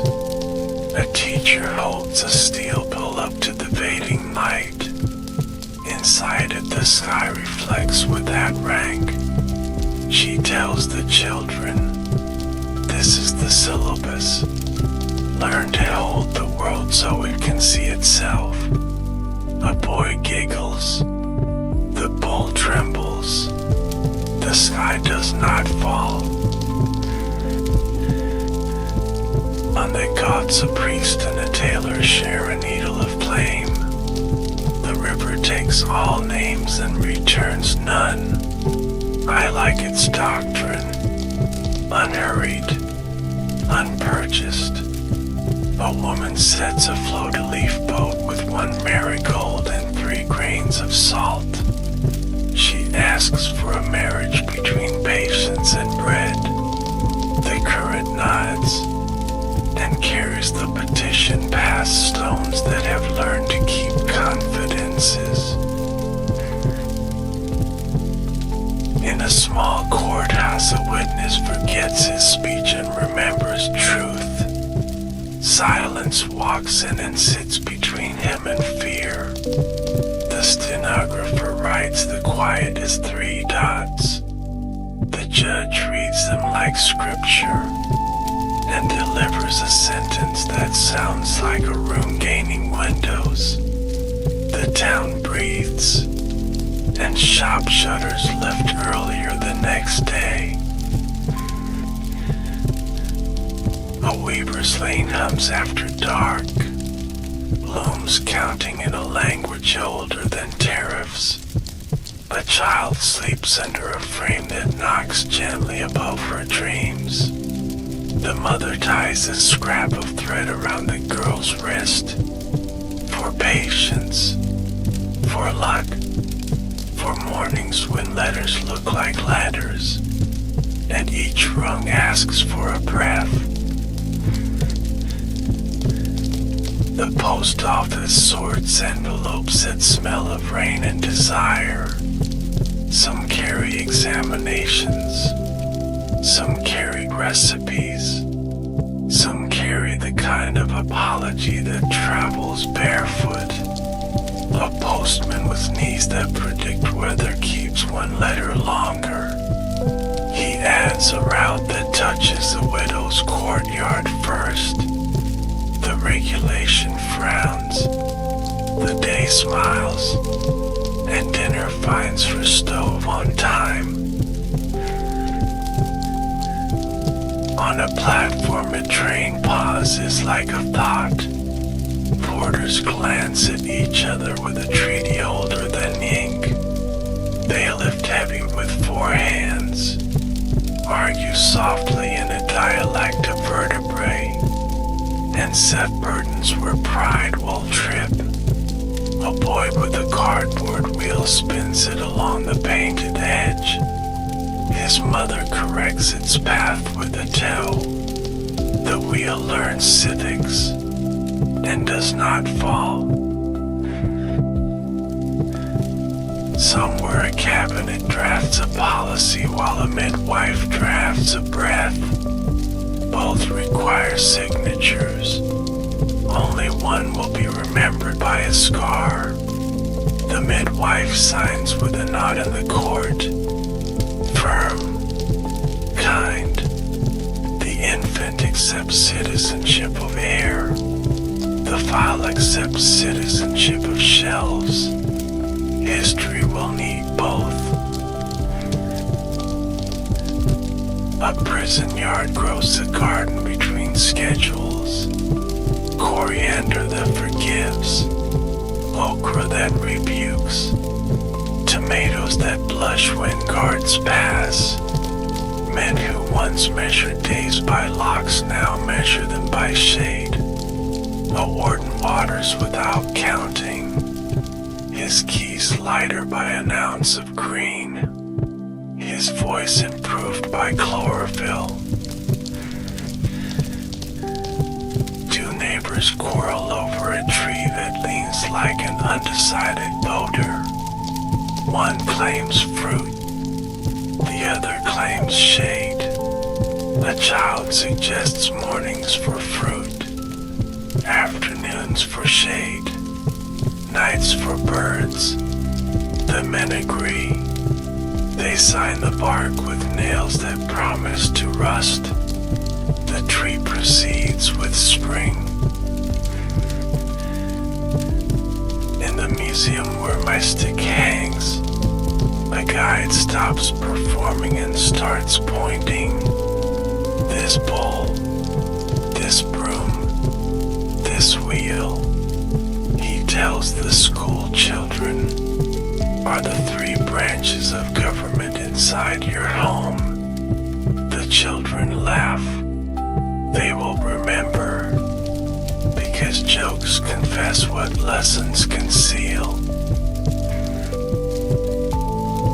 A programmer publishes code for a queue that bends toward mercy. She licenses it like water, free to flow, dangerous only when damned by vanity. Clinics adopt it, bus depots copy it, exam halls borrow its spine. The nation stands in new lines and gets home earlier by an uncounted dusk. A priest forgets a verse and the congregation supplies it without triumph. A muezzin's call arrives as rain, and sparrows edit all sermons with their feet. A bell rings next door by accident. Two devotions share one echo, and nobody draws a line in the sound. Underneath, women tally microloans with chalk that squeaks like discipline. Every figure wears a sari of names. Every rupee carries a child to school or a roof through a storm. Interest is redefined as neighbors who visit when it rains. Default is doors that do not lock. Profit is sleep that arrives on time. A filmmaker lifts a lens to an old spinning wheel. He lets it turn for 30 honest seconds. No music, no speech, only wood, oil, breath. In the theater, strangers exhale together. The credits thank a carpenter and a grandmother. A final lesson writes itself on the air as dusk resets the ledger. Begin where the ham can reach. Sweep, share, spin. Speak only after you have carried water. lives dressed as urgency. Ask it to sit, serve it tea, and let the steam do the talking. Now I leave you where you must not wait for me, at the hinge of a small door, oil in one hand, a bowl in the other, a broom leaning like a modest standard, a wheel ready to hum a note that gathers strangers into neighbors. Walk through, and if the room seems narrow, widen it with your listening, for nations grow where attention does not end, and freedom tastes of salt only when shared. I was born as Siddhartha Gautama in the small kingdom of Kapilavastu, nestled in the foothills of the Himalayas, in what is now Nepal. It was a spring morning, the trees in full blossom, when I entered this world of impermanence and change. My birth was said to be miraculous, though I have no memory of it myself. My mother, Queen Maya, gave birth to me in the Lumbini Gardens, standing and holding onto the branch of a sal tree in bloom. The stories say that I emerged from her right side, took 7 steps, and declared that this would be my final rebirth. But these are simply stories that grew around my life, like vines around an ancient tree. The truth is both simpler and more profound. My father was King Suddhodana, ruler of the Shakya clan. My mother, beautiful Queen Maya, passed from this world just 7 days after my birth, a first lesson in impermanence that I was too young to understand. I was raised by my mother's sister, Mahapajapati Gautami, who became my stepmother and loved me as her own.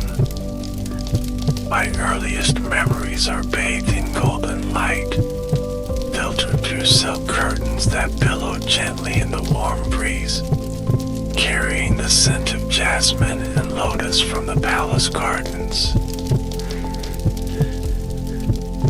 The palace walls were my horizon, my universe bounded by marble floors that felt cool beneath my bare feet in summer, and warmed by intricate carpets in winter that tickled my toes with their elaborate patterns. I remember the weight of gold around my neck and wrists, the soft whisper of fine cotton and its silk against my skin, the sweet taste of mangoes and honey on my tongue. My father ensured that beauty surrounded me at every turn, that my eyes fell only upon what was pleasing, my ears heard only what was harmonious. Every morning, servants would scatter fresh flower petals along the paths I would walk, their colors vibrant against the white stone, their fragrance rising with each step I took. I had 3 palaces, one for each season of our land. In the hot season, I dwelled in a palace where cool water flowed through channels cut in the marble floors, creating the sensation of living above a gentle stream. Musicians played softly in the courtyards, the notes of their flutes and venas floating through the air like birds. In the cool season, my palace was warmer, with braziers of fragrant woods burning day and night, filling the chambers with the scent of sandalwood and cedar.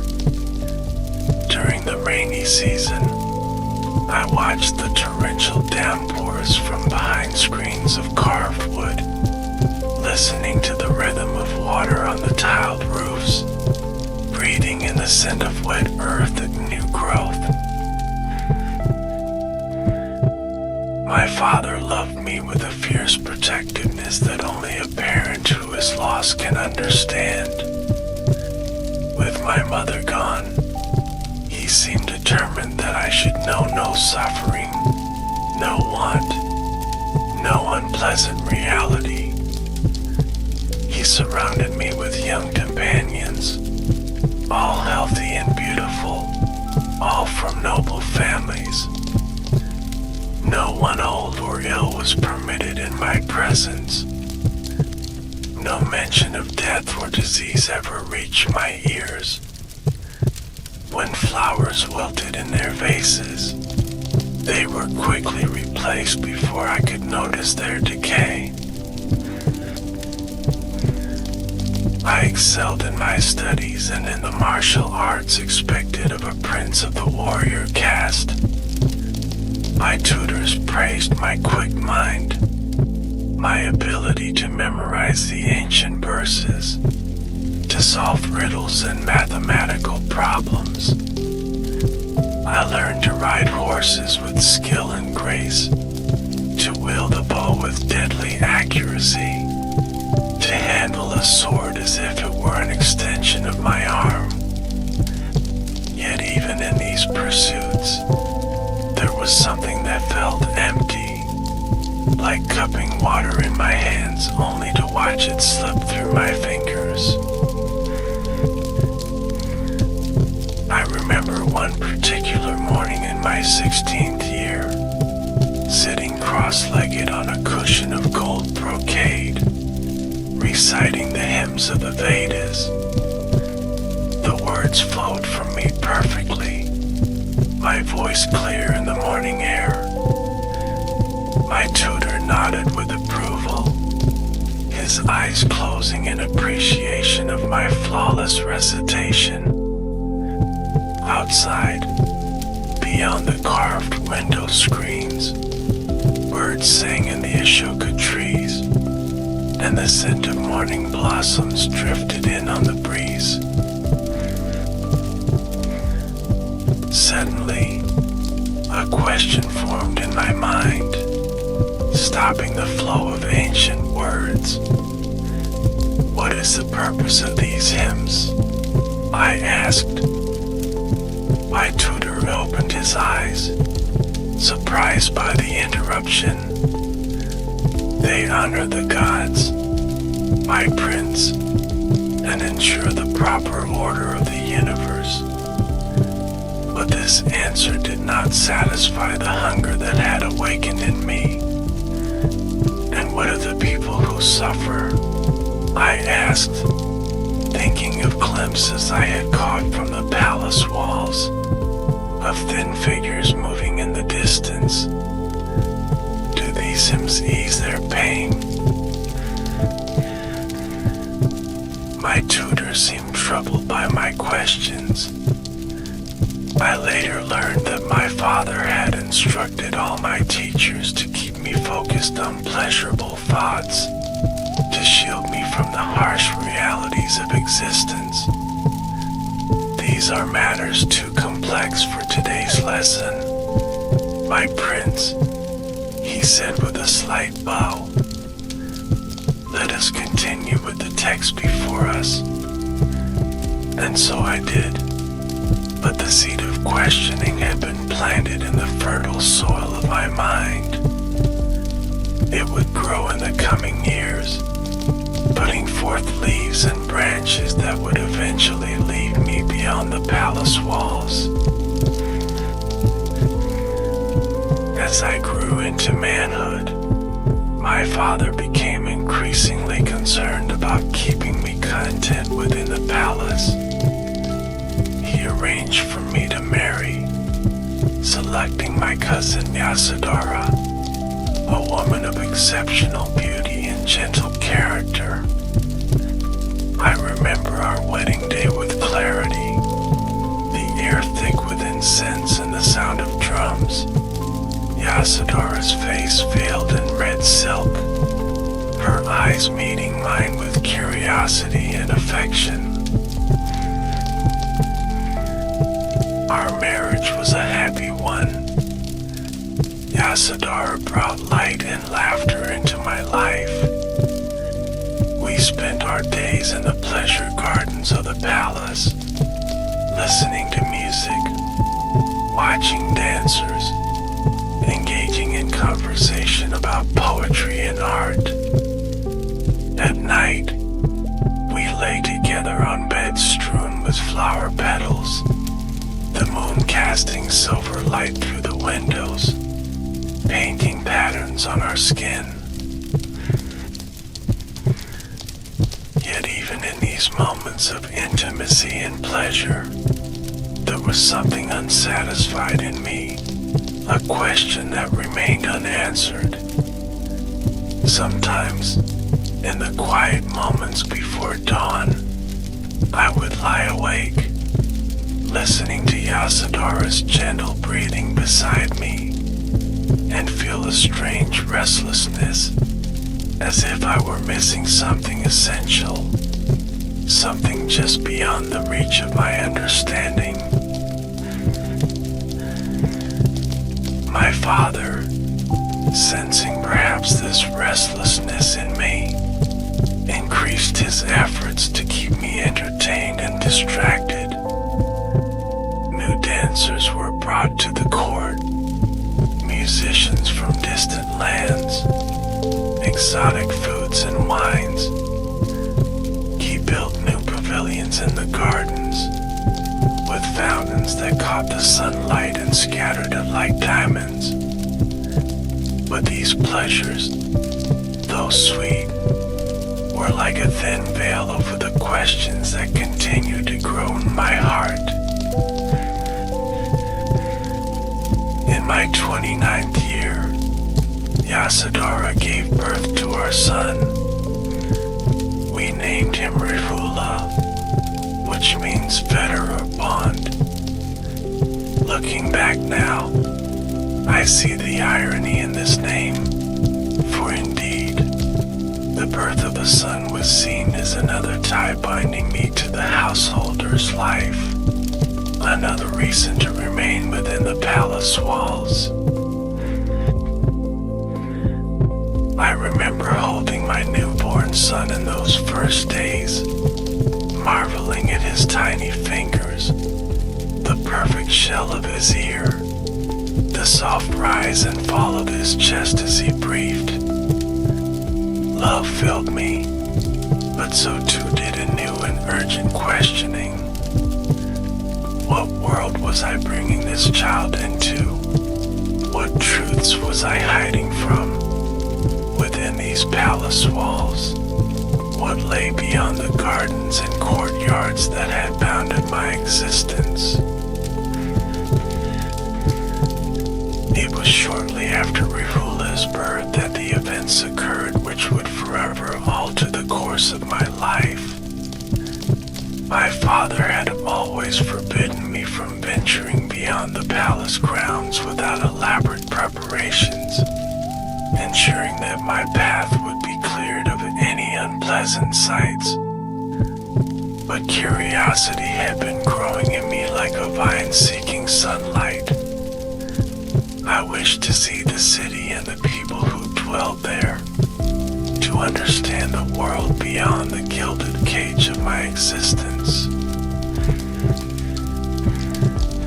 I spoke with Channa, my charioteer and childhood friend, asking him to prepare a chariot for a ride beyond the palace walls. He hesitated, knowing the king's strict instructions, but could not refuse me. Early one morning, as the mist still hung over the gardens, we slipped out through a side gate, the horses' hoofs muffled on the damp earth.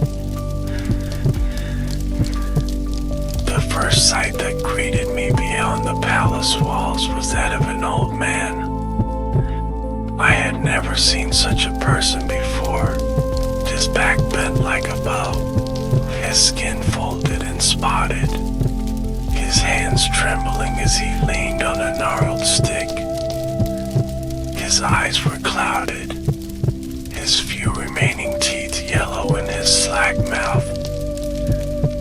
stared in wonder and confusion. Channa, I asked, what manner of man is this? What has happened to him? Channa looked uncomfortable, shifting on his seat beside me. This is an old man, my prince. All people grow old if they live long enough. The body weakens, the senses dim, the strength fades. His words fell like stones into the still pond of my consciousness, creating ripples that spread outward. Will this happen to everyone? I asked, though I already knew the answer. Will this happen to me? To you? To Yasadora and Rahula? Channa nodded slowly, his eyes downcast. Yes, my prince. This is the way of all flesh. No one escapes old age if they live long enough. I fell silent, watching as the old man shuffled painfully along the road, each step an effort, each breath labored. We continued our journey through the city, but my eyes now saw everything differently. I noticed the lines beginning to form on the faces of middle-aged merchants, saw how even the young contained within them the seeds of their future aging. The beautiful facades of the buildings seemed suddenly temporary, as if they too would eventually bend and crumble with time. On our return to the palace, I was quiet, lost in contemplation. My father, sensing something had changed, increased the pleasures and distractions surrounding me. More dancers, more music, more wine. But these could not erase what I had seen, nor answer the questions now burning in my mind. A few days later, I convinced Channa to take me on another excursion. This time, we encountered a person racked with disease, lying by the roadside, their body covered in pustules, their breath coming in painful gasps. The smell of sickness hung in the air around them, and people passed by averting their eyes. What afflicts this person? I asked Channa, though again, I felt I already knew the answer that would come. This is sickness, my prince. Just as all people age, all are vulnerable to disease. The body is fragile, susceptible to countless afflictions. His voice was low, resigned, as if he had long ago accepted these truths that were only now being revealed to me. And there is no escape from this either, I asked, watching as a relative of the sick person tried to ease their suffering with a damp cloth. No one is exempt. No one, my prince. Not kings, not princes, not the wealthy nor the wise. All flesh is heir to sickness. Again, silence fell between us as we continued our journey, but the city had transformed before my eyes. Now I saw not just the inevitability of aging, but the constant threat disease hovering over every person, like a shadow that could not be escaped. On our third excursion, we encountered a funeral procession. The body, wrapped in white cloth, was being carried on a bier toward the burning grounds outside the city. Mourners walked behind, some wailing loudly, beating their chests, tearing their hair, others walking in stunned silence, their faces blank with shock and grief. And this, I asked, though by now I had begun to understand the pattern of existence that had been hidden from me. This is death, my prince, the final destination of all who are born. When life ceases, the body is returned to the elements, fire to fire, water to water, earth to earth, air to air. Shanna's voice was gentle now, as if breaking the news of a dear friend's passing. I watched the procession move slowly through the streets, the grief of the mourners a palpable force. Here was the ultimate truth that had been kept from me, the final certainty that awaited all living beings. From the moment of birth, we move inexorably toward death, carrying our mortality within us like a seed that will inevitably flower. As we turned to head back to the palace, we passed a man sitting cross-legged under a tree by the roadside. Unlike the others we had encountered, there was something striking about this figure. He wore the simple orange robe of a wandering ascetic. His head was shaved. His possessions consisted of only a bowl and a staff. Yet despite his material poverty, his face radiated a serene peace. His eyes clear and calm, his posture straight and dignified. "And who is this, Channa?" I asked, drawing the chariot to a halt. "He seems unlike anyone else we have seen today." There was something about this man that drew me, a quality I could not name but instinctively recognized as valuable. "This, my prince, is a Samana, the Seeker.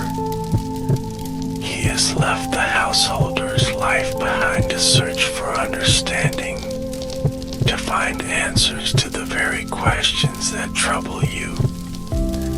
He owns nothing, desires nothing, and fears nothing.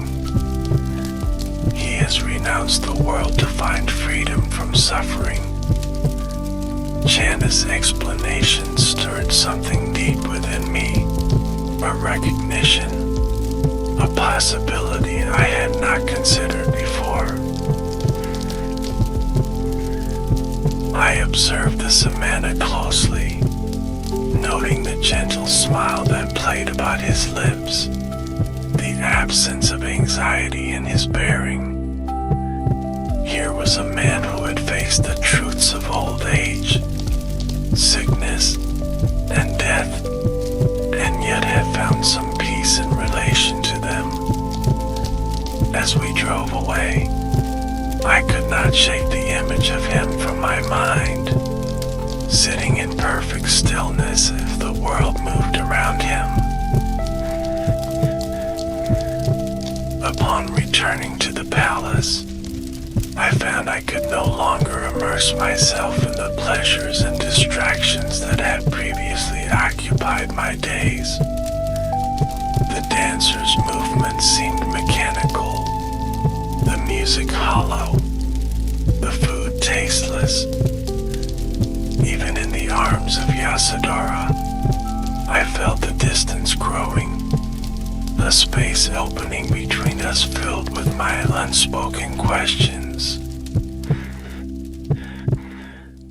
At night, I would lie awake, the truths I had discovered turning in my mind like a wheel.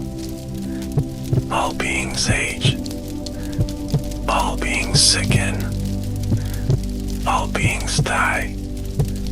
And if this is so, what meaning can be found in the pleasures and pursuits that occupy our brief lives? What purpose in accumulating wealth and power that cannot be carried beyond death? What comfort in relationships that must end in painful separation? I remember one particular night, perhaps the most pivotal of my life. I had been unable to sleep, my mind churning with these unanswerable questions. Rising from my bed, careful not to wake Yasadora, I walked to the window and looked out at the palace grounds bathed in moonlight. On an impulse, I returned to our bedchamber, where dancers and musicians lay sleeping, exhausted from the evening's entertainments. What I saw stopped me in my tracks and cemented my resolve.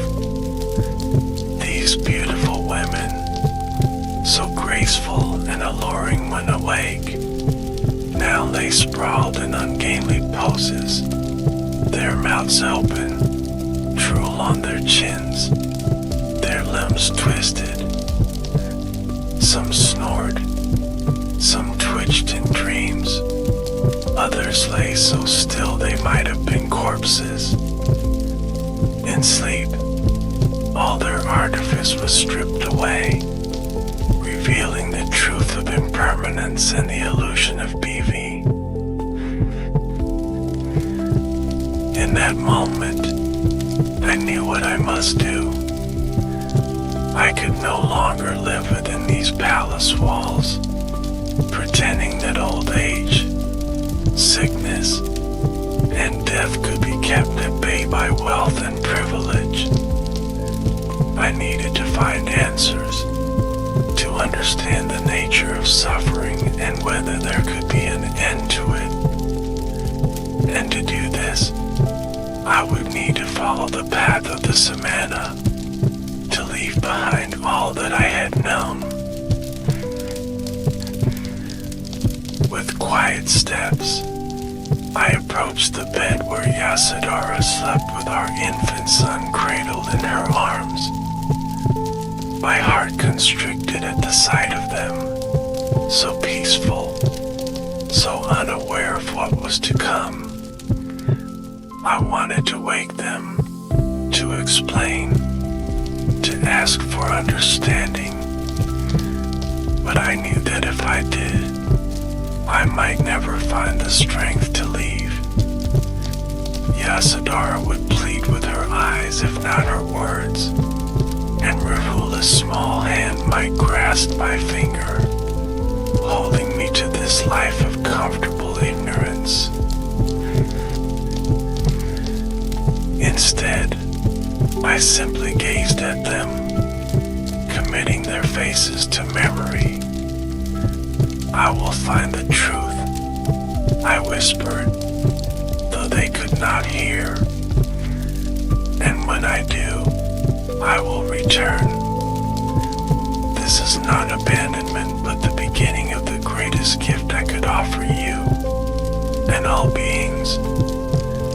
With that, I turned away, my decision made. I found Channa and asked him to prepare my horse, Kanthaka. He protested at first, but seeing the resolve in my eyes, eventually relented. As we led the horse from the stables, I was struck by how loudly his hooves seemed to echo in the night silence, surely enough to wake the guards.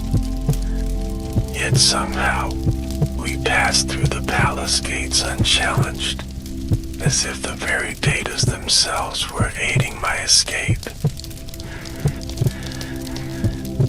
Mounting Kanthaka, with Channa holding the reins, we rode to the sleeping city and into the countryside beyond.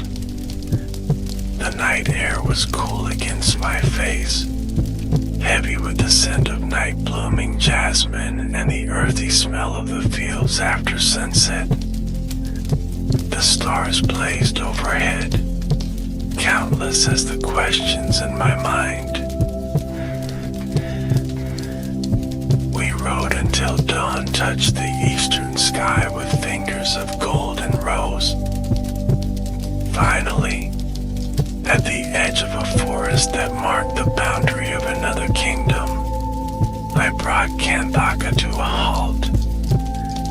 It was time, I knew, to complete the transformation from prince to seeker. Dismounting, I removed the rich jewelry I wore, gold armbands, necklaces of precious gems, rings set with diamonds and sapphires. I unfastened my silk garments, embroidered with gold thread, and let them fall to the ground. Taking the sword at my side, I reached up and grasped my long hair, which had never been cut and had been oiled and perfumed daily by servants.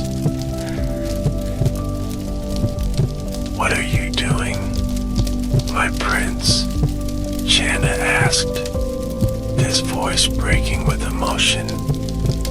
"Please, reconsider. Think of the king, your father. Think of Princess Yasodhara and your newborn son. They need you. The kingdom needs you." His pleas were heartfelt, and I felt the pull of attachment, the bonds of love and duty that had defined my life. "I must do this, Channa, not for myself alone, but for them as well, for all beings who suffer from the inevitable sorrows of existence. If I remain a prince, I might provide comfort and pleasure for some, for a short time. But if I find the truth I seek, I might show the way beyond suffering for all time." With these words, I raised the sword and cut off my hair, the symbol of my royal status. The severed locks fell to the ground, black against the green grass. I exchanged my fine clothes for the simple yellow robe of a wandering ascetic, which Channa had brought at my request. The rough fabric felt strange against my skin, accustomed as it was to the finest silks. But there was also a curious lightness, a freedom in this simplicity. "Take these back to the palace, Channa. Tell my father that I have not abandoned my responsibilities, but have gone to seek a greater understanding. Tell Yasodhara that my love for her and our son is unchanged, but that I must find answers to the questions that burn within me. Tell them I will return when I have found what I seek." I handed him my princely possessions, each one a tie to my former life.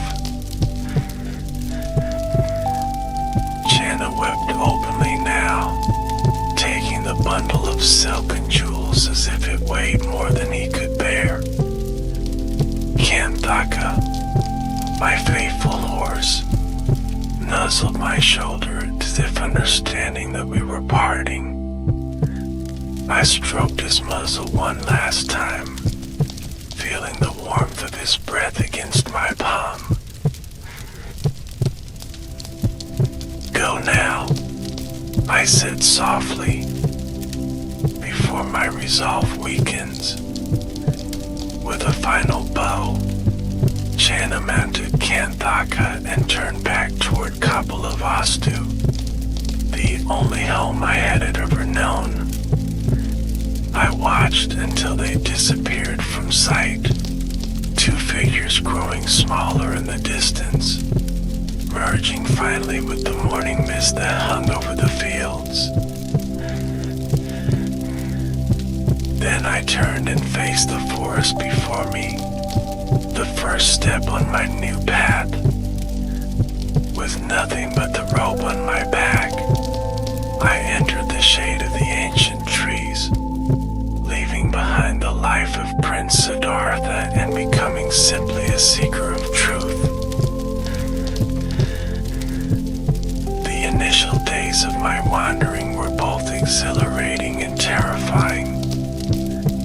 For the first time, I experienced hunger not as a pleasant anticipation of delicacies to come, but as a gnawing emptiness in my belly.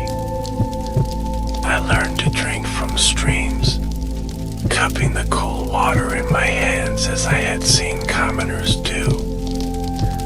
I slept on the ground, with only a tree root for a pillow, the hard earth a stark contrast to the soft beds of my palace chambers.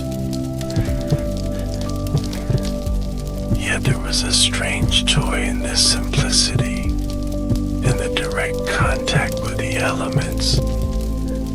The taste of water from a mountain spring was more delicious than any wine I had sipped from golden cups. The sight of the dawn breaking over the hills, painting the clouds and shades of the amber and rose, was more beautiful than any entertainment devised for royal pleasure. I wandered south, following the course of the Ganges River. Soon I learned the customs of the wandering holy men, how to beg for alms in villages, accepting whatever was offered with gratitude, how to sit in meditation beneath the shelter of a tree, observing the movements of my own mind, how to live moment by moment without the countless servants and courtiers who had previously managed every aspect of my existence. My path soon led me to a hermitage where a group of ascetics practiced under the guidance of a teacher named Alara Kalama. He was renowned for his mastery of meditation and his understanding of the philosophical systems of our time. When I approached him, requesting instruction, he looked at me with keen eyes, seeing perhaps something of my potential despite my obvious inexperience. "You have the hands of a prince," he said, taking my palm in his weathered one. "Yet you wear the robe of a renunciant. What brings you to this path, young man?" I told him of the foresights that had awakened me to the reality of suffering, the old man, the sick person, the corpse, and the samanna. I spoke of my determination to find a way beyond the inevitable sorrows of existence, a path to freedom that could be followed by all beings. Alara Kalama nodded, his eyes reflecting the sincerity of my quest. "Stay, then," he said simply. "Learn our ways, that lead to the refinement of consciousness. Perhaps you will find what you seek, and so begin my formal training in the spiritual life. Under Alara Kalama's guidance, I learned to still the constant chatter of the mind, to withdraw the senses from external objects, and to enter states of deep absorption. The practice was difficult at first. My mind, accustomed to the constant stimulation and pleasure of palace life, rebelled against the discipline of sitting motionless for hours. My back ached, my legs cramped, and my thoughts raced like wild horses. But gradually, through persistent effort, I began to experience moments of profound stillness, states where the boundaries between self and others seemed to dissolve, where consciousness expanded beyond the limitations of the body. I progressed rapidly, mastering techniques that had taken others years to perfect. After several months, Alara Kalama called me to his simple hut. "You have accomplished something remarkable," he said, his voice reflecting both pride and wonder. "You have reached the same level of attainment that I have achieved after decades of practice. There is nothing more that I can teach you. Stay and teach alongside me as my equal." His offer was generous, a recognition of the intensity and focus I had brought to the practice. Yet I found myself hesitating. The states of consciousness I had mastered, while peaceful and expansive, had not answered my fundamental questions about suffering. They provided temporary respite, a vacation from the realities of existence, but not a permanent solution. "Thank you, teacher, but I must continue my search. The realms of consciousness you have shown me are indeed sublime, but when one emerges from them, the fundamental problems of existence remain. I seek a freedom that is not dependent on special states, a truth that addresses the roots of suffering directly." Alara Kalama nodded slowly, acknowledging the validity of my insight. "Then go with my blessing," he said. "There is another teacher, Adako Ramaputa, who has attained even subtler states of consciousness. Perhaps his teachings will satisfy your quest." With gratitude for what I had learned, but determination to continue my search, I left the hermitage and set out once more as a wanderer. I soon found Adaka Ramaputa and became his student. Under his guidance, I mastered even more refined states of meditation, reaching the sphere of neither perception nor non-perception, the most subtle realm of consciousness recognized in the contemplative systems of our time. Again, I progressed rapidly, soon equaling and then surpassing my teacher's attainments. And again, I was offered a position of leadership, invited to stay and guide others along the same path. But as before, I recognized that while these practices led to extraordinary experiences, did not address the fundamental problem of suffering. Upon emerging from these rarefied states, one still faced old age, sickness, and death. One still experienced desire, aversion, and confusion. With respect but firm resolve, I left Araka Ramaputa's community, now determined to find my own way. If the conventional spiritual paths of the time did not lead to complete liberation from suffering, then I would have to discover a new path, drawing on my own direct experience and insight. My wanderings led me to a beautiful place called Uravala, near the town of Gaya. Here, by a gently flowing river, in a grove of trees that offered shade and seclusion, I decided to settle and intensify my efforts. The location was ideal, peaceful yet close enough to villages where I could receive alms food, with clean water from the river and the shelter of ancient trees.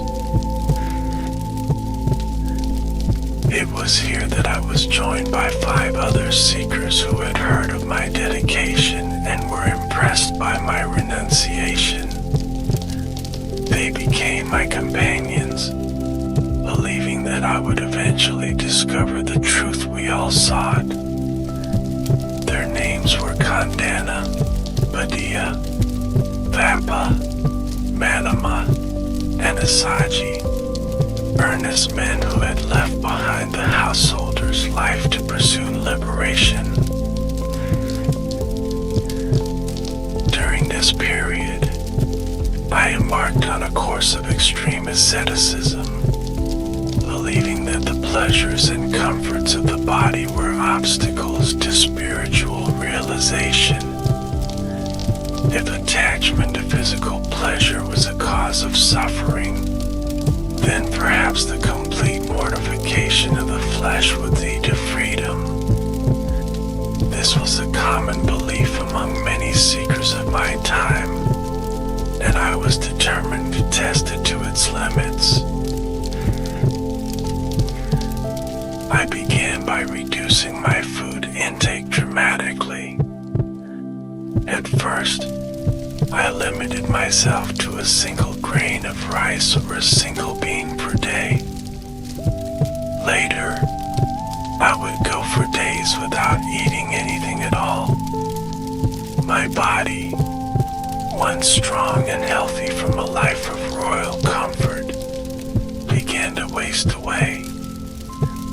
My ribs protruded through my skin like the rafters of an old house.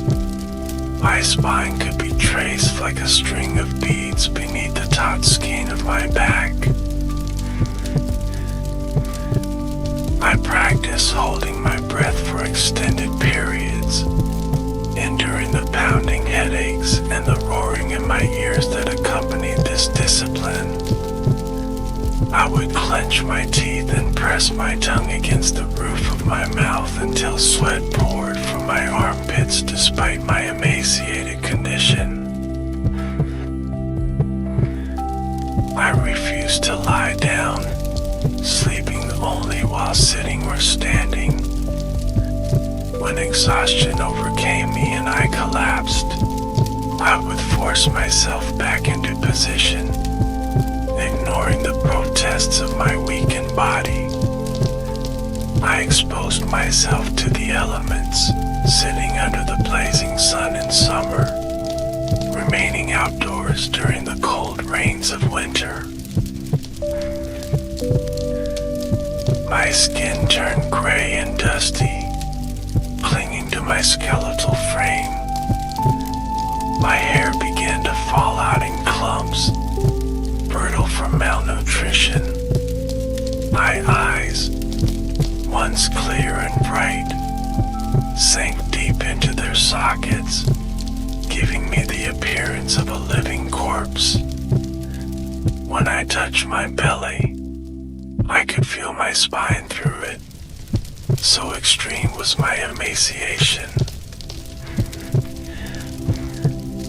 My 5 companions watched with awe and respect, believing that my extreme austerities would surely lead to breakthrough. They tended to my minimal needs, convinced that they were witnessing the path to liberation being walked with unprecedented determination. Yet despite these tremendous efforts, despite pushing my body to the very edge of death, I found no liberation, no final answer to the problem of suffering. Instead, I grew weaker physically and mentally, my meditation increasingly foggy and confused rather than clear and insightful. The mortification of the flesh had led not to spiritual illumination, but to the dulling of the very faculties needed for deeper understanding. I remember one evening, after nearly 6 years of these practices, standing by the river at Uravala, my legs, little more than skin stretched over bone, could barely support me. As I attempted to enter the water to bathe, a weight of dizziness overcame me, and I collapsed on the riverbank. Lying there, too weak to rise, gazing at the evening sky as consciousness began to fade, I had a moment of startling clarity. This cannot be the way, I thought. I have taken asceticism to its furthest extreme and found no liberation. I am now so weak that I cannot meditate effectively, so exhausted that insight eludes me. By destroying the body, I have undermined the very tool needed for awakening. And with this realization, I made a critical decision, one that would change the course of my practice and eventually lead to breakthrough. I decided to abandon the path of extreme asceticism and adopt what I would later call the middle way, a path between the extremes of self-indulgence and self-mortification. I would nourish my body sufficiently to support rigorous meditation and clear thinking, while maintaining the simplicity and restraint of the contemplative life. When I announced this decision to my 5 companions, they were deeply disappointed. Siddhartha has turned away from the struggle, they said among themselves. He has returned to luxury and ease, unable to understand the wisdom of the middle way, seeing only what they perceived as weakness and compromise. They left me, continuing their search elsewhere. Left alone, I began to rebuild my strength. I accepted more substantial offerings when I went for alms, gradually restoring my body to health. I remember the first full meal I ate after years of starvation, a simple offering of rice milk from a young woman named Sujata, who believed she was feeding a tree deity. The nourishment spread through my depleted body like rain soaking into parched earth, awakening cells that had been dormant for years. As physical strength returned, so too did mental clarity. My meditation deepened, no longer hindered by the fogginess of starvation. I began to see more clearly into the nature of experience, to observe the processes of my own mind with greater precision and subtlety. I recalled experiences from early childhood, sitting naturally absorbed beneath a rose apple tree while my father performed a plowing ceremony. There had been a quality of ease, joy, and clarity in that spontaneous meditation that had been absent from my later, more forceful efforts. What if the path to liberation includes joy rather than excludes it? I wondered. Not the fleeting pleasure of sensual indulgence, but the deeper happiness that arises from tranquility and insight. This intuition would prove crucial in the development of the path I would later teach. Feeling sufficiently recovered, I decided that the time had come for a final, determined effort to penetrate to the heart of the matter.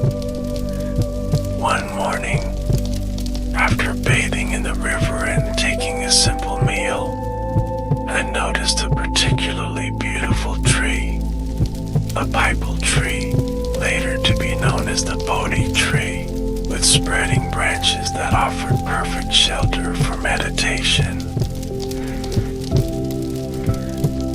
I prepared a seat of grass beneath this tree and sat down cross-legged, adjusting my posture so that my spine was straight but not rigid, my hands resting in my lap.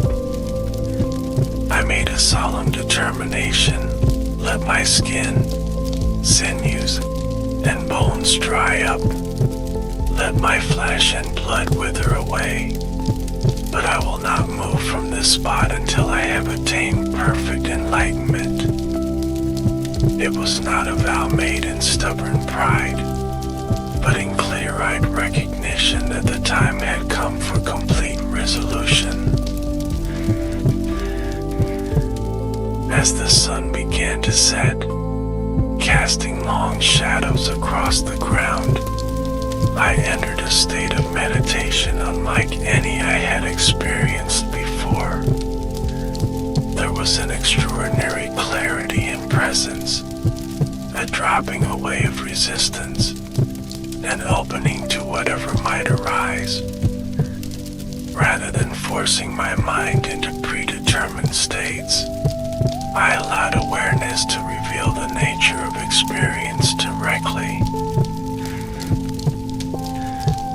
The night deepened around me, stars appearing in the vast canopy of sky visible between the leaves of the Bodhi tree. As my meditation deepened, I began to perceive the movement of my own mind with extraordinary clarity. I saw how thoughts arise and pass away, how sensations appear, linger, and dissolve.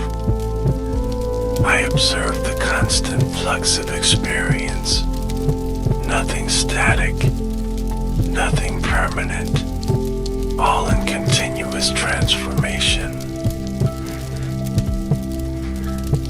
In the first watch of the night, I directed my attention to my past lives. A stream of memories opened before me, not just of this life but of countless previous existences. I saw myself born in different realms, in different forms, living and dying through eons of cosmic time. I remembered specific details, names, family connections, occupations, moments of joy and sorrow. I saw the endless cycle of rebirth, governed by the quality of actions performed in each life.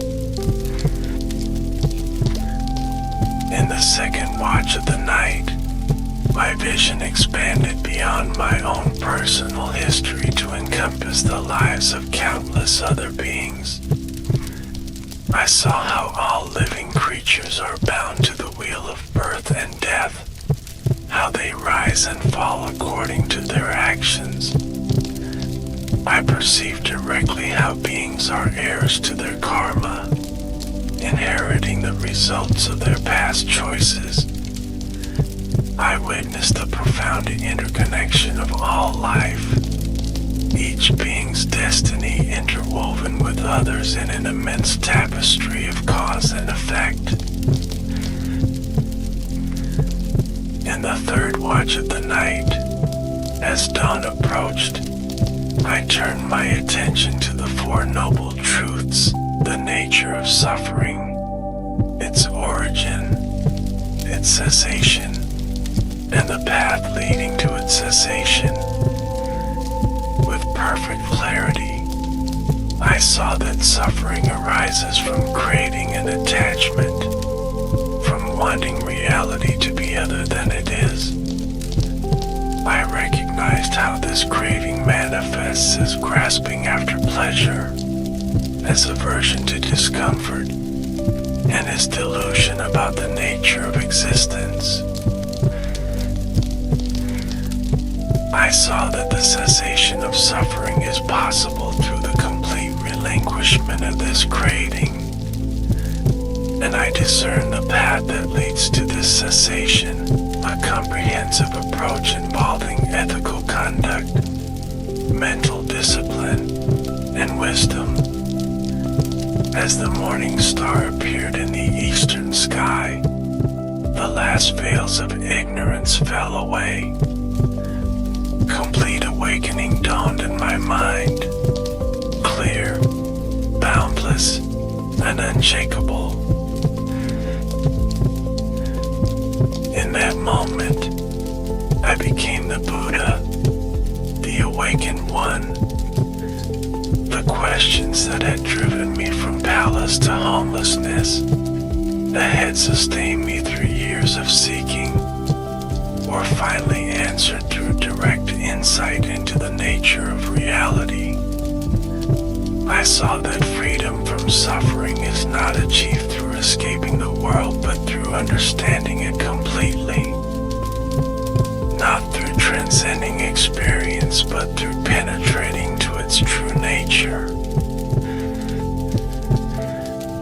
The realization was at once profound and utterly simple. Suffering arises from our relationship to experience, not from experience itself.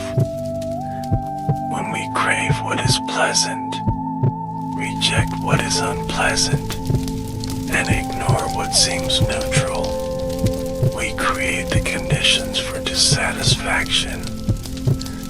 When we see all experiences as impermanent, as devoid of inherent satisfaction, and as not self, we open the door to freedom. As the full implications of this awakening reverberated through my being, I remained seated beneath the Bodhi tree, absorbed in the bliss of liberation. For 7 days, I sat motionless, experiencing the joy and peace of complete freedom. Birds came and sang in the branches above me. Gentle rains fell and then ceased.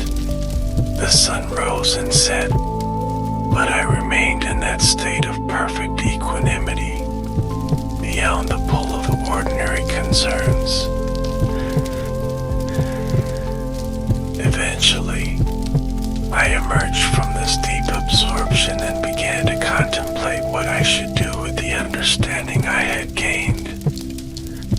At first, I wondered whether I should attempt to share these insights with others. The truth I had realized was subtle, profound, and contrary to common ways of thinking.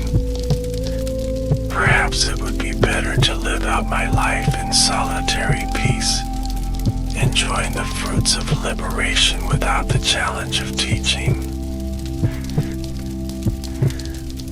But as I reflected further, I recognized that there were beings in the world with little dust in their eyes who would be able to understand if the path were pointed out to them.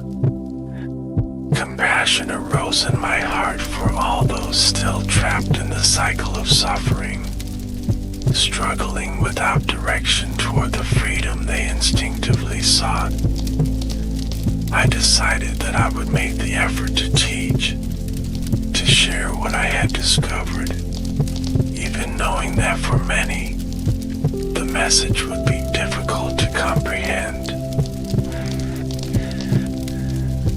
My first thought was of my former teachers, Alara Kalama and Adaka Ramaputa. Both were advanced practitioners who might quickly grasp the implications of what I had realized. But upon directing my attention to them, I discovered that both had recently died, passing beyond the reach of my teaching. I felt a moment of sadness that these sincere seekers had missed the opportunity to experience complete liberation. I then thought of the 5 ascetics who had been my companions during the years of extreme practice. Despite their misunderstanding of my change in approach, they were dedicated practitioners with the potential to understand.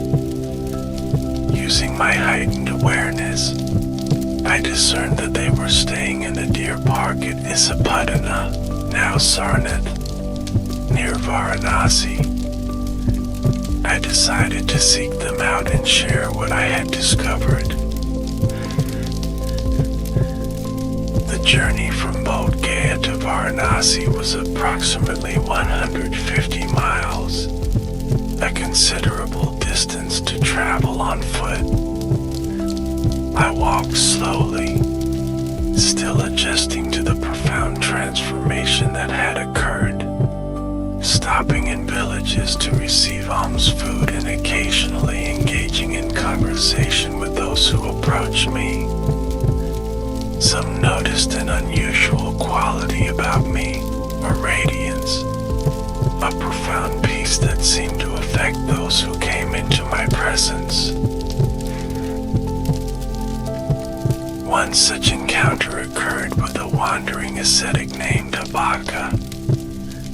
He saw me on the road and was struck by my appearance, my face serene yet filled with an inner light. "Your faculties are clear, friend," he remarked. "Your complexion is pure and bright. Under whom have you gone forth? Who is your teacher? Whose teaching do you profess?" I replied with a verse that expressed my new reality. "I have overcome all. I know all. I am detached from all. I have relinquished all. I am liberated to the destruction of creating.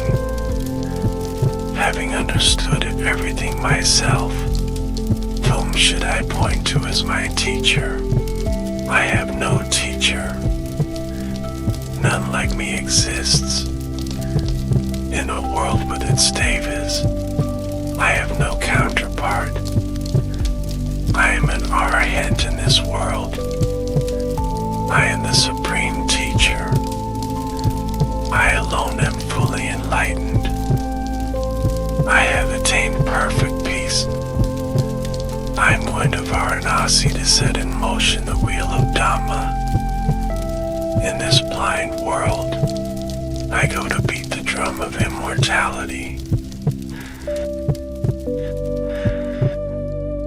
Apaka seemed puzzled by my response, perhaps skeptical of such a bold claim. He shook his head, saying, "May it be so, friend," and took a different path. This encounter reminded me of the difficulty that lay ahead in conveying the profound truth I had realized. Eventually, I arrived at the deer park at Issapadana. As I approached the area where the 5 ascetics were staying, they saw me in the distance. They discussed among themselves how they should receive me, agreeing not to show him special respect since, in their view, I had abandoned the true path by giving up extreme asceticism. Avaso, friend, Dodama is coming, they said to each other.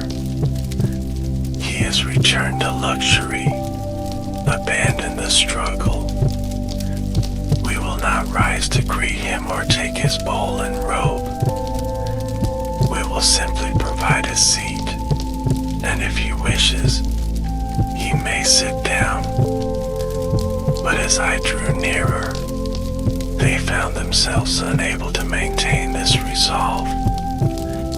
Something in my presence, in the way I moved and the energy that surrounded me, made it impossible for them to treat me as an ordinary visitor. One by one, they rose from their seats. One took my bowl and robe, another prepared a seat, another brought water for my feet. Still addressing me as a vaso, the term for equals or inferiors, they welcomed me and asked about my health and well-being. I informed them immediately that they should not address me as a vaso any longer. I am an arahant, a fully enlightened one, I declared. Lendir, friends, I have attained the depthless. I will instruct you. I will teach you the Dhamma. If you practice as I direct, you will soon realize for yourselves, through direct knowledge, the supreme goal of the holy life. The 5 ascetics were skeptical at first. Friend Gotama, they replied, by the practice and mode of life you previously followed, you did not achieve any superhuman states, any distinction in knowledge and vision worthy of the noble ones. How could you now have achieved such a state when you live in luxury and have returned to abundance of food? I asked them a simple question in return. Have you ever known me to speak this way before? Even when I practiced the most extreme austerities, they had to admit that they had not. This gave them pause, creating an opening for what I was about to share. There, in the quiet beauty of the deer park, with the late afternoon sun filtering through the trees, I delivered my first formal teaching, what would come to be known as the Dhammacakkappavattana Sutta, the setting in motion of the wheel of Dhamma. I explained the middle way between the extremes of self-indulgence and self-mortification. I described the 4 noble truths, the truth of suffering, its origin, its cessation, and the path leading to its cessation. I outlined the Noble Eightfold Path, the integrated practice of right view, right intention, right speech, right action, right livelihood, right effort, right mindfulness, and right concentration. As I spoke, I could see understanding dawn in the eyes of Khandana. Something shifted in his expression, a recognition, an inner alignment with the truth I was expressing. By the end of the discourse, he had experienced the breakthrough of initial insight, seeing directly that whatever is subject to origination is also subject to cessation. This marked the rebirth of the Buddhist teaching in the world, the first transmission of the Dhamma that would eventually spread throughout India and beyond. In the days that followed, I continued instructing the 5 ascetics, elaborating on the teachings, guiding their meditation practice, answering their questions. One by one, they experienced the same awakening as Khandana, becoming my first 5 disciples. Together with me, they formed the first Sangha, the community of fully awakened ones. Word began to spread about the new teacher in the Deer Park and his extraordinary message. People from nearby villages and from Varanasi itself came to hear me speak, to ask questions, to learn the practice of meditation. Among the early converts was a wealthy young man named Yasa, who had become disillusioned with his life of pleasure. He approached by night, troubled by existential questions, and after hearing my teaching, experienced a profound transformation. His father, mother, and former wife also became followers, as did many of his friends. Before long, there were 61 arahants, fully awakened beings, including myself. I called them together and gave them a mission that would change the course of spiritual history. Go forth, bhikkhus, for the welfare and happiness of the many, out of compassion for the world, for the benefit, welfare, and happiness of gods and humans. Let no two go the same direction.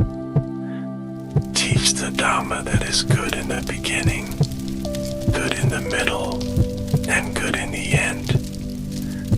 Explain the holy life that is perfectly complete and pure. There are beings with little dust in their eyes who are perishing through not hearing the Dhamma. There will be those who will understand.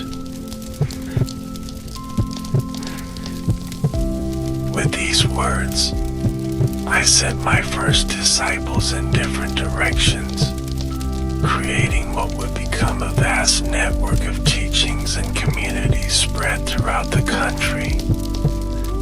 I myself set out for Uruvela, traveling alone, sensing that my presence would be particularly beneficial there.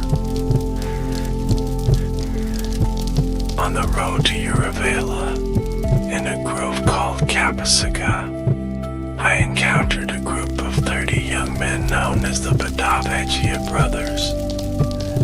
They had been enjoying themselves with their wives, but one of them had no wife, so they had brought along a prostitute. While they were otherwise occupied, this woman had stolen their belongings and fled. When I met them, they were searching for the woman. What is better for you? I asked them, to search for a woman or to search for yourselves? This unexpected question stopped them in their tracks. Searching for ourselves would be better. Blessed one, they replied. I invited them to sit and taught them the Dhamma. All 30 attained various levels of awakening from that single discourse and asked to join the Sangha. In Uruvela, I encountered 3 ascetic brothers, Uruvela Kasapa, Nadi Kasapa, and Gaya Kasapa, who were fire-worshipping matted-hair ascetics with a large following. Through a series of demonstrations of psychic power and penetrating wisdom, I convinced these influential teachers of the superiority of my path. They and their 1,000 followers cut off their matted locks, threw their fire-worshipping implements into the river, and became bhikkhus. With this large group of new disciples, I made my way to Rajagaha, the capital of Magadha. King Bimbisara had heard of my renunciation years before, as I had passed through his kingdom shortly after leaving home. He had offered me a position in his court then, which I had declined, explaining that I was seeking something beyond worldly power.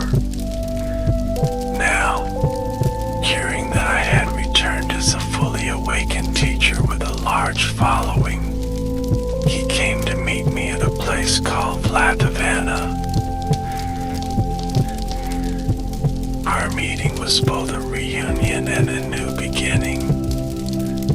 King Bimbisara, impressed by the transformation of the Kasapa brothers, who were highly respected in his kingdom, and moved by my teaching, became a devoted lay follower. He offered the bamboo grove, Vilavana, as a residence for me in the Sangha, the first permanent dwelling place for the monastic community.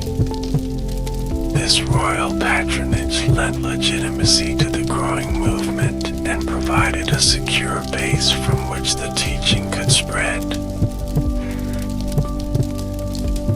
It was during this early period at Rajagaha that 2 of my most prominent disciples joined the Sangha.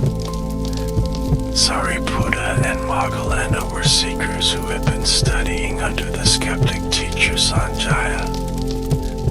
Sariputta first encountered my disciple Asaji on an alms round, impressed by his serene demeanor.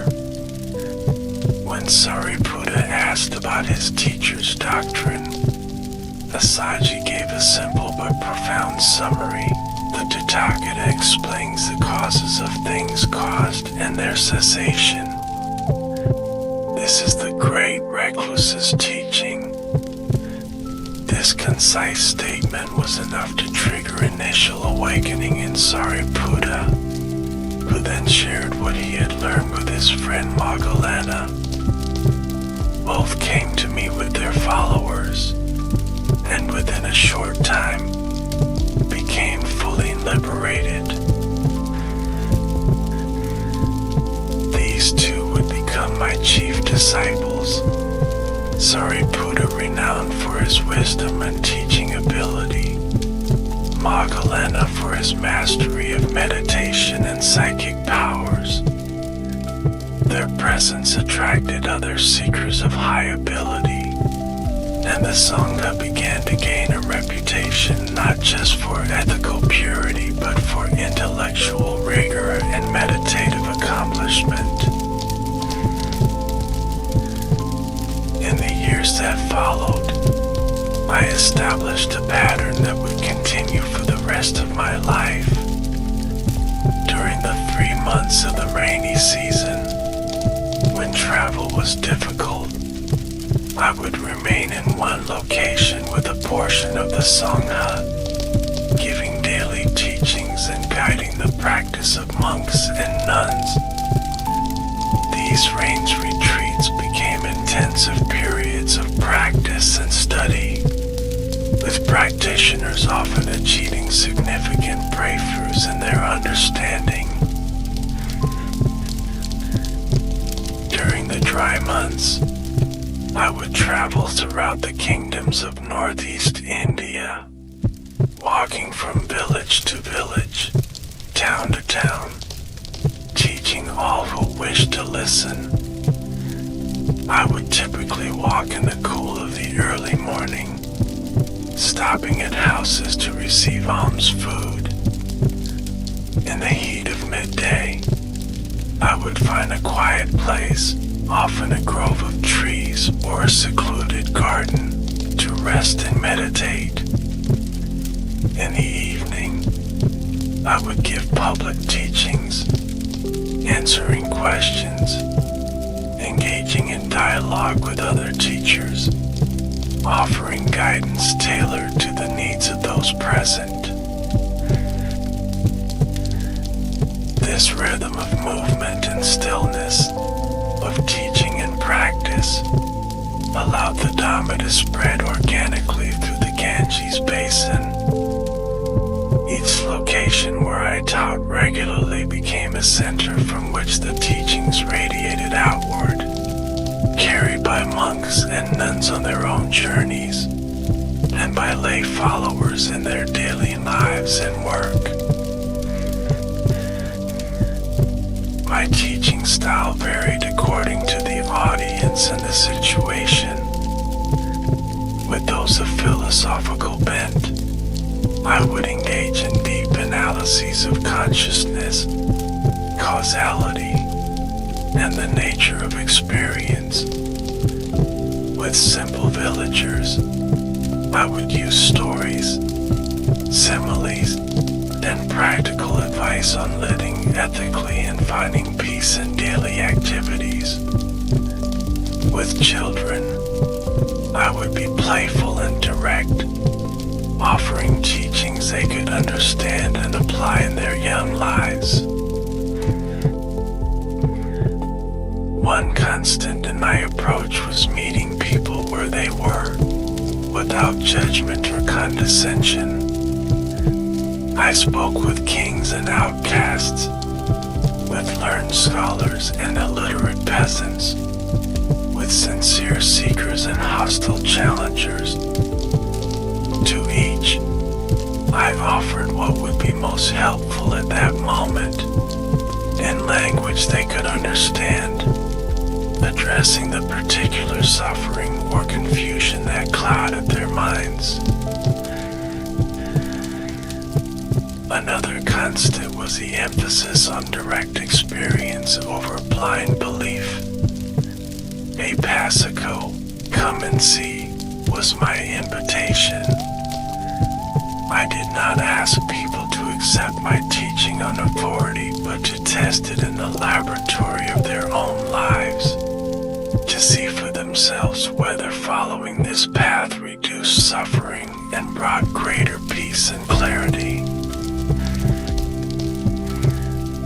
In the 5th year after my enlightenment, I received word that my father, King Suddhodana, was ill and wished to see me before he died. Though I had not returned a couple of astus since leaving as a young man, I set out for my homeland, accompanied by a large group of bhikkhus. Our arrival created quite a stir.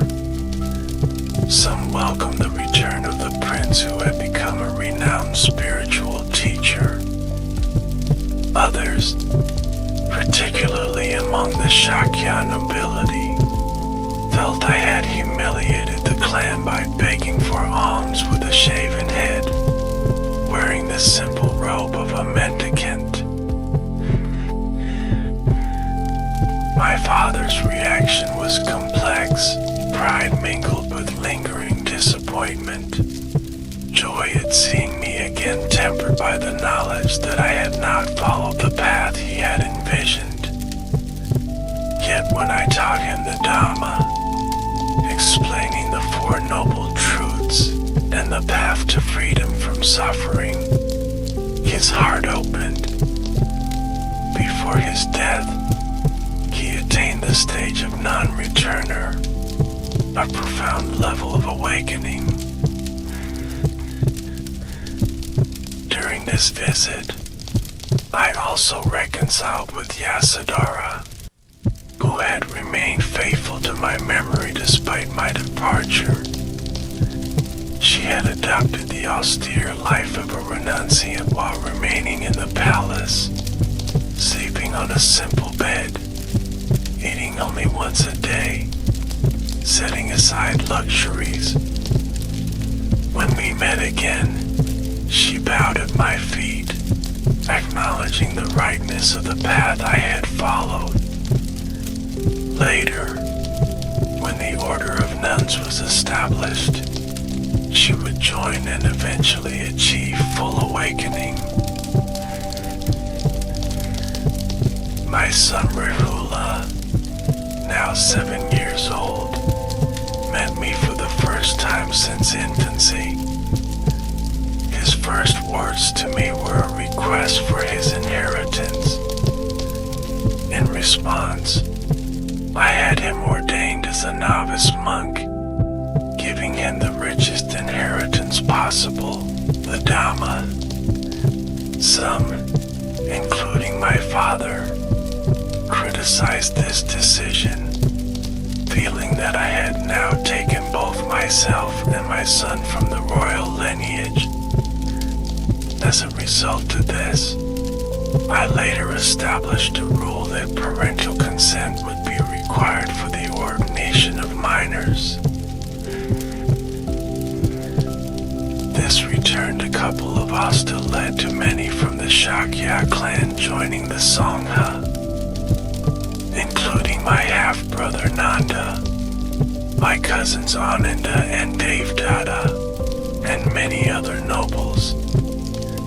This influx of educated, well-connected disciples helped strengthen the growing community, though it also introduced certain challenges as these men had to adjust from lives of privilege to the simplicity and equality of monastic life.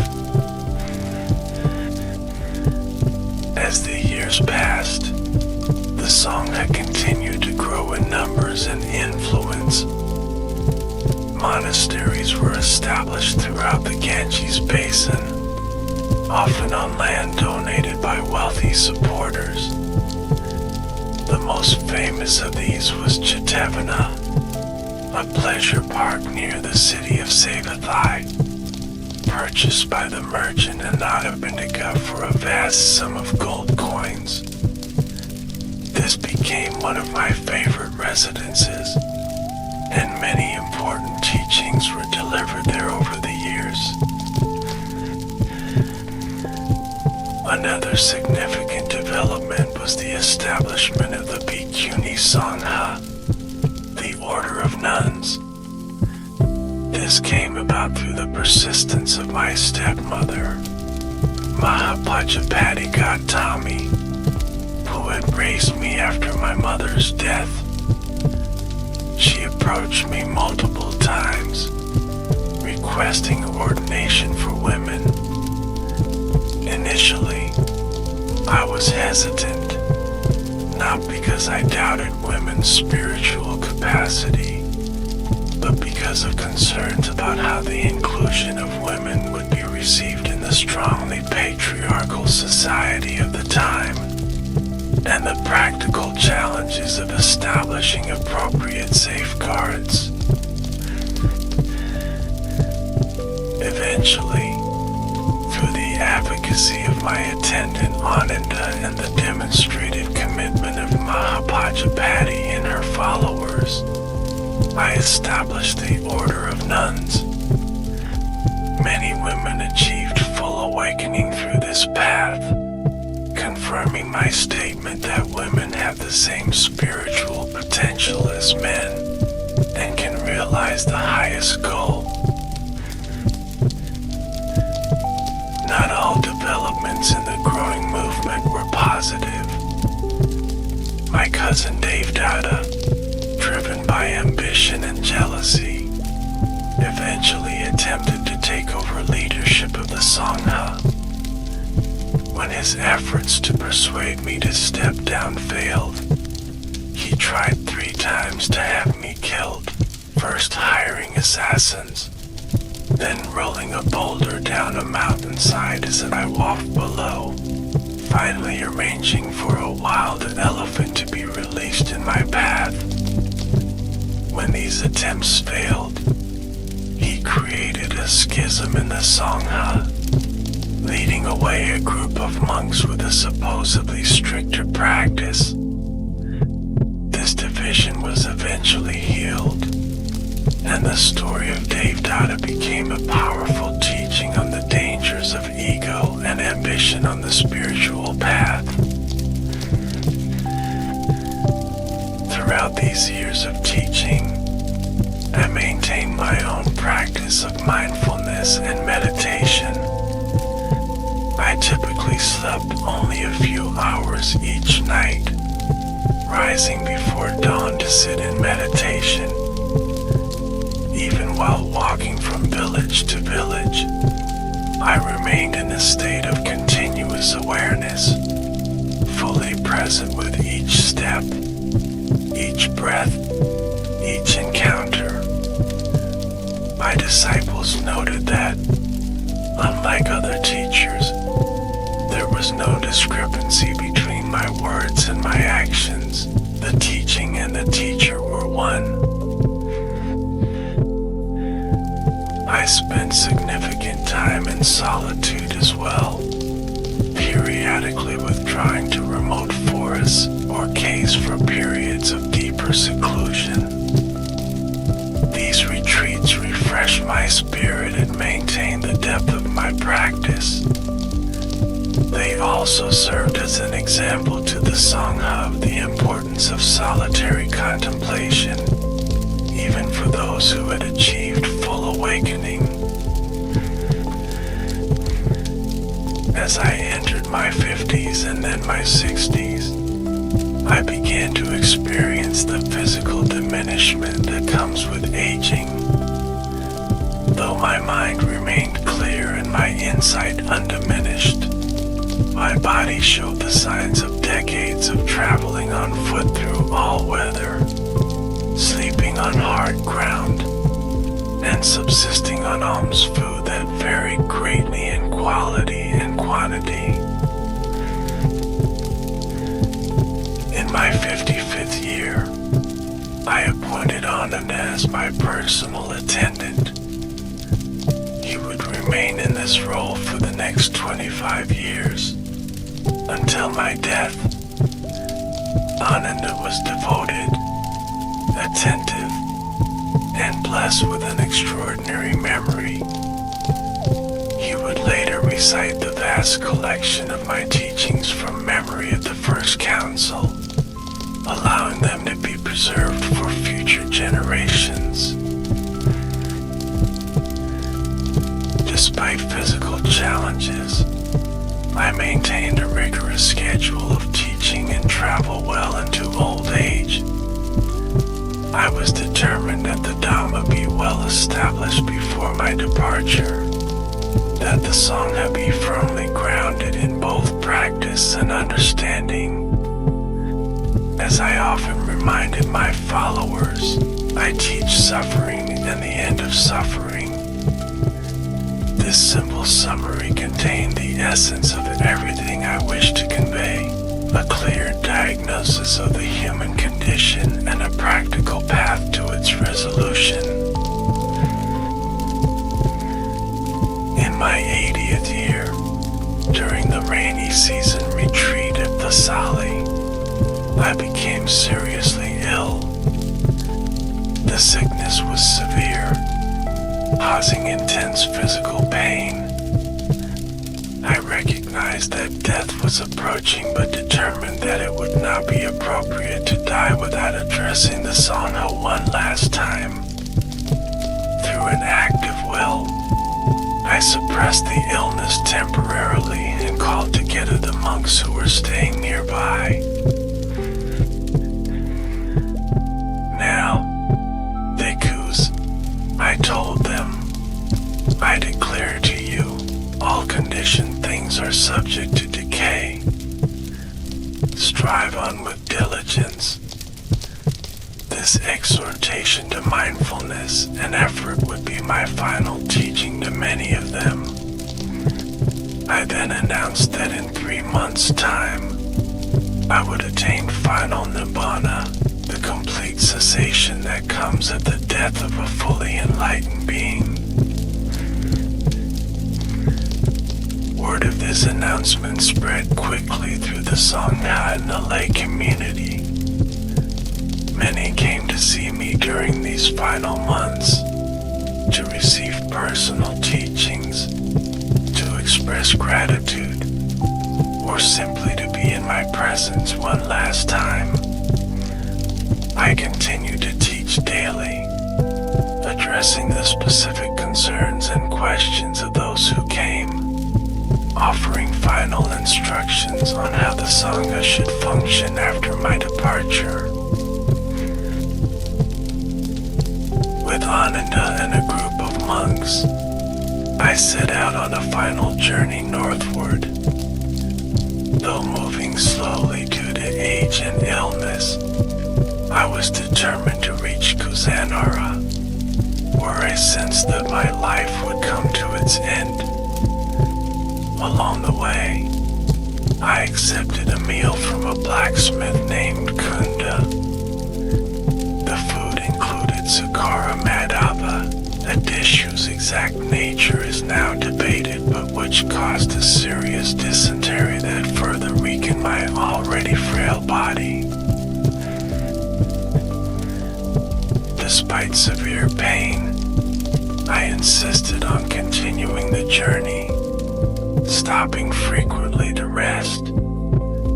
At each stop, I continued to teach, emphasizing different aspects of the Dhamma depending on who was present. My compassion was such that even in my final illness, I was more concerned with the welfare of others than with my own comfort. Eventually, we reached the sal grove on the outskirts of Kusanara. I instructed Ananda to prepare a bed between twin sal trees, placing it so that my head would be to the north. Though it was not the season for flowering, the sal trees burst into bloom, their petals showering down upon me in a natural tribute. As news spread that the Buddha was about to pass away, local Mallas, the ruling clan of the region, came to pay their respects. A wandering ascetic named Subhadda arrived, requesting a final opportunity to ask questions. Though Ananda initially tried to turn him away, not wanting to tire me in my final hours, I called Subhadda forward. His questions were sincere, his heart ready for understanding. After hearing my teaching, he became fully awakened, the last direct disciple I would have in this life.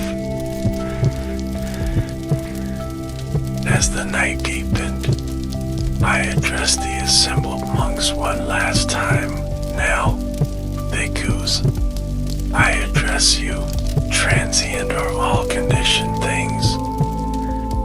Strive on with awareness. Then I asked if there were any final questions, any doubts about the teaching or the practice that needed resolution. The monks remained silent, either because they had no questions or because emotion prevented them from speaking. I then entered the jhanas, the stages of meditation absorption, moving systematically through each level from the first jhana to the highest formless attainment. Then, descending back through the jhanas to the fourth, I passed away, attaining parinibbana, final release. At the moment of my passing, the the earth shook, thunder sounded in the clear sky, and those who were not yet free from passion wept and tore their hair. Those who were further along the path remained mindful. Reflecting and permanent are all formations. How could it be otherwise? My body was cremated for the full honors of a universal monarch, a fitting tribute not to my royal birth but to the spiritual sovereignty I had attained. The relics from the cremation were divided among various kingdoms and clans, and stupas were erected to house them, becoming centers of devotion and pilgrimage for countless generations to come. Thus ended my life to Siddhartha Gautama, the Buddha. Yet the teaching continued, passed from person to person, carried across countries and continents, translated into numerous languages, adapted to diverse cultures. The Four Noble Truths, the Eightfold Path, the practice of meditation, the cultivation of wisdom and compassion, these elements of the Dhamma have remained vital for over 2,500 years, offering the same possibility of awakening that I discovered under the Bodhi tree. If I were to reflect now on the entirety of my life and teaching, I would emphasize several key points that seem particularly relevant for those still walking the path.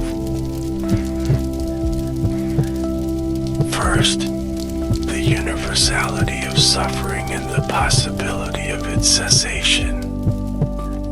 No human life escapes the experience of dissatisfaction, loss, and difficulty. Yet this suffering is not a punishment or an arbitrary fate.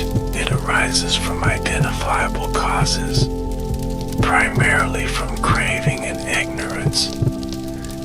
And because it is causes, it can cease when those causes are removed. This is the fundamental message of hope that underlies all of my teaching. Second, the importance of direct experience over dogma or belief. I never ask my followers to accept teachings on blind faith, not even my own. And instead, I encourage critical investigation, personal verification, testing the teachings in the laboratory of one's own life. The Dhamma is not a set of beliefs to be accepted, but a path to be walked, a raft to carry one across the flood of suffering to the further shore of freedom.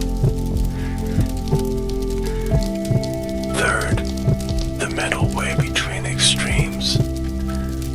Whether in lifestyle, in view, or in practice, I consistently taught moderation and balance. Extreme asceticism leads to weakness and foggy thinking. Indulgence in sense pleasures leads to addiction and complacency. Even in meditation, a balance is needed between effort and relaxation, between focus and receptivity. Finding and maintaining this balance is itself an ongoing practice, not a fixed formula. Fourth, the practical emphasis on ethics as the foundation of the path. Without ethical conduct, the mind remains agitated by remorse, fear, and the consequences of harmful actions. With a foundation of non-harming, generosity, and restraint, the mind naturally becomes more peaceful and receptive to deeper insights. Ethics is not a mere preliminary to spiritual practice, but an integral part of it, both expressing and developing the qualities of wisdom and compassion. Fifth, the recognition of impermanence as a doorway to deeper understanding. All conditioned things arise and pass away: bodies, feelings, thoughts, relationships, societies, civilizations. This is not a cause for despair, but an invitation to live with greater awareness and appreciation, to hold what is precious without grasping, to work for positive change while accepting the inevitability of transition. 6. The non-self nature of experience.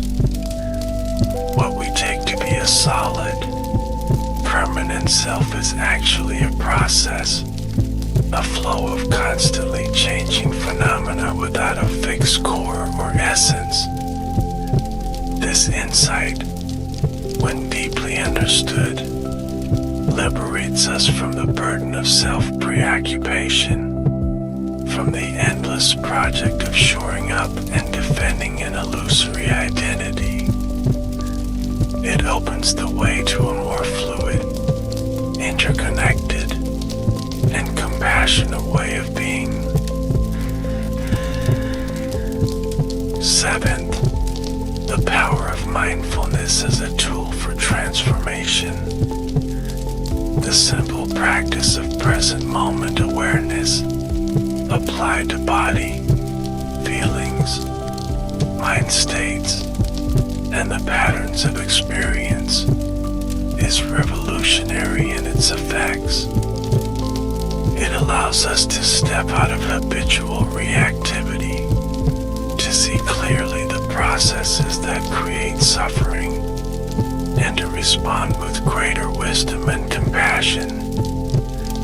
In a world of increasing distraction and speed, the cultivation of mindfulness is more relevant than ever. 8th, the integration of wisdom and compassion. Clear seeing without kindness can become cold and disconnected. Compassion without wisdom can become sentimental and ineffective. Together, they form the two wings that enable the bird of practice to fly. This integration is expressed in the four immeasurables: loving kindness, compassion, appreciative joy, and equanimity, qualities to be cultivated toward all beings without exception. 9th, the importance of spiritual friendship and community. While each person must walk the path for themselves, the journey is supported and enriched by connection with fellow practitioners. As I told Ananda, spiritual friendship is not half of the holy life, but all of it. The Sangha provides encouragement, guidance, challenge, and inspiration, reflecting back to us both our blind spots and our Buddha nature. Finally, the reminder that awakening is possible in this very life. The goal of the path is not a distant paradise or a better rebirth, but the direct experience of freedom available here and now. Throughout my teaching career, I encountered people from all walks of life, kings and paupers, scholars and illiterates, young and old, who realized this freedom for themselves. Their examples stand as testimony to the human capacity for awakening, regardless of circumstances or background. These themes weave through the 84,000 teaching doors that I opened during my lifetime. They form a coherent whole, each aspect supporting and illuminating the others. They are not an abstract philosophy, but pragmatic psychology, a roadmap for the journey from suffering to liberation, from confusion to clarity, from reactivity to responsiveness. If my life and teaching have any lasting value, it is in pointing to this possibility of awakening that exists within each person. I did not claim to be superhuman or divine, but simply one who had discovered an ancient path and walked it to its conclusion. What I found, anyone can find with appropriate effort, guidance, and conditions. The invitation of the Dhamma is always present, calling us to look deeply into our own experience, to question our assumptions, to live with greater awareness and compassion. It is a path not of escape from life, but of full engagement with it, seeing clearly both its beauty and its difficulty, responding from a place of wisdom rather than reactivity. As you continue on your own journey, may you find the courage to look honestly at suffering, yours and that of all beings. May you discover the causes of that suffering and the possibility of its cessation. May you walk the path with diligence and joy, supporting and being supported by fellow travelers. And may you taste for yourself the freedom that is our true nature, the peace that passes understanding, the compassion that embraces all of life.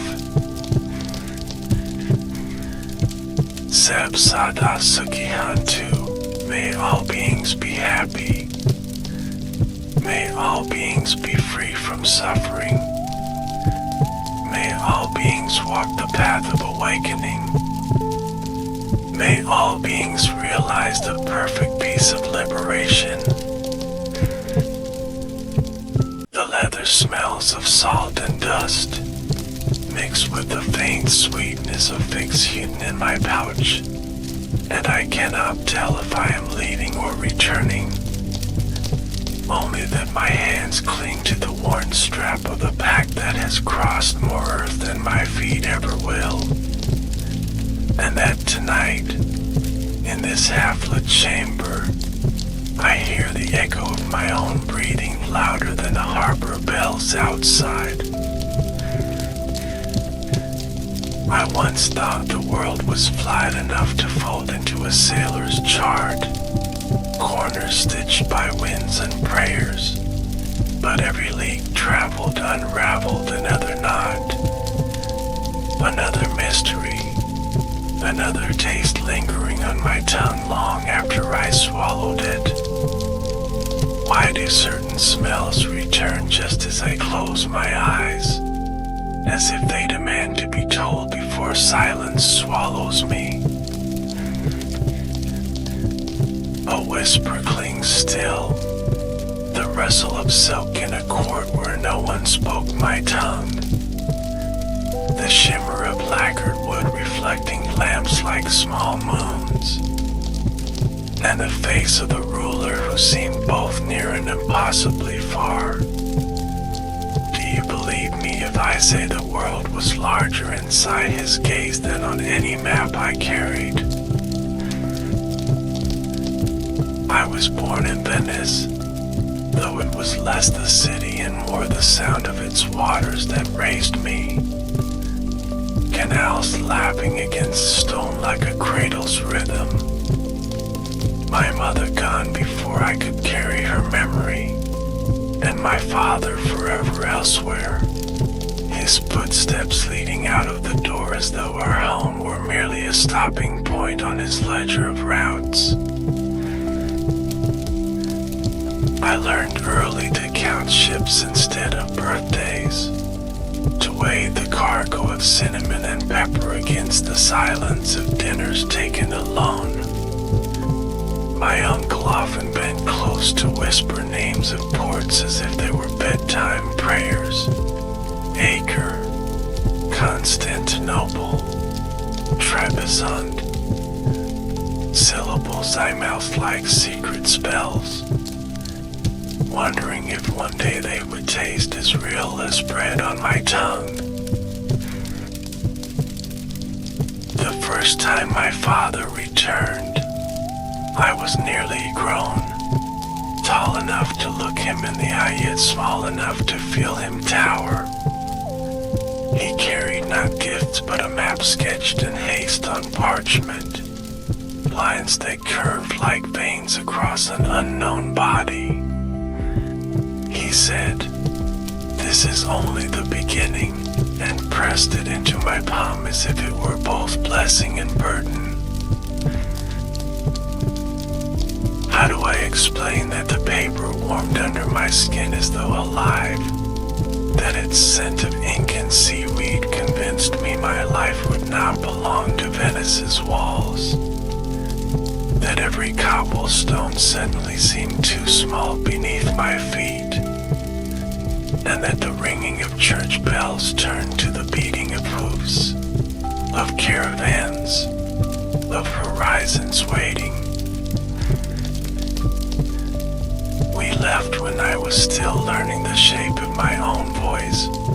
My father, my uncle, and I.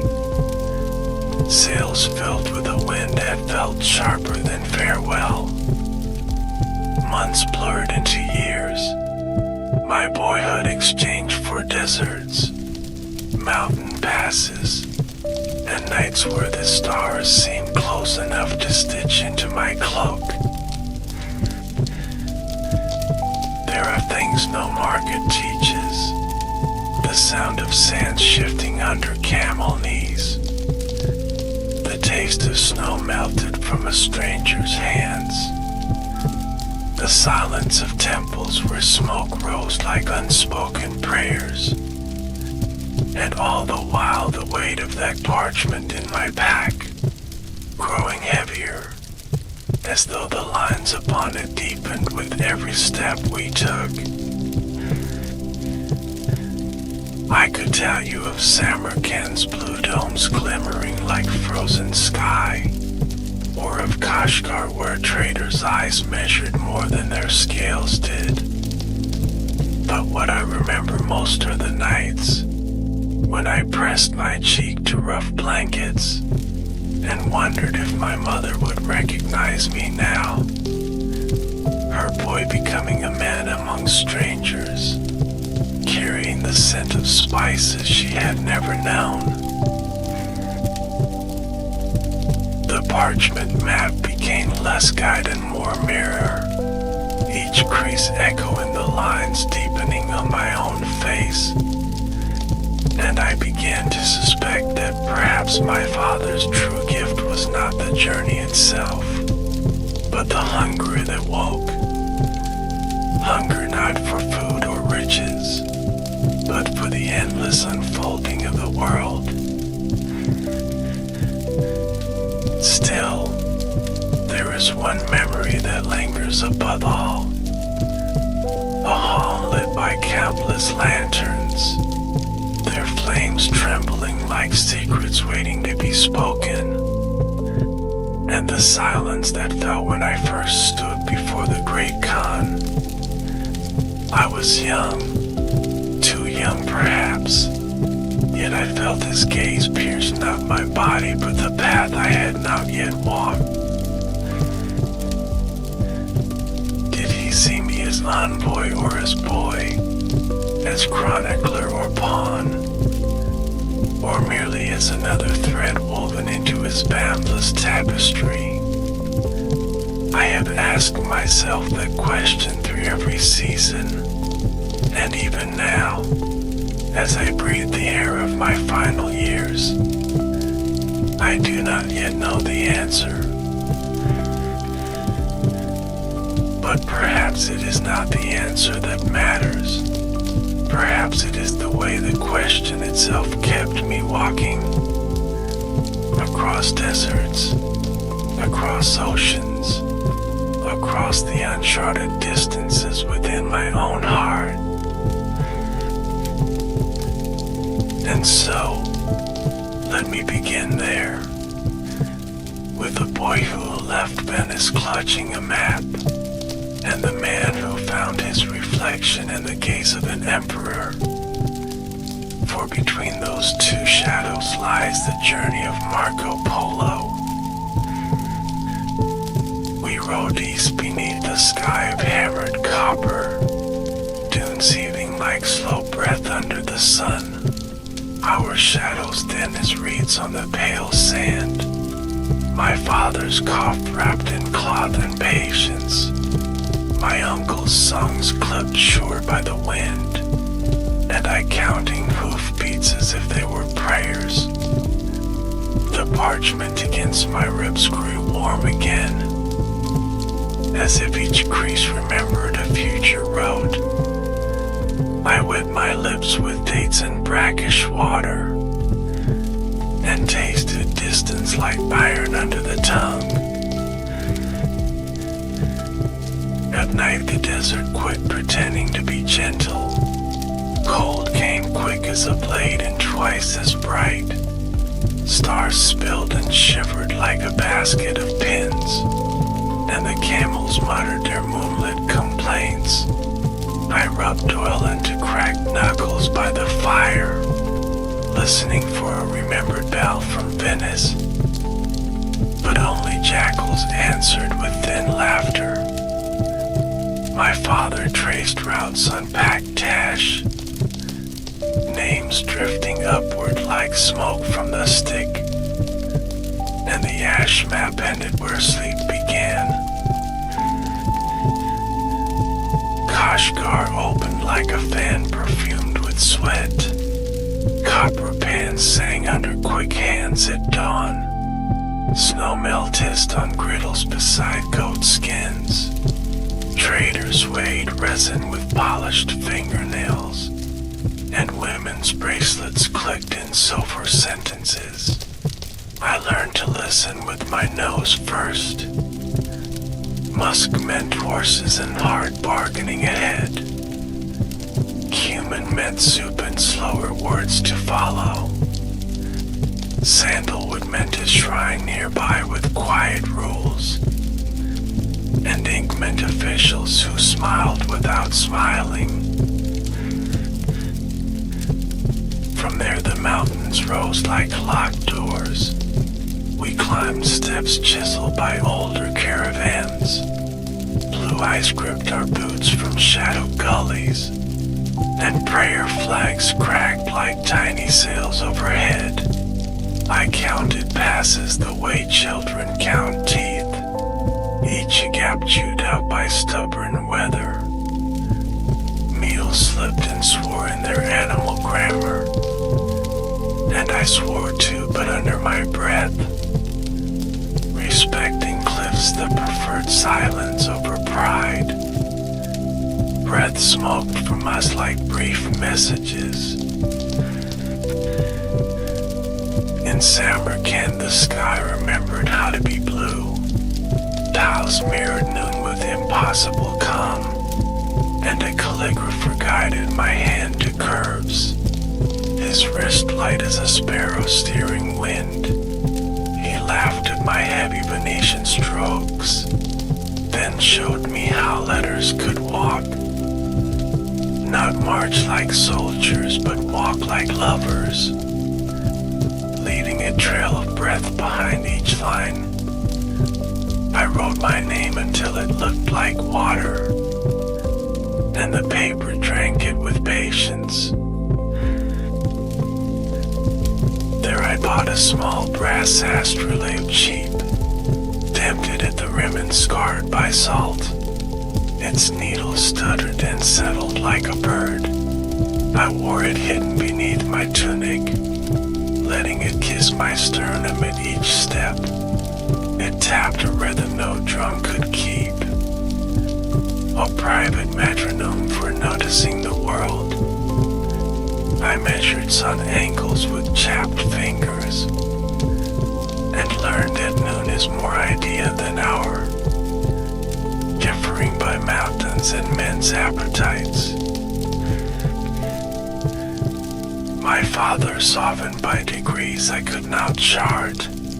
His orders lost their iron around the edges, and stories slipped into the gaps like light. He told me of my mother by a river, hair painted with a brass pin shaped like wheat, a pin he kept wrapped in linen. He unwrapped it under a winter moon. The metal caught frost and made its own star.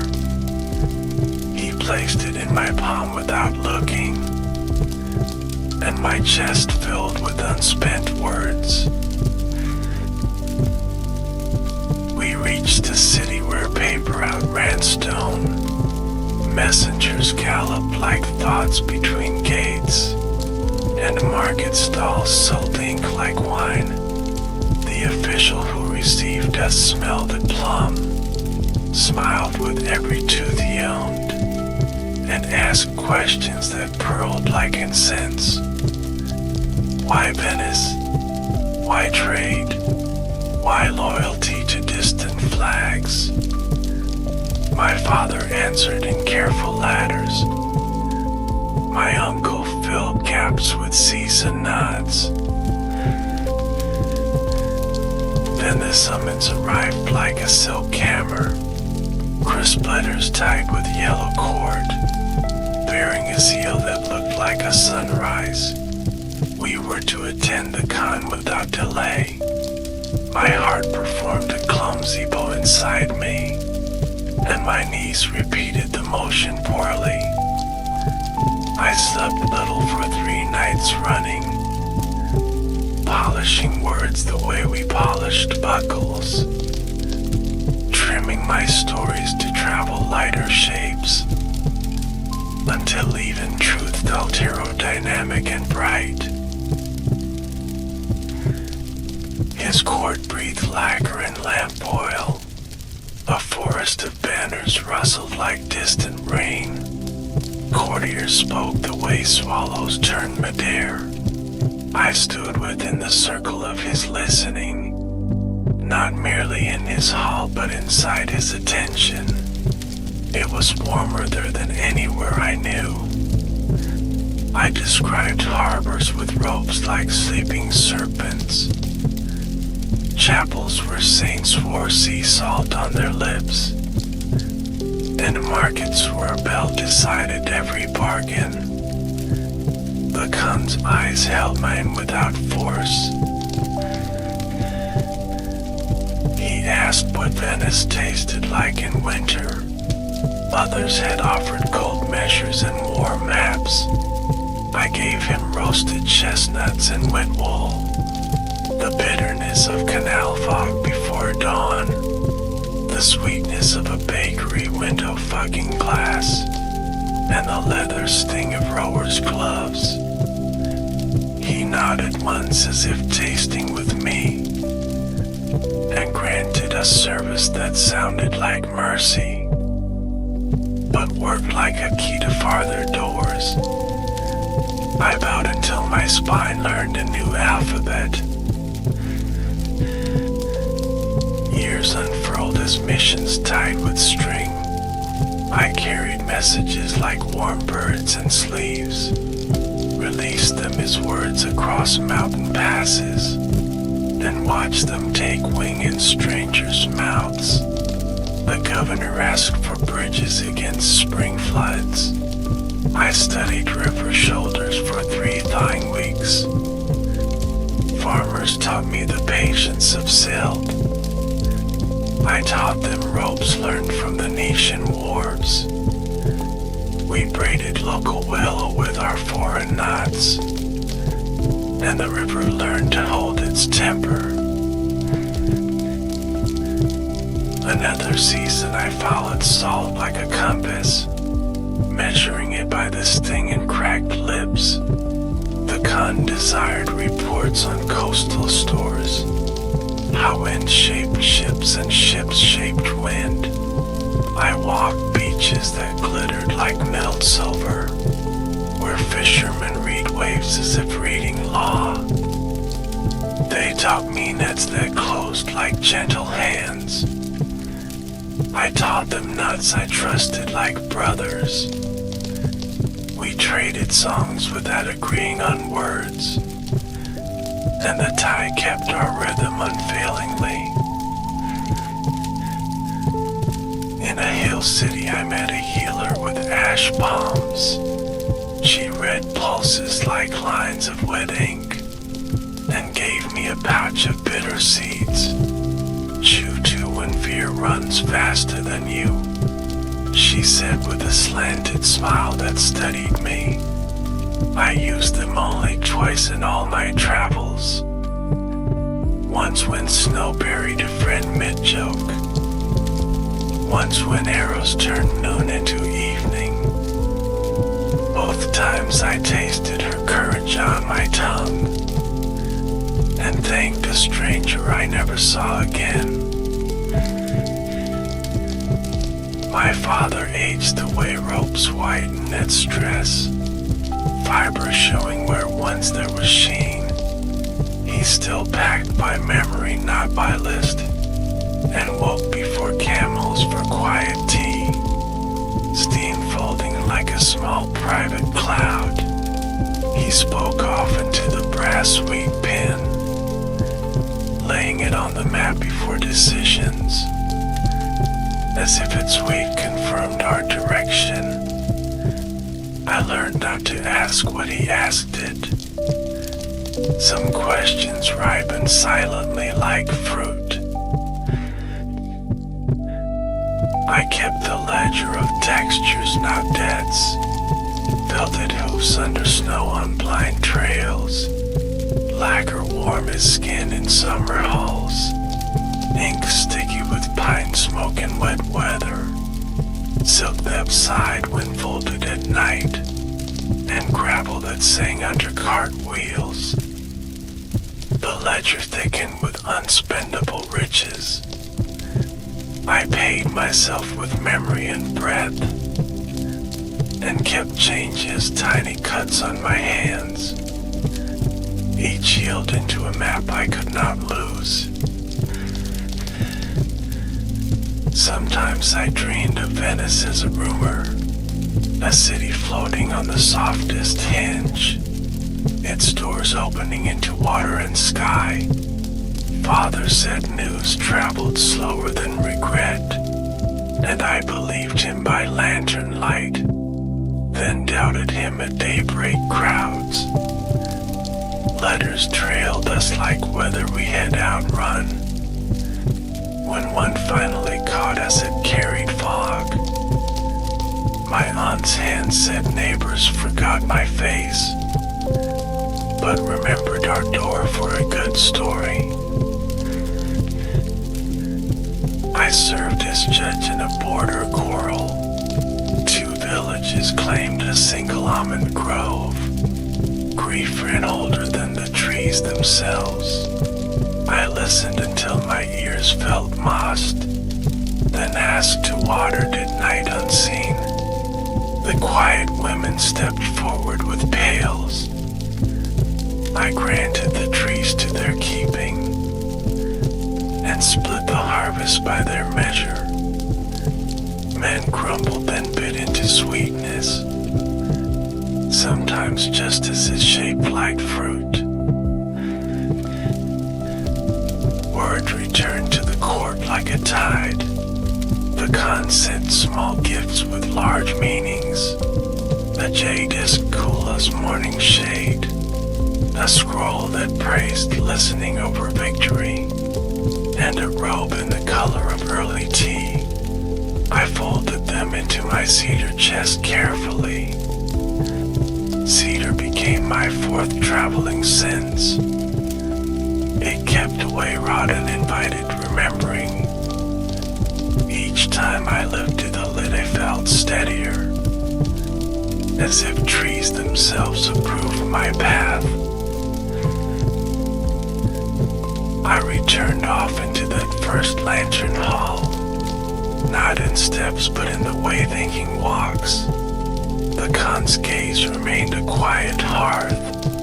I warmed new questions at its edge, learned to report without shrinking wonder, and to admire without abandoning truth. He asked again about Venice in winter. This time I told him fog could ring bells, sound turning visible where water breathed. He smiled like a man tasting snow. On a spring mission, a river stole my astrolabe. A sudden whirl gulped it from my court. I watched it spin into green forgetting. Grief struck like an empty pocket in wind. I stooped for a stone and found a shell, inland but singing of the sea and bridges. I kept the shell where the astrolabe had hung. Its edge pressed a crescent against my chest. A new metronome rippled by breath alone, lost teaching rhythm better than brass. That night I dreamt water with a parchment taste. The map unrolled itself into a river mouth, and my mother's wheat pen sailed like a skiff. I woke with sand under my tongue somehow, and the moon was smudged like thumbed ink. I took it as counsel to travel softer, to fold my words with slower corners, to ask more names before measuring miles, and to leave each camp broomed and quiet, as if we had never pressed our way there. In time I learned the court's deeper currents. Laughter could be a boat or a blade, and silence a well or a trap. I kept friends like small fires in winter, sprayed out so one might survive a storm. A cartographer taught me paper alchemy, how fibers remember rain 2 springs back, how margins can predict a traveler's courage. I drew coastlines like the inside of the wrist, delicate and pulsing with hidden crossings. When illness visited the palace, I carried herbs, camphor stern as a tutor in winter, ginger bright as a bell across broth, and mint that argued for breath and sleep. The Khan's steward met me with damp eyes. We spoke in murmurs that cushion worry. I sat outside a screen counting drips, each pearl striking a hidden ball, and remembered my father's clouded tea, steam climbing like soft encouragement. When the fever passed, we were lighter men. The Khan's laughter returned with a rasp. He waved off ceremony like smoke from his sleeve, and asked me nothing of maps or merchants, only of one particular canal at dusk, and whether light there leans gold or green. I told him green in winter and gold in summer, but truest is the moment between both, when oars lift and everything waits. We shared that pause without speaking. So seasons arrange themselves like nested boxes, every mission opened into another bright interior. Secrets lacquered over patience and time. I kept cedar and shell and wheat close, letting them anchor me to myself, even as language is braided through my sleep. I woke sometimes saying 2 words at once, neither wrong but both incomplete alone, like maps and faces and the roads between, all requiring a listener to be true, or hovered like distant thunder over clear water, rumors riding the backs of traders faster than their mules, steel named and renamed in taverns that smelled of yeast and animal. I learned to listen for the pause between a boast and a breath, because that is where truth likes to sit after a long walk. The con wanted eyes, not spears, from me, and so I carried my gaze as carefully as others carried blades, polishing it with patience, lowering it when pride rose too quick, and raising it when silence tried to frighten the room. Reports became a second spine under my tunic, straight when my doubts spent, supple when fear tried to make me wooden. In the south I followed a river that spoke 3 dialects before noon. Reeds sang the oldest one, fishermen argued the second with nets like punctuation, and officials stamped the newest with wet seals. I tested each on my tongue and kept them all. Language makes a good saddle if you oil it with humility. I told this to a boy who shadowed me for a week, selling pears and questions from a wicker tray. He asked if the sea truly breathes like a sleeping bull. I said yes and gave him the shell from my chest to hear it. He pressed it to his ear and widened like dawn, then ran home shouting to a courtyard full of laundry. I spent the night without my metronome, counting by the slow swing of a lamp instead. Morning brought the boy back careful and proud, the shell wrapped in blue cloth borrowed from his mother. He said the sea inside had argued with his grandmother's kettle, and the kettle had lost with grace. I looped the shell under my tunic again, feeling its crescent press against sternum and promise. The boy asked for one more truth for the road. I told him maps aren't hungry and must be fed by feet. He grinned as if I had confessed a magic trick with nothing up my sleeves, and I walked on lighter, a stranger's curiosity having paid one of my heavier debts. I was sent westward, then north, a loop that stitched me to mountains I thought I had already learned. But mountains change faster than men admit. They move by snow and policy, by fallen stones and new taxes. I crossed a pass where the wind carried flour and ash in equal measure. A village had baked for the dead that week, sweet buns left on thresholds to guide forgotten feet. I ate one with permission and closed my eyes, tasting grief as sugar and smoke. I wrote the custom in my ledger of textures, because sorrow also carries a grain you can feel, finest out between forefinger and thumb. My father's cough deepened like a well, and the rope that drew him up from it frayed with each season. We traveled slower so his breath could keep pace.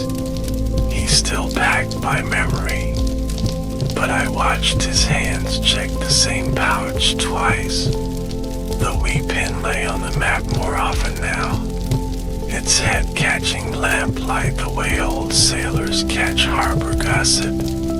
I asked finally what he asked it. He looked at me a long time and said that it remembered my mother's steadiness when his own shook. I folded the map with care after that, letting the pen ride at the crease like a modest captain. Winter penned us in a town where the roofs met like bowed brows. Snow pressed its palms against every door and waited to be invited. A carpenter and I shared a room that smelled of pine tears and wool. He carved a little cedar boat the size of a sparrow for his daughter. He shaped it with quiet breaths as if whittling a prayer from the air. I bartered a spool of silk thread for a second boat and sent it to the con wrapped in wax paper.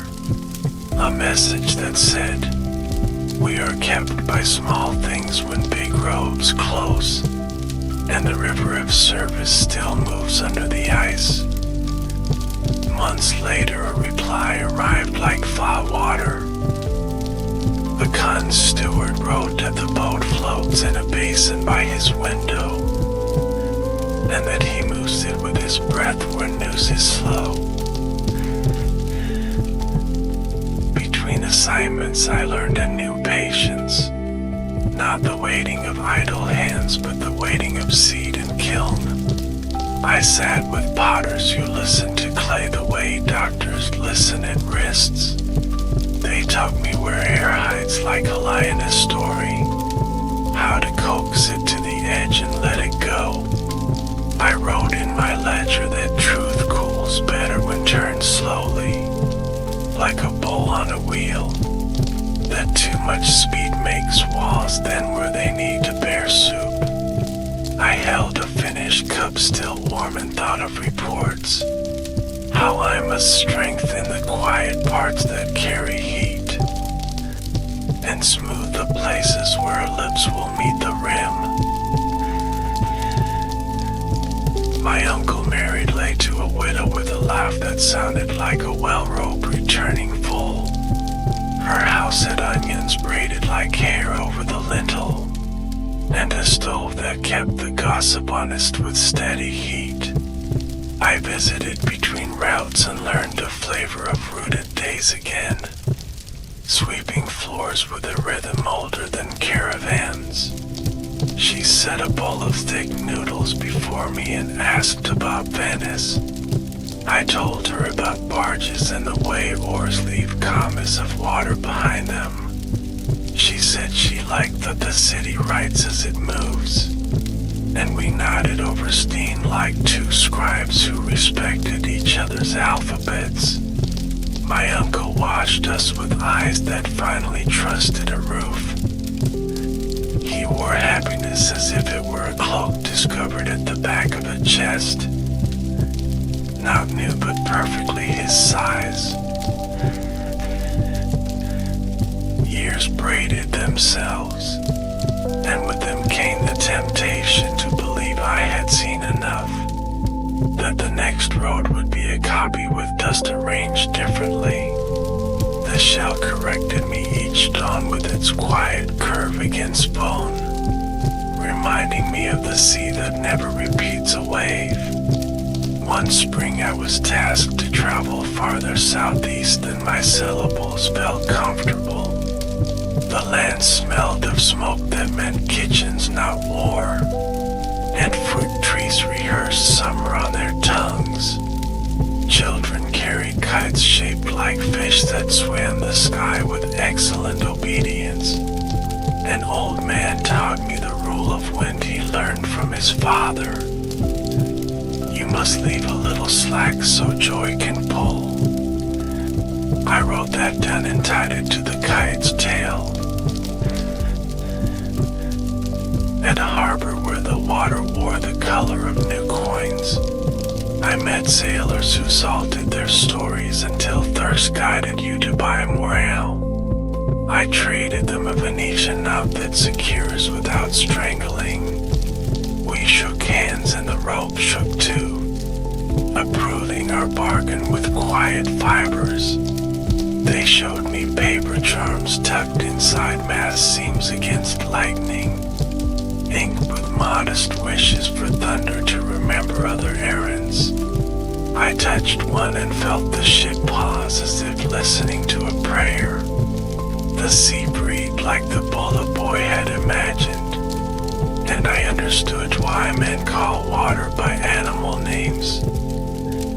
It moves with intention that feels older than charts, yet accepts a bridal meat of tide if you learn the patience.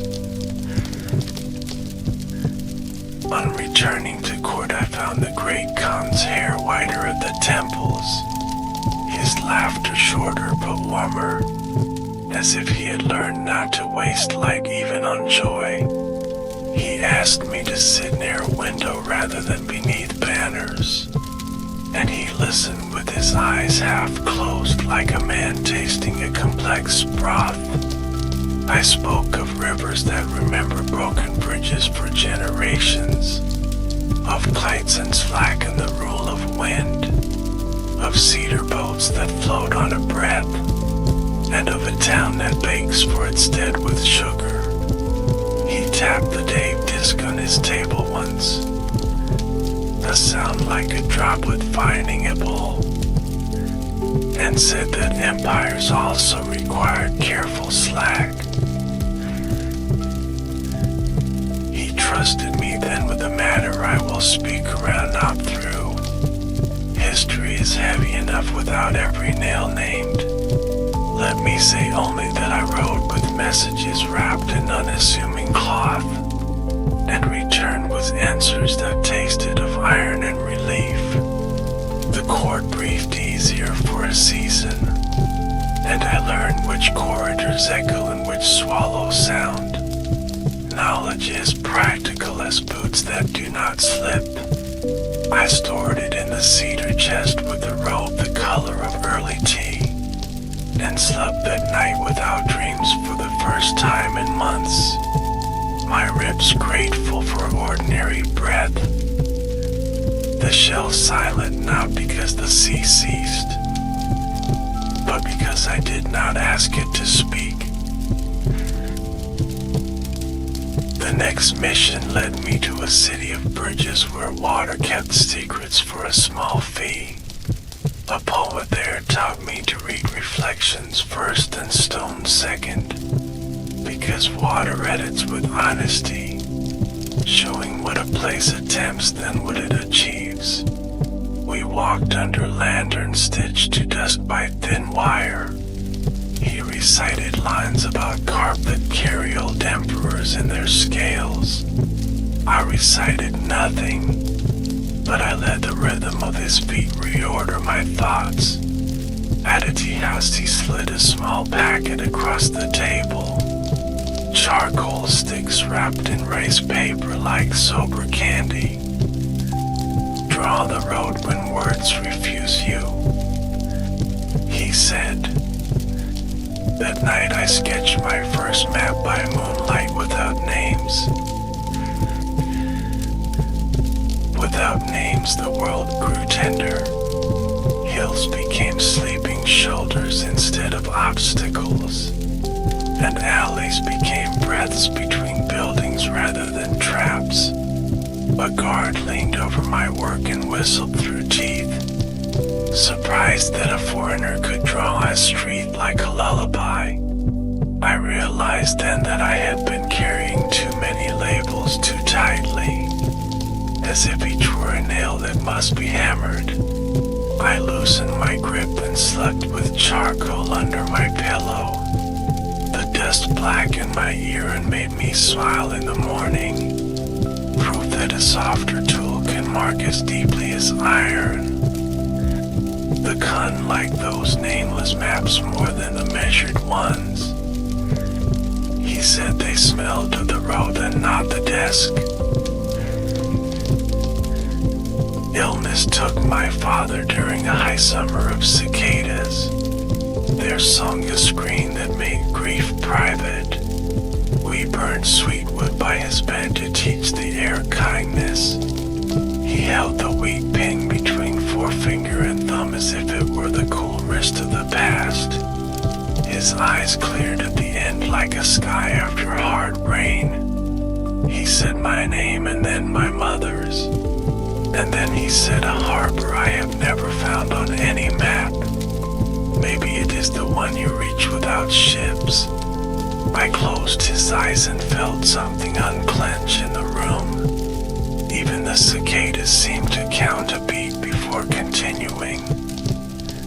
I placed the pin on my own map that night, letting it mark not a city but a valley. Grief taught me to walk with a slower heel, to lift my cup with two hands even when one would suffice, to answer questions with one more courtesy than strictly required.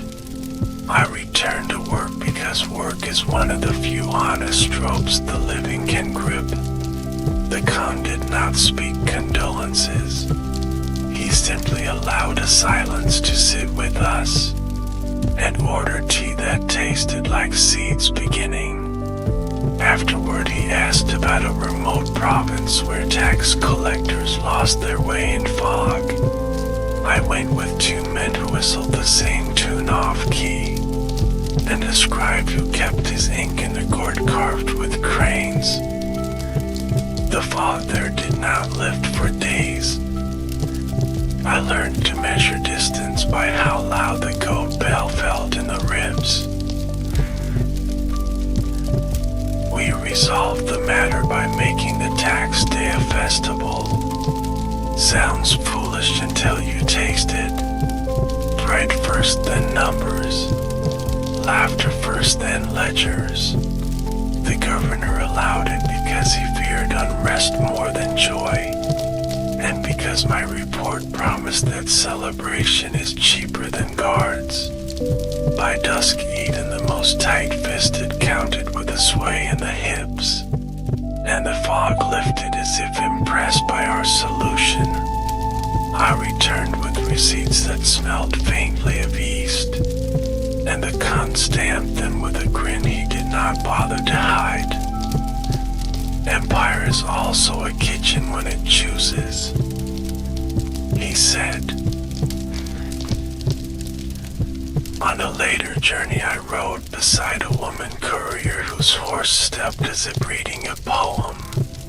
She spoke little and saved breath for hills, but when we camped, she unfolded a kite made of letters never sent. Each panel a page addressed to a brother missing since spring. She led the wind read them. I held the line steady and promised to remember his name. She nodded as if that were all a person could reasonably ask. The kite rose like a careful resurrection, and for a while the sky knew our secret and carried it without complaint. The next day we parted at a fork that did not need a sign. I kept a scrap of her kite tucked in the cedar chest, between the robe and the nameless maps. I grew older, which is to say I became more transparent to myself. I could see the boy who left Venice peering through the man who knelt at provincial thresholds. I felt both pride and a careful embarrassment. Pride for distance walked without cruelty. Embarrassment for all the understanding I confused with ownership. A monk in a cave city gave me a ring of plain iron. Wear this when you think you have named a thing completely. Let its weight loosen your claim. I wore it on a cord with a shell, and in sleep they clicked together softly like a clock that belonged to no nation. Letters from Venice began to arrive like thin birds, tired but determined. My aunt had died, a cousin married, our door repainted a shade that hides the splashes of wake water. My name came up in a quarrel between fishmongers. One swore I had promised to return with a spice that cures rain aches. The others swore I was a story designed to sell old eels. I laughed and then I did not, because being a rumor in one's own house is a special ache. I wrote back without promising my return. I had learned not to offer the future as if it were a coin in my pocket. It is more like whether borrowed from a neighbor. When the Khan asked for my counsel on the question of pilgrims, I recommended shelters that collect stories as much as they collect sleepers. A place where a dyer can sit beside a herdsman and exchange colors and winds. We built 3 along the road that had learned to be cruel from winter. I visited after the first month and found a wall covered with drawings made in charcoal. My nameless maps had become a language for the tired. A woman traced her journey with a potter's line that did not break even at passes. A child threw his father as a mountain with a door. I added Venice as a fish with wings, and everyone understood without a glossary. We drank thin soup together that tasted like agreement. The steward later wrote that theft had dropped along that stretch, because thieves dislike being seen and recognized as lines among other lines. I cannot say precisely when I began to feel the tug of return. Perhaps when the cedar chest grew crowded with tokens that explained me back to myself, or when the wheat pin's head warmed even when I did not touch it, or when the shell sea began to sound like a familiar stairwell rather than a horizon. The Khan noticed before I spoke. He asked for another winter's service and then another spring's rest. A kindness that felt like permission folded inside duty. I took both and prepared the way a man prepares for a long confession. Quietly and with extra candles, I put my ledger of textures on top of everything. Because memory travels best when it rides front, where you can reach it before panic. Before I left, I visited the lantern hall alone. I stood in the circle where I had first felt the empire hum through me like a plucked string. The lamps trembled the way breath does after running. A steward I trusted stepped from a screen and bowed like a question you are pleased to answer. He pressed a small bundle into my hands. Inside lay the cedar boat I had sent that winter of closed roads. Its hull darkened by years of careful water. A slip of paper tucked within said, "Carry a pond with you, for times when you need a harbor and a room." I placed the boat in my chest beside the robe and ring, feeling as if I had been entrusted with a portable calm. We set out with modest fanfare and abundant lists. My uncle kissed his wife under the onions, which made both of them cry and laugh. I touched my horse's forehead and promised new grass soon. Couriers rode with us for the first days like respectful swallows, then peeled away to their own skies. I turned once at the ridge in the city below was a lacquer tray someone had polished for a guest. I bowed toward it the way a man bows toward a teacher he is leaving but not forgetting. Then let the ridge pull me over into the long slide of miles. Maps in the chest, wheat pin at the fold, shell steady against bone. Cedar boat quiet as a breath held kindly. News traveled as always like a donkey, stubborn in its honesty and slow in its pace, but faster than loneliness. We learned on the 10th week that snowstorms ate two bridges we had once taught how to behave. I felt a useless pang like a teacher hearing a former pupil has returned to bad habits. I sent back sketches of a better arch with more slack in its lesson, remembering the kite master of wind. Sometimes a span fails because it was too sure of itself, not because the river was cruel. The messenger nodded as if bridges had ears. Perhaps they do. Their stones remembering every foot that crossed and every flood that argued. On the edge of a desert that was new only to my older eyes, a caravan joined ours with fabrics that looked like captured sunsets. Their leader was a woman with a scar that politely divided one eyebrow. She offered to trade stories for road warnings. We agreed. She told of a city that dyes wool and that's the color of bruised plums, where every marriage contract includes a clause about laughter. I told of a hall where rulers ask what winter tastes like, and of a festival that turned taxes sweet. We rode side by side for 6 days and did not touch hands once. Respect is also a distance expertly kept. When we parted, she tied a thread of plum color to my ring.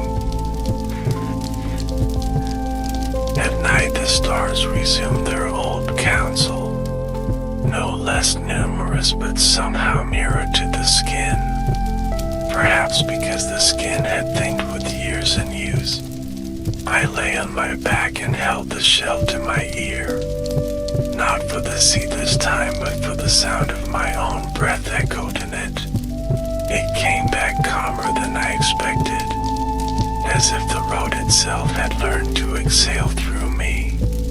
The weak pin pinned the map to tomorrow without effort, and the cedar put rock minutely inside the chest with each shift of the tent.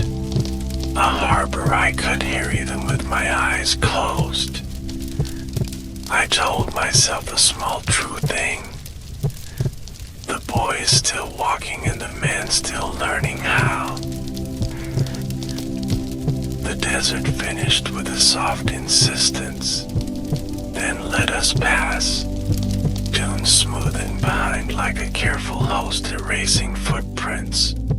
I rode with a plum thread bright against the iron ring. The shell steady as a heartbeat I could borrow. The weak pin warm from the sun in my palm, and the cedar boat asleep in its paper. We met a wind that smelt of whetstone, which meant a river ahead with promises, and promises kept us upright more than grain did. Crossing took a long morning of politics, not water. We bargained with a ferryman who disliked maps and trusted faces more than seals. My uncle told a joke older than the boats themselves. The man's mouth forgot its line of suspicion, and our animals shuffled aboard with a careful pride. The river tasted of pennies and spring leaves. I touched the shell and heard home rearrange itself, as if preparing chairs for returning guests. Beyond the river, the road learned to be kind. Poplars wrote vertical prayers along the ditch. Farmers waved the way mill sails wave, practical and cheerful at once. We bought eggs that still held night in them, and salt cakes stamped with lions I did not recognize. Each town wanted a rumor in exchange for bread, so I traded small truths trimmed to travel light. A bridge repaired, a tax softened, a kite that read letters the wind refused to lose. We climbed climb to pass that smelled of iron rain. Storms grazing the peaks like patient cattle. My horse leaned into me as if asking a favor. I promised an easy valley soon and meant it. The snow there carried blew the way breath carries worry. Visible then gone then visible again. At the summit I set the cedar boat on a drift and blew until it wobbled toward a notch of sky. A toy harbor visiting clouds. Proof that calm survives even here.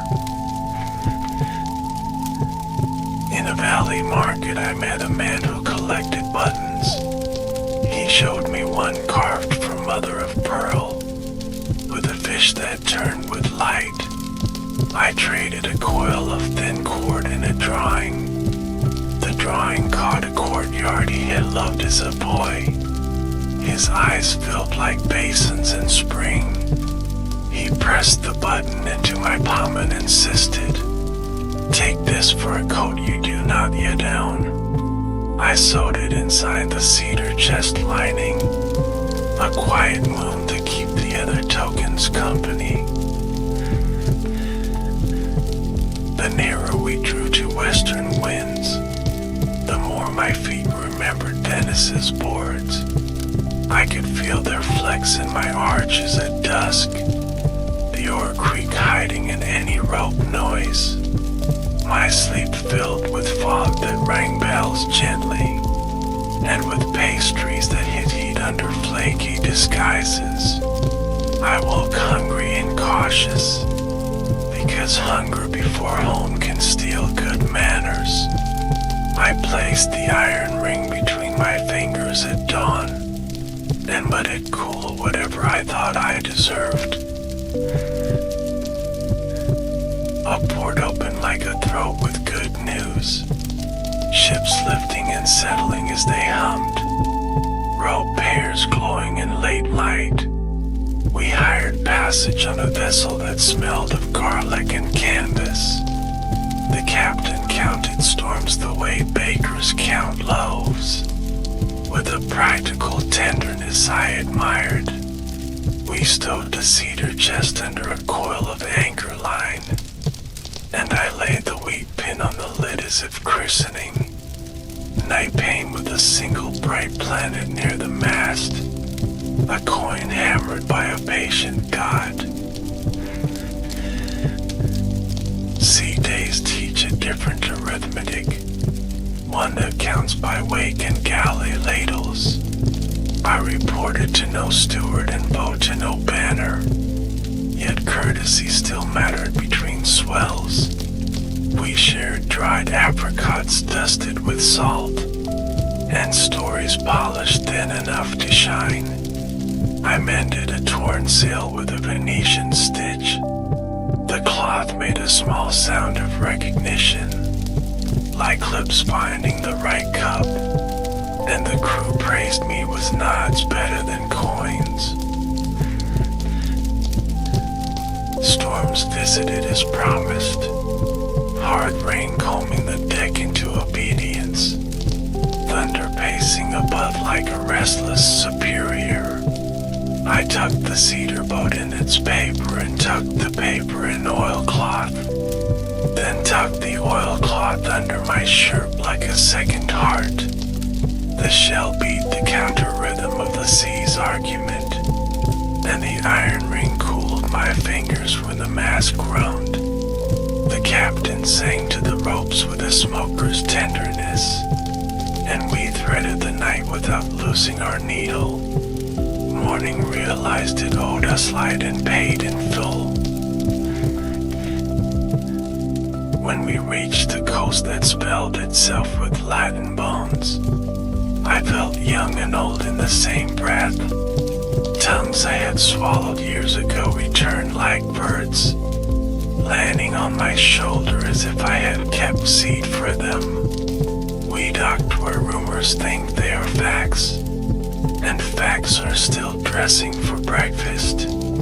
I held my papers like bread, something to offer before I asked for a place at the table. The harbor closed and smiled sideways, a gesture I recognized as welcome threaded with caution. Venice did not recognize us at first, and why should she? 20 years stain a face and brighten an eye. We walked streets that wobbled with memories like loaded trays. Neighbors stood in doorways naming our ghosts, then rubbing their eyes when our ghosts spoke. A cousin swore by a saint that I was tall or dead, then hugged me as if to rescue inches. I touched the door lintel where my aunt had braided herbs, and found the nail holes still measuring absence. We opened the cedar chest on a table that knew our elbows, the room filled with that forested calm. We laid at the robe the color of early tea, the jade disc like a patient eye, the iron ring with its plump thread, the wheat pin shining like a small harvest, the cedar boat humming under paper, and the shells sing the room I could not name. My cousin's children touched each thing with cathedral fingers, and asked if the great Khan was taller than our house. Stories cried at the threshold and then pushed in. Friends brought wine and old arguments. A baker sent bread with a crust that cracked like applause. I learned how to translate journeys into slices, serving what each listener could hold. One wanted distances and weeks, another wanted colors and dynames, a third wanted a single smell to keep under her shawl. I gave them what I could without lying, and kept the nameless maps for the late hours. Peace lasted a handful of seasons only. City pride seldom sleeps long near profit. Venice quarreled with Genoa as brothers quarrel over inheritance, routes, and a mirror called prestige. I found myself on the deck again under a flag that expected courage. The sea repeated its lessons with sharper punctuation. I wore the iron ring inside my glove for steadiness, and tucked the shell between shirt and skin to remember breathing when trumpets confused it. Battle is a market where all prices feel wrong. I moved as trained and prayed as taught. Men shouted names that were not their own, names of saints, names of mothers, names of debtors and kings. We broke and water judged us without malice. I did my duty until duty did me in. Our ship surrendered her ribs to honest force, and I surrendered mine to chains that did not brag. Prison in Genoa smelled of stone breaded with damp, and of men learning to fit inside themselves. My window sized the sky like a jeweler, small but clear. I kept the iron ring for company, and hid the shell away among kinds of brighter thought. Guards called me the traveler like an accusation and a joke. I answered with courtesy I could still afford. In time I was given paper and a friend, which was better than wine and nearly as good as sleep. He was a writer whose hands stained easily, a man who believed prison should not interrupt sentences. He asked if my head held enough roads to fill a winter. I said it held 8 winters if we paced ourselves.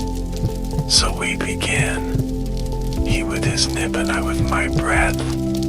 First the lantern hall and the taste of Venice fog, then deserts that crack like old bowls, then and bridges that learn patience from kites, and ports that listen with their eyes before their ears. We argued how much wonder paper can carry. He liked metaphors that wore jewelry.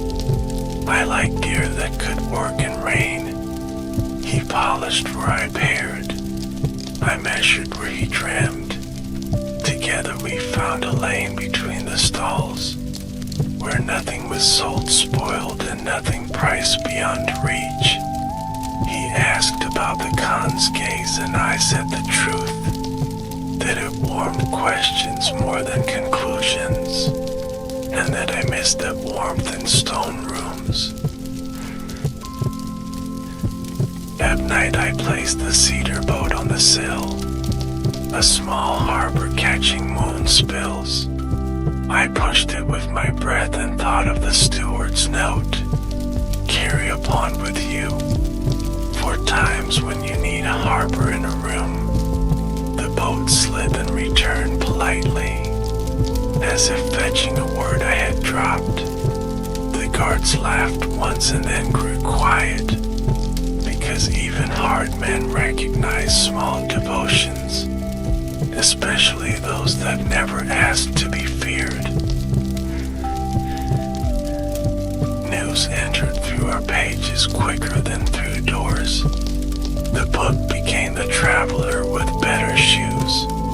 It reached streets my feet had not, and sat with breathers I would never meet. Some trusted it with a sailor's good sense. Others called it a chest of marvels with false bottoms. I did not mind. A map argues until you walk it. Then the road clarifies what the ink attempted. I slept easier knowing the nameless maps had found voices. Release came like a door that had been unlocked for months. Only now someone turned the knob.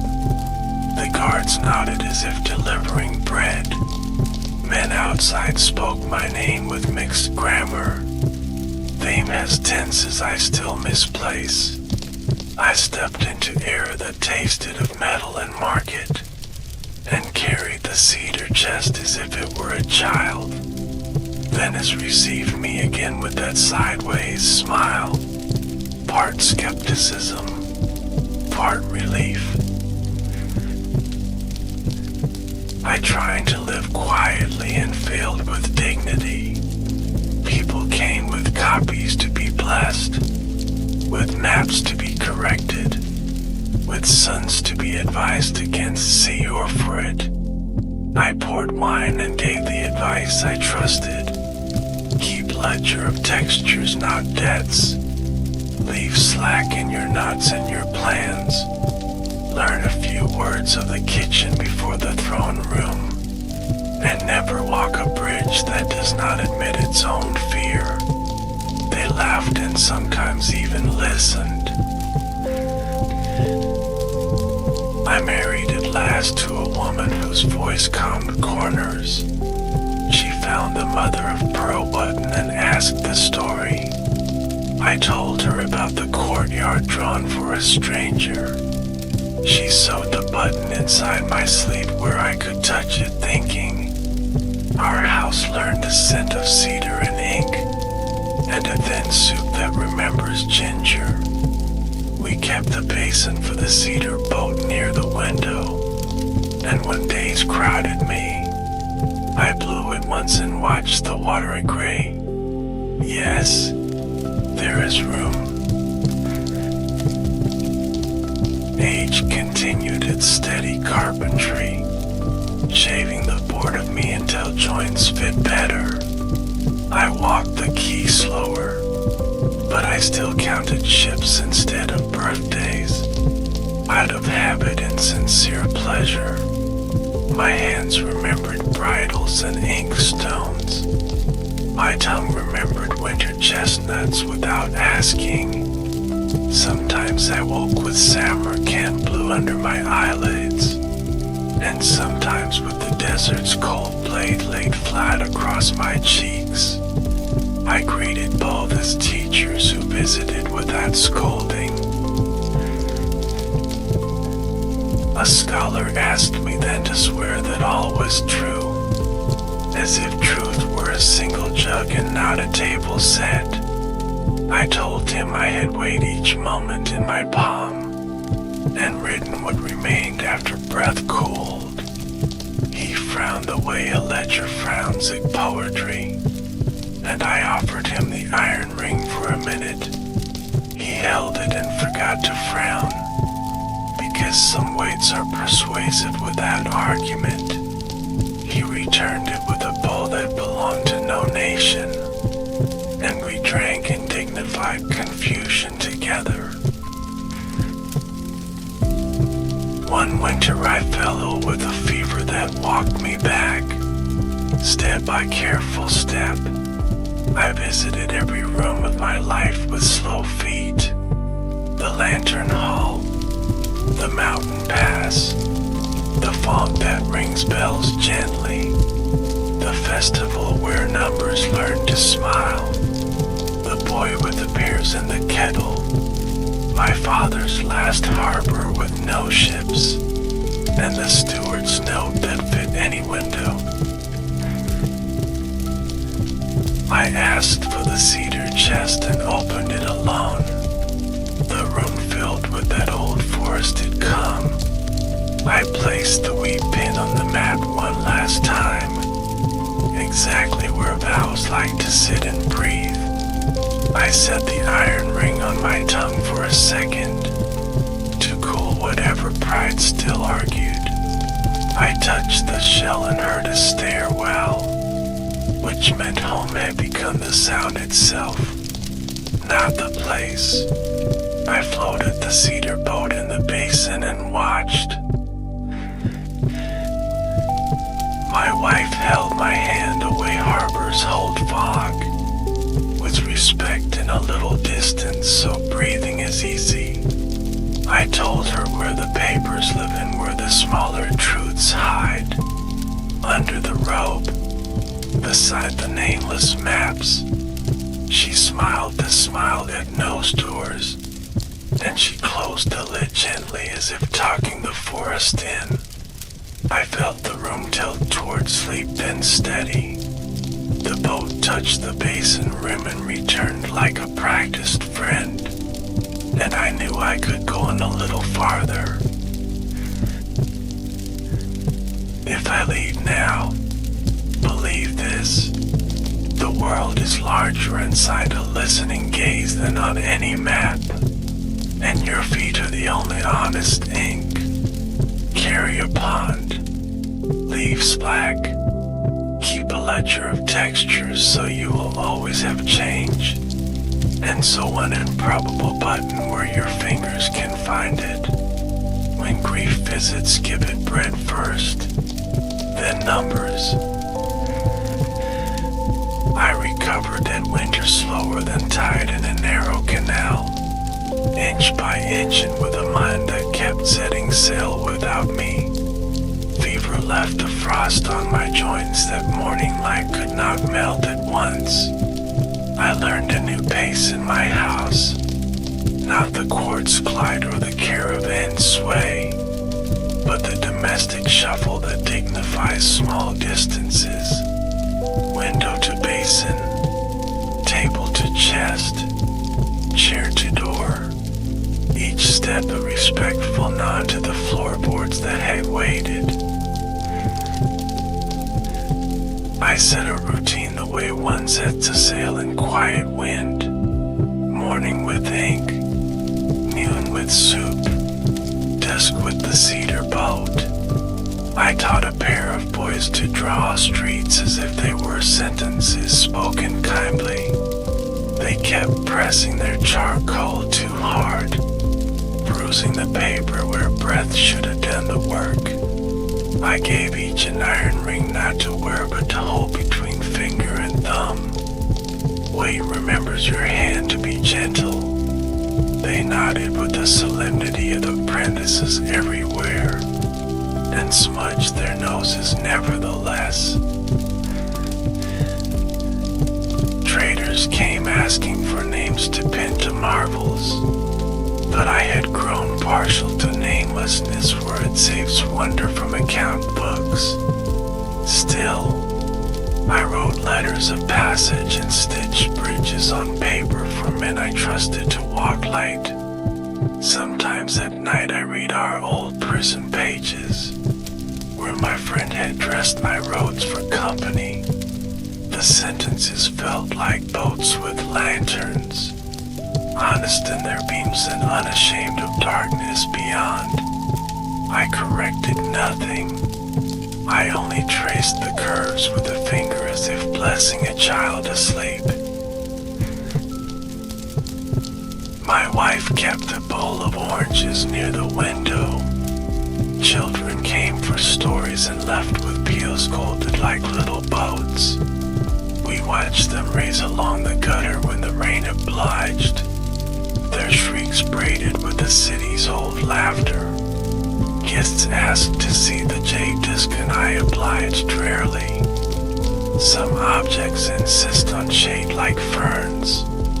I would open the chest, let the cedar step into the room, and set the disc out just long enough for a single quiet inhalation. Then it returned to its cool thinking. A letter reached me from the steward with a lantern patience. Lines neat as if each had practiced before joining the page. He wrote that the Khan's hair had gone to snow entirely, that his appetite for listening held, and that he had placed a small boat on a new basin, not cedar this time but paper, folded by a grandchild who believed breath could instruct water. Tell your pawn this news, he added, for old harbors enjoy correspondence. I breathed on our basin and watched ripples bow to ripples from far away. I visited shipyards to remember the sound of wood choosing its future, the long vowels of planks soaked and bent, the consonants of mallets convincing doubt into shape. Boys asked me which seas are hardest. I told them the ones crossed with pride for ballast. A master carpenter pressed a splinter into my palm as a relic, laughing when I stored it next to the mother of pearl button. A man has the right to curate his pockets, he said. I agreed with the seriousness of curators, which is to say I smiled and saved the jest for later. A pilgrim knocked one afternoon, cloak crusted with roads and eyes bright with purpose. He had read the book and wanted the road. I poured tea and spread a crust of bread with olive. I told him to listen for women watering almond groves at night, to offer help before advice, to carry a second pair of cheap shoes for the person he had not planned for, and to keep a notebook that smells of smoke. Memory binds better when it has touched a fire. He thanked me as if I had handed him a meal that never stumbles. Sometimes I dreamt in two scripts, my mother's name in one, my father's in another. When I woke, I would set the wheat pin on the table and let it decide whether the day needed Venice or steps. A child of the neighborhood learned the trick and would come at dawn to vote with the pin. If it pointed toward the canal, we walked to the baker's. If toward the Fondico, we watched barges shoulder each other kindly. I paid him in stories. He paid me in questions that required no coin. The best commerce. When scholars quarreled over the length of a league, I kept my counsel in my pocket with a ring. Measures matter, but mismatched intentions stretch any rope. I drew instead a road with feet spaced not equally but honestly. close where hunger ran, far where joy walked.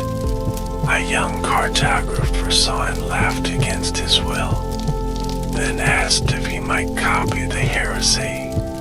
Please, I said, we have measured distance by fear too long. My uncle's wife kept onions over the lintel until the day the rope snapped. Age admits no rival. We replaced it together and she told me the recipe for her thin soup that remembers ginger. Not the weights, but the order. Order is the soul of a dish, she said. I wrote the sequence in my ledger of textures. Steam first like a curtain, then the argument of garlic, then the diplomacy of ginger, then water to negotiate. A sailor arrived with a cracked compass that pointed stubbornly to a grievance. He asked if I would trade the jade disc for his useless star. I refused the trade and offered a seat. We spoke until the room learned his story. He had lost a brother to a lie and wanted an object to keep him from believing future ones. I gave him the iron ring for a month, telling him to return it when the weight had taught his palm again. He came back early with steadier eyes. Sometimes the lesson is not length but sincerity. Letters from the east thinned, winter to autumn to an honorable silence. The steward's last line said the lanterns were trimmed and would be kept thus. I stood by our basin for a long time that evening, breath moving the boat in small concessions. Grief arrived not as a wave but as low tide, exposing stones I had always walked over, now visible and barnacled with thought. I named none of them aloud. Names are hats on the shore had bared its head. A painter friend insisted on taking my likeness. He set me with the cedar chest half open and scolded my hands for their honesty. They betray you, he said with a grin. I told him betrayal is a strong word for truth without permission. He painted the shell darker than life and the paint brighter. I did not correct him. Paint too has its sleeves and empires. When he unveiled the canvas, the room smelled of linseed and patience.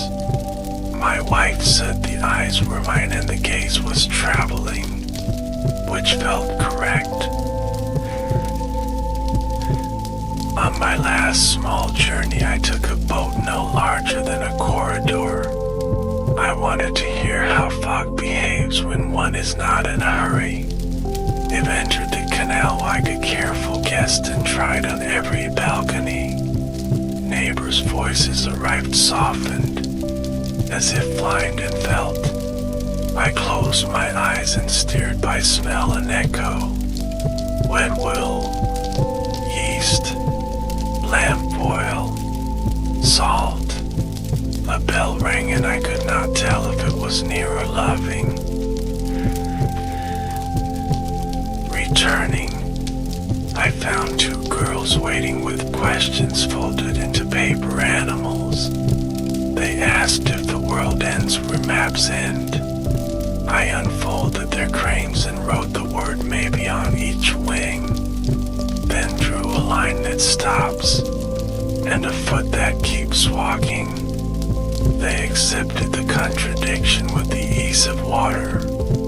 One tucked her crane into my sleeve for luck. The other placed hers atop the cedar chest. Rivers love bridges, she said with a logic I envied. When summer arrived fully, I sat outside and trimmed my stories again, taking off adornments that had tried to grow while I slept. I let silence keep the parts it could carry without strain. A man from Genoa came with an apology that belonged to his father. He stood awkwardly as if the words weighed more than he had prepared for. I served him thin soup and he cried into the steam. We both pretended nothing unusual had happened. Later he bought bread from the baker I trusted most and left a coin on the sill that no one could name. Unknown currency but accepted. As the years settled, I made a habit of mending, not sales, but sentences, not shoes, but silences. I visited men I had offended by accuracy and men I had offended by mercy. Offered each a line of charcoal road folded to fit a pocket. Keep it, I said, for the day you need a path that is not a sword. Most smile though if you looked frightened by the gift's simplicity. One autumn the canal turned the exact green of a memory I had failed to name. I stood so long that a neighbor asked if my foot had rooted. I said yes, and that I might leave in spring. She laughed and brought me figs, sugar hiding in seeds the way news hides in rumor. That night the shell did not sing, it only kept time with my pulse, which was enough. Sometimes the metronome is the song. I wrote then to the steward, knowing he might never read it, a letter about slackened bridges and paper boats. I folded it into a kite with careful seams, walked to the broadest square at dawn, and asked the wind for a small kindness. It obliged, as wind often does when asked by a man who has finally learned his manners. The kite rose and my hands remembered the woman courier's line. Leave a little slack so joy can pull. I loved it, and joy did. When snow returned, I felt the old fever's shadow check the windows. I laid more cedar in the chest as if scent could negotiate with winter. Perhaps it can, perhaps not. I set my ledger of textures where my wife could find it, along with the button, the splinter, the thread the color of bruised plum, the nameless map stacked by Caesar, not by land, and the rope the color of early tea folded to hold our quiet. I am not yet at the door, but I have put on my shoes, the good ones that step gently on memory. I have placed the wheat pin at the fold of the day, and the shell against my chest to remind my breath that it is loved. The cedar boat waits in its shallow pond, reflecting a square of winter sky as if it were a banner. I can hear the city writing itself, oars leaving commas on the page of water, and vowels punctuating where sentences need rest. When I sleep now, I travel without maps, a luxury I never imagined in my younger hunger. I walk by lantern light that seems to come from within the air. Doors open, rooms approve, bridges admire their own humility, and somewhere rulers' gaze warms a question for me to carry, not to answer, only to keep moving, as speed keeping honest. Winter leaned close but did not bite, not yet. Days shortened into small blue bowls you could sip, and I learned to read their rims for cracks. My wife placed an extra shawl by the door without speaking. as sailors wear luck, grateful and pretending it is only wool. The shell against my chest felt heavier, as if the sea had tucked the stone inside. Perhaps it had. A boy arrived carrying a basket that smelled of figs and rope, the same mangled breath that opened my first memory. He said his mother remembered a traveler who paid with stories, and wondered if the rate had changed. I paid the old price, a harbor tale for 2 figs, and a bridge lesson for the coil of cord. We knotted a slit that holds without choking. He tried it with a seriousness that felt like respect, and left tasting both sugar and learning. The cedar chest began to sound like a patient drum, with speaking to weather through its grain. On damp mornings I opened the lid to let the scent patrol the room, quieting shadows the way incense quiets a story. I laid the rope the color of early tea over the edge, and watched light sift through its swathe. There is a kindness even in fading. Threads confessed their journeys where elbows bent and breath paused. My hands knew each soft weakness by name, and loved it more for that truth. A messenger from far inland came with a charcoal rubbing, the shelter wall where travelers drew without names, still alive under many winters. My fish with wings remain where I had traced it. Friends had added currents and clouds. Someone had drawn a tiny boat near its fin, and another hand a wheat stalk beside. I pressed the rubbing flat with the iron ring, and felt the rope tighten between days. A good tightening. In the market an old rival spotted me, a man who once sold salt like it had been baptized. He laughed and lifted his hands with no knives in them. We ate chestnuts together and miscounted on purpose. Generosity is a math that improves accuracy. He asked if the con had truly smelled winter in my words. I said yes, once, and perhaps again when no one was looking. He nodded. Some truths do not parade. At home the basin kept its modest moon, a pane of sky floating where our table could admire it. I set the cedar boat on the water each dusk, and gave it breath measured like a blessing.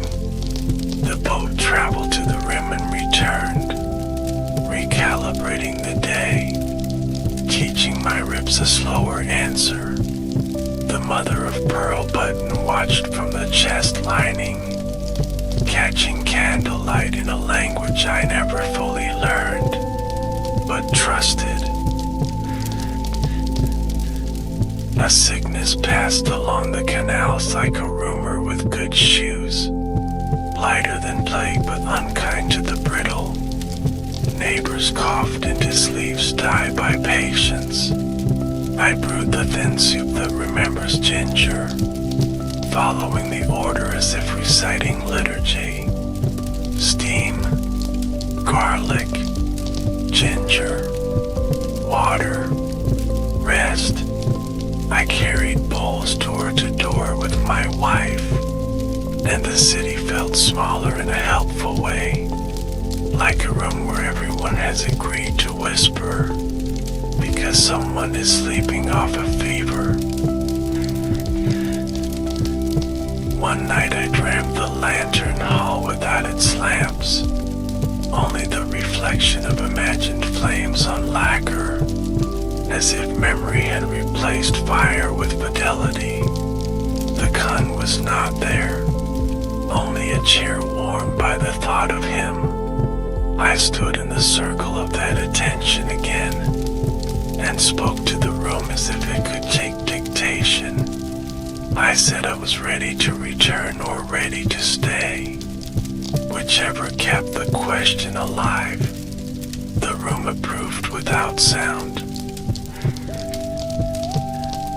The writer from Genoa visited with ink under his nails as ever, older, softer across the shoulders, still delighted by commas as some men are by ships. He brought a new edition with margins that welcomed notes. We sat by the basin and counted breaths rather than pages. He asked if any detail asked to be forgiven. I told him forgiveness belongs to people, not to details. We drank. We did not argue. I started a small school of mornings.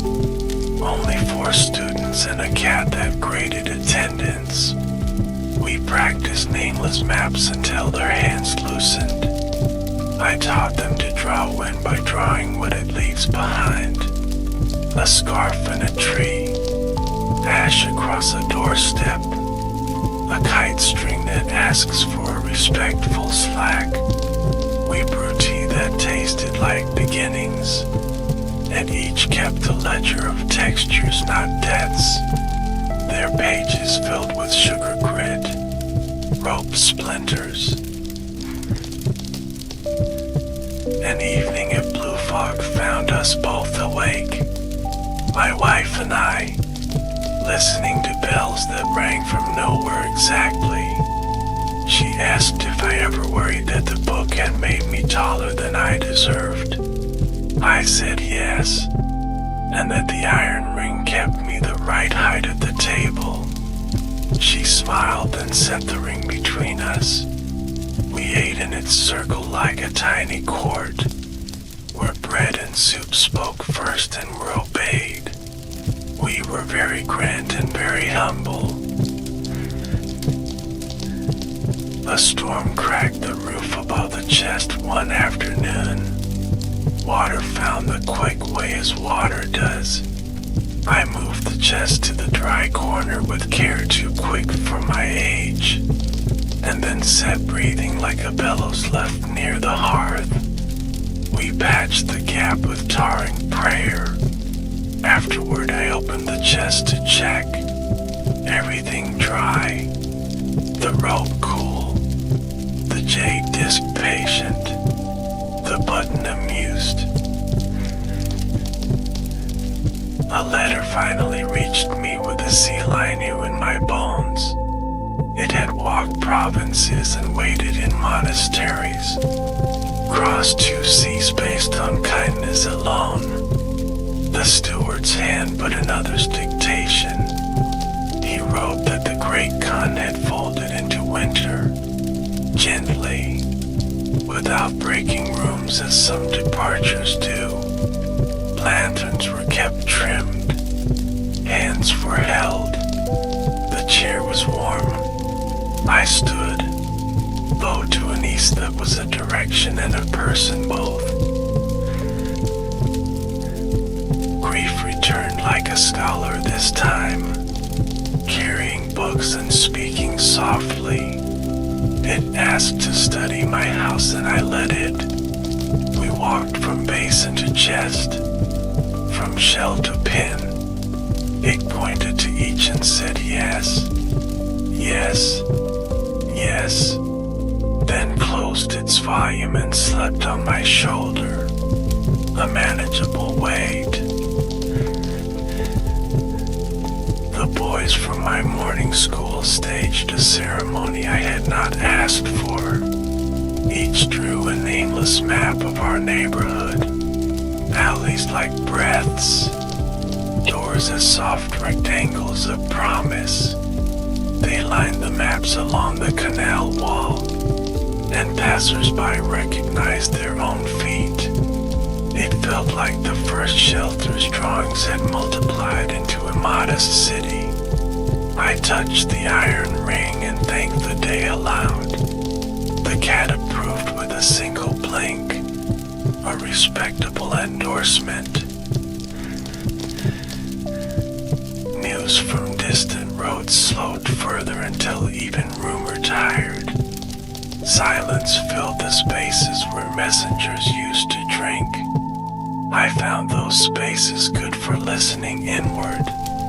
The shell sea was now mostly my lungs, steady in content to be measured. The wheat pen spent more time on the map's fold than in linen, as if concluding something I only half understood. Conclusions are shy creatures. Approach them with soup, not with drums. I received the coin from the east that was not a coin, a clay token stamped with a river and a single reed. No emperor, no god, only water and listening. The note said it served as passage on a ferry that no longer ran. I held it between finger and thumb, and it felt exactly like the iron ring's younger cousin. I placed it in the chest near the cedar boat, fare for a crossing I would take without luggage, or with a lighter kind. A final errand called me to the shipyard. A captain wanted a note that would not shame him in a sudden squall. My fingers remembered. They moved slower but with clean intent. Rope taught me again that strength is the art of distributed humility. He paid in a new cord of tarred hemp and a story about a moonlit anchorage. I walked home with the cord over my shoulder, the weight talking pleasantly to bone. My wife laughed at the swagger of a man who is only rope, and I agreed, without surrendering the swagger. That night the painter returned with a small brush. He wanted to add one last detail to the portrait, a thread of plum color near the ring, to tell a story without telling it. He lifted the canvas and touched it once. The color held like a secret that knows its work. We drank a little and pretended not to watch it dry, then stared openly, pleased as children with a toy that does not break. I felt properly seen and modestly disguised. The appetite for sleep grew honest. Daylight made no complaint when I surrendered early. Dreams arranged chairs for old guests. Some came, some wrote notes on the air and left. I woke with a list of names that needed only breath to stay. I read them to the basin, and the water kept them without ripples. A better librarian than I deserved, a kinder one than I expected.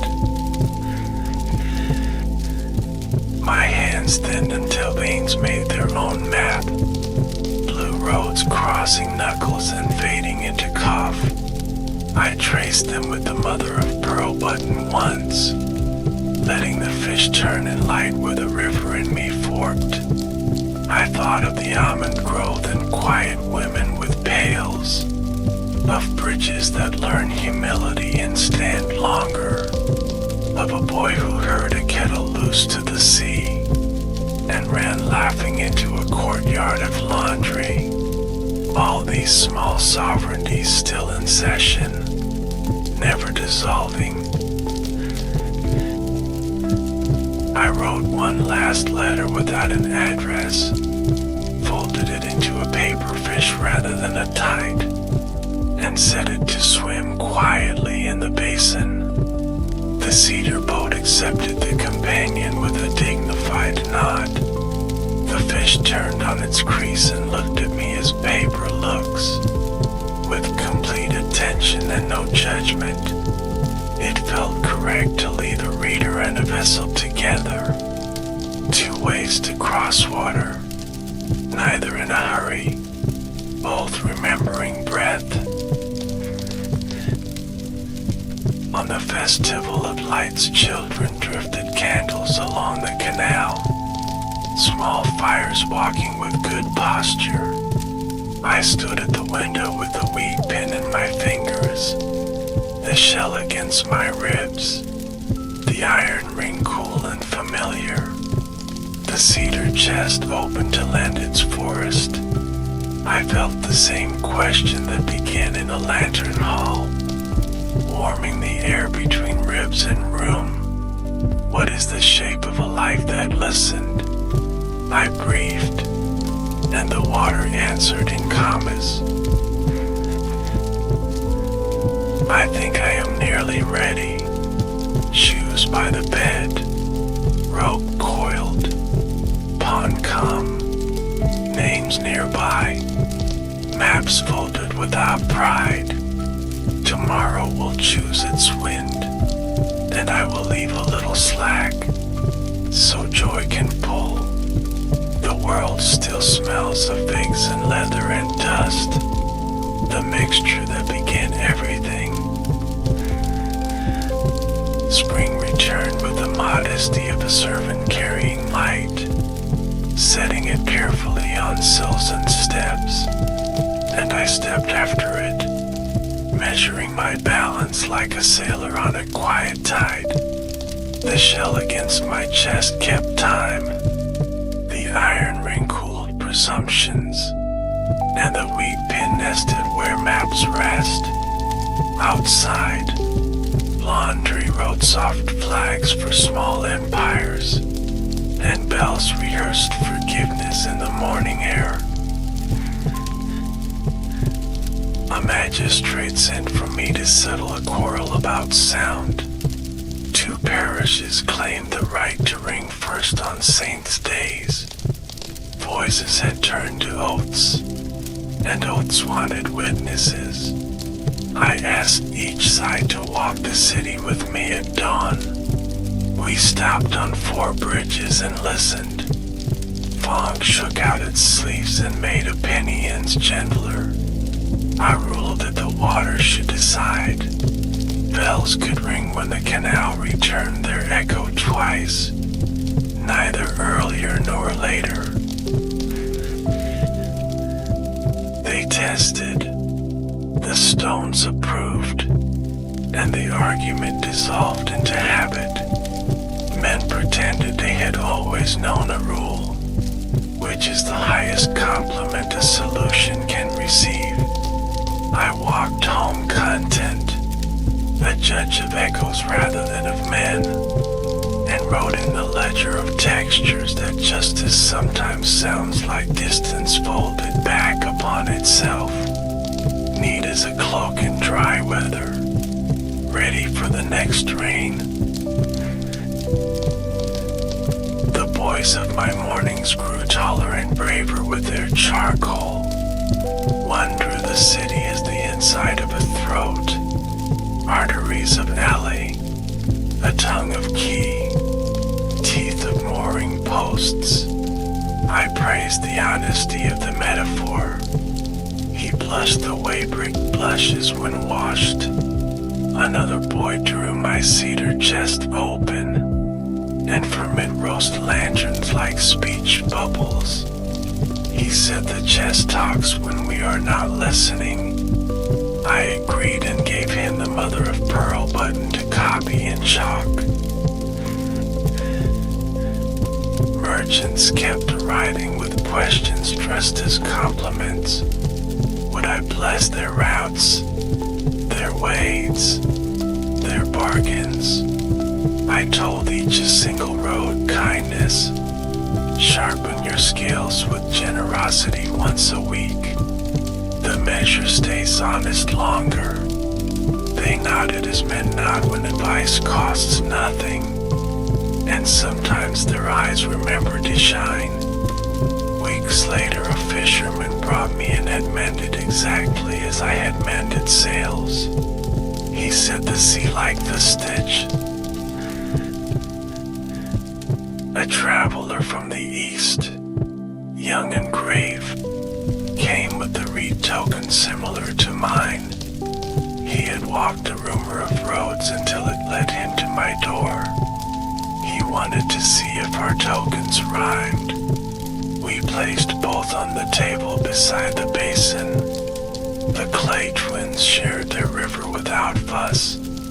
He told me of a new bridge that sang when crossed by cows, a lohan that comforted anxious udders. I told him I envied such engineering. We spoke then of the common careful verbs, present for the traits that never die, past for the hand that warmed a chair, future for the questions he taught me to carry. The traveler bowed to the basin, to the boat, to the shell, to my wife whose tea corrected even long journeys, and left a thin brush with bristles that remembered a horse's patience. I kept it with a charcoal. The writer returned again with a list that frightened me, not for its content but for its desire to finish. He wanted last clarifications, last measures, last names for colors I preferred unnamed. I told him kindly that last is a word that bruises if handled early. He sighed, crossed out 2 rows, and asked instead about the snow that took my astrolabe. I said the river had kept good times since, and that my chest had learned a crescent in its absence. He smiled like a man reconciled to a softer clock, then told me that some readers doubted a city could bake for its dead with sugar.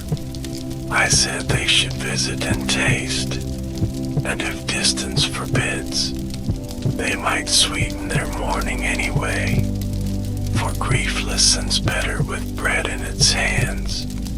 He wrote that down, a line heavier than his usual lace. We drank until commas seemed sufficient company, then parted with the politeness of men who have walked enough nights to respect doorways, and the rest they'd bring. The cat that grated attendance began to sleep in the cedar chest shadow, her breath rising and falling like a cautious tide. I took that as a benediction. Animals do not flatter. One morning she pawed the jade disc as if to polish it, left a faint fur ring that looked like a halo of fog. I did not wipe it. Some graces should be allowed to misbehave. Later the boys claimed the cat had promoted herself to dean. I accepted the new governance. A sailor's widow came with a request that folded dignity inside sorrow. She wanted a map to a grave the sea refused to mark. I could not draw what salt had eaten, so I drew instead the route of their courtship. Market bench, alley window, tin roof rain, borrowed lantern, promised peach tree. She whipped the way roof sweep, softly and onto ground that approves. She left with that map rolled into a ribbon prayer, and I placed the iron ring on the table to cool the room. My wife touched my shoulder with the same pressure I used on rope, enough to hold, never to bruise. We ate soup that remembered ginger and added a sprig of mint for a new footnote.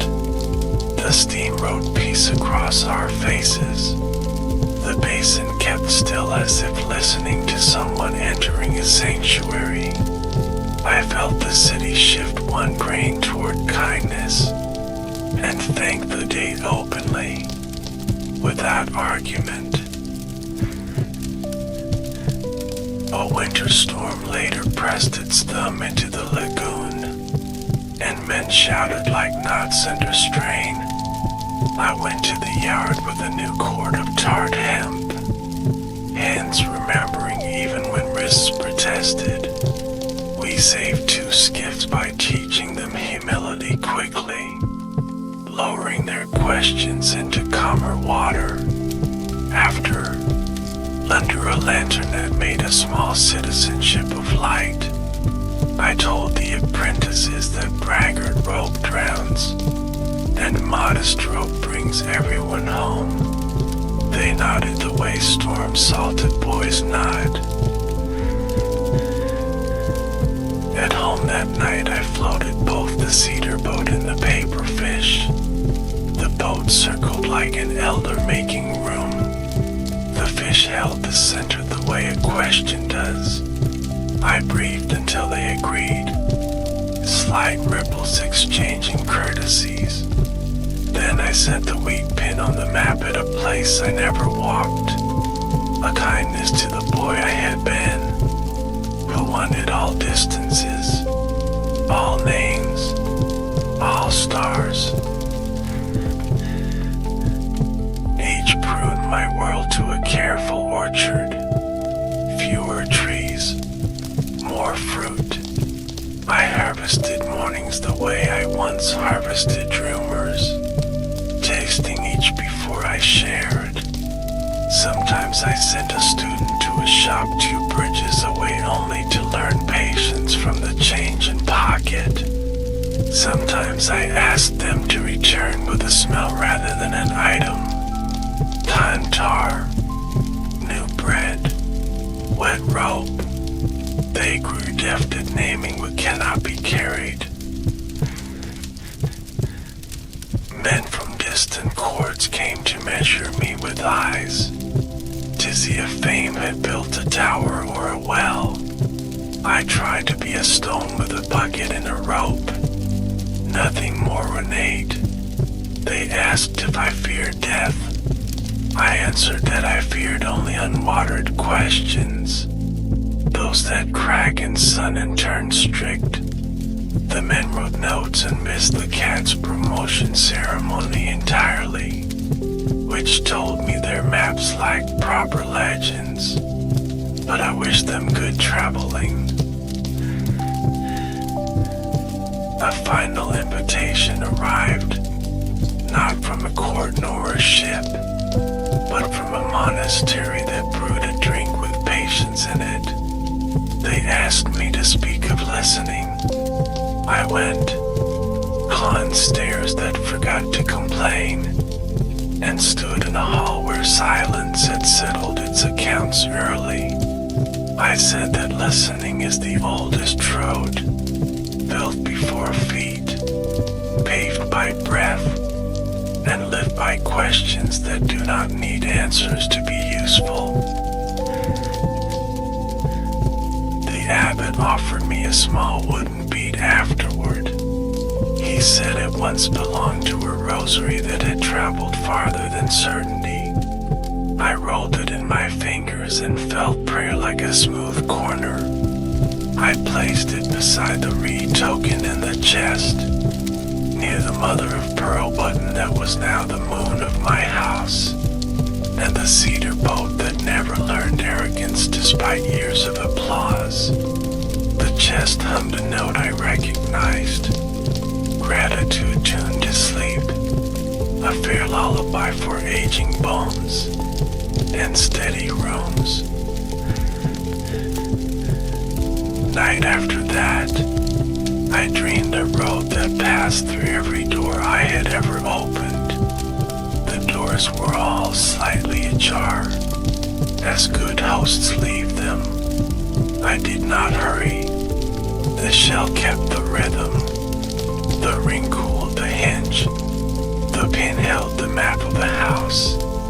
And the boat waited at a basin and reflected not sky but the gaze of those who had listened with me. A quart of attention warmer than banners, familiar as swoop. I woke knowing I would soon pack lightly, papers near the bed, shawl squared, ledger closed with a sprig of mint, voice warned to trust slack more than swagger, cat promoted without limit, wife's hands wrapped around mine like harbor ropes confident and tight. I asked her to place the bead, the token, the button, the ring, the pin, and the shell where she wished. She arranged them into a compass of kindness on the table. If this is not yet the last morning, it is the rehearsal that teaches the chorus when to breathe. Bells tried their echoes twice and the city agreed. I sipped light from a small blue bowl, checked its rim for cracks, found none, and waited on the threshold of my day the way a traveler waits at a ferry. Fare ready, hands free, eyes soft, listening to water make up its mind. Morning came with a hush I recognized, the quiet that follows agreement.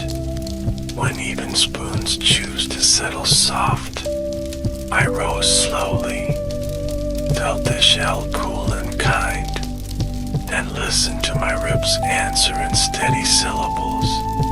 The basin held a coin of sky, my wife brewing tea that smelled of first plans. I thanked the room aloud, and the room approved without ceremony. We lay the compass of kindness once more. Bead, token, button, ring, pin, shell. The jade disc kept its patient eye. The cedar chest released its forested breath, and I lifted the cedar boat into the basin, setting it beside the paper fish. The boys came to report themselves to the dean. Cat perched on the sill like a modest saint. They carried maps with fewer lines and braver space. I praised the courage of leaving room. We walked to the bridge of echoes, tested the fog twice, heard the bells decide kindly, and I taught one last knot at the rail. Slack enough to love, firm enough to return. At noon my hands tired the way tide tires. Retreat without defeat. My wife guided me home by familiar sentences. This step, this chair, this cup that knows your mouth, the soup-remembered ginger and added memory of Nent. I ate slowly until warmth reached my fingers, then set the iron ring on my tongue for a breath, cooling what pride lingered in hidden corners. Afternoon light poured like patient tea. A merchant returned a borrowed story polished. He had used it to pay for mercy at customs. I told him that interest was properly assessed. He laughed and left 2 oranges like twin sons. The cat inspected and approved one. I set the other near the button moon. Fruit and pearl speaking quietly across the cedar, as equal seasoned by travel and pockets. I slept a while and woke to a soft rehearsal, the house breathing with me, bells practicing evening in the distance. I asked for the wheat pin and the map, placed the pin where Valmeet's return, on that faithful fold that is neither path nor wall. My wife's hands steadied mine without conquering them, and the paper fish nodded as if reading the room. I thanked the fish for keeping questions wet, It required no thanks and accepted. Twilight entered like a steward with lantern patience, trimming the edges of day with care. I remembered the hall where listening had a hearth, the chair kept warm by attention alone. I stood there again inside my mind, and felt the gaze that widens maps without tearing them. I whispered the rule of wind, leave a little slack so joy can pull, and the window breathed an answer in cool air. Yes.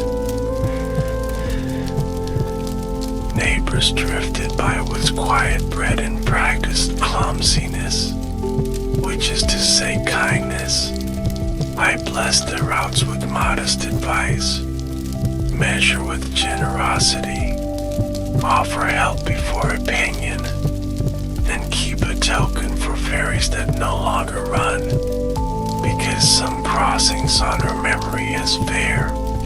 They left lighter, and the room felt aired the way letters feel aired in sun, ready for shells. Night finally arrived as it should, unarmed and inevitable. We lit one candle and trusted its grammar. I placed the reed token on the sill beside the cedar boat, fair within reach of water. My wife opened the chest, let the forest lean close, and set the jade disc where it could listen. The cat lay near my feet like a sandbar with a pulse, an honest geography for the last chart. I asked her to bring the ledger of textures. We read a page from deserts and a page from snow, then the line where grief tastes of sugar and smoke. We paused on the entry about justice shaped like fruit, and she smiled the way trees do in early wind. Patient, confident, we closed the book with mint between leaves, so tomorrow would open to a good scent, whether for me or for her alone. Breath grew deliberate, like a boatman counting coins before dawn. I lifted the shell to my ear once more, and the stairwell answered, home speaking in its true voice. I slipped the iron ring into her palm, to cool days that might grow hot with praise or worry. She closed her fingers, and the room steadied, as ropes steady a harbor without boasting. I felt then a door in the air unlatched, not opening, only ready. The weak pin rested where Valmeet's return. The button moon kept its soft tide. The bead kept prayer like a smooth corner. The jada watched calmly, and the cedar boat turned politely to face the sill. I said the names once in order, so they would not worry. If I leave, let it be like this, with soup finished and questions fed, with bridges modest and knots kind, with a pond close enough to hear, a map folded without pride, and a window that remembers both winter and early tea, with footsteps light on boards that waited, and bells that ring when echoed twice, by water that knows. My wife laid her hand over mine and said nothing, because the right word would have been a boat too large. The cat breathed, the candle kept grammar, and the night accepted its work. I exhaled to move the cedar boat once more. It touched the rim and returned, an agreement signed with breath, the retoken cool on the sill, fair pay by listening. I felt the room lean towards sleep and go, the way tide goes, not away, but into, and I followed. Footsteps inked honestly as ever, carrying a question warmed for me long ago, in a hall of lanterns and lacquer, where winter tasted like roasted chestnuts and wet wool, and the world was larger inside a listening gaze than on any map I carried.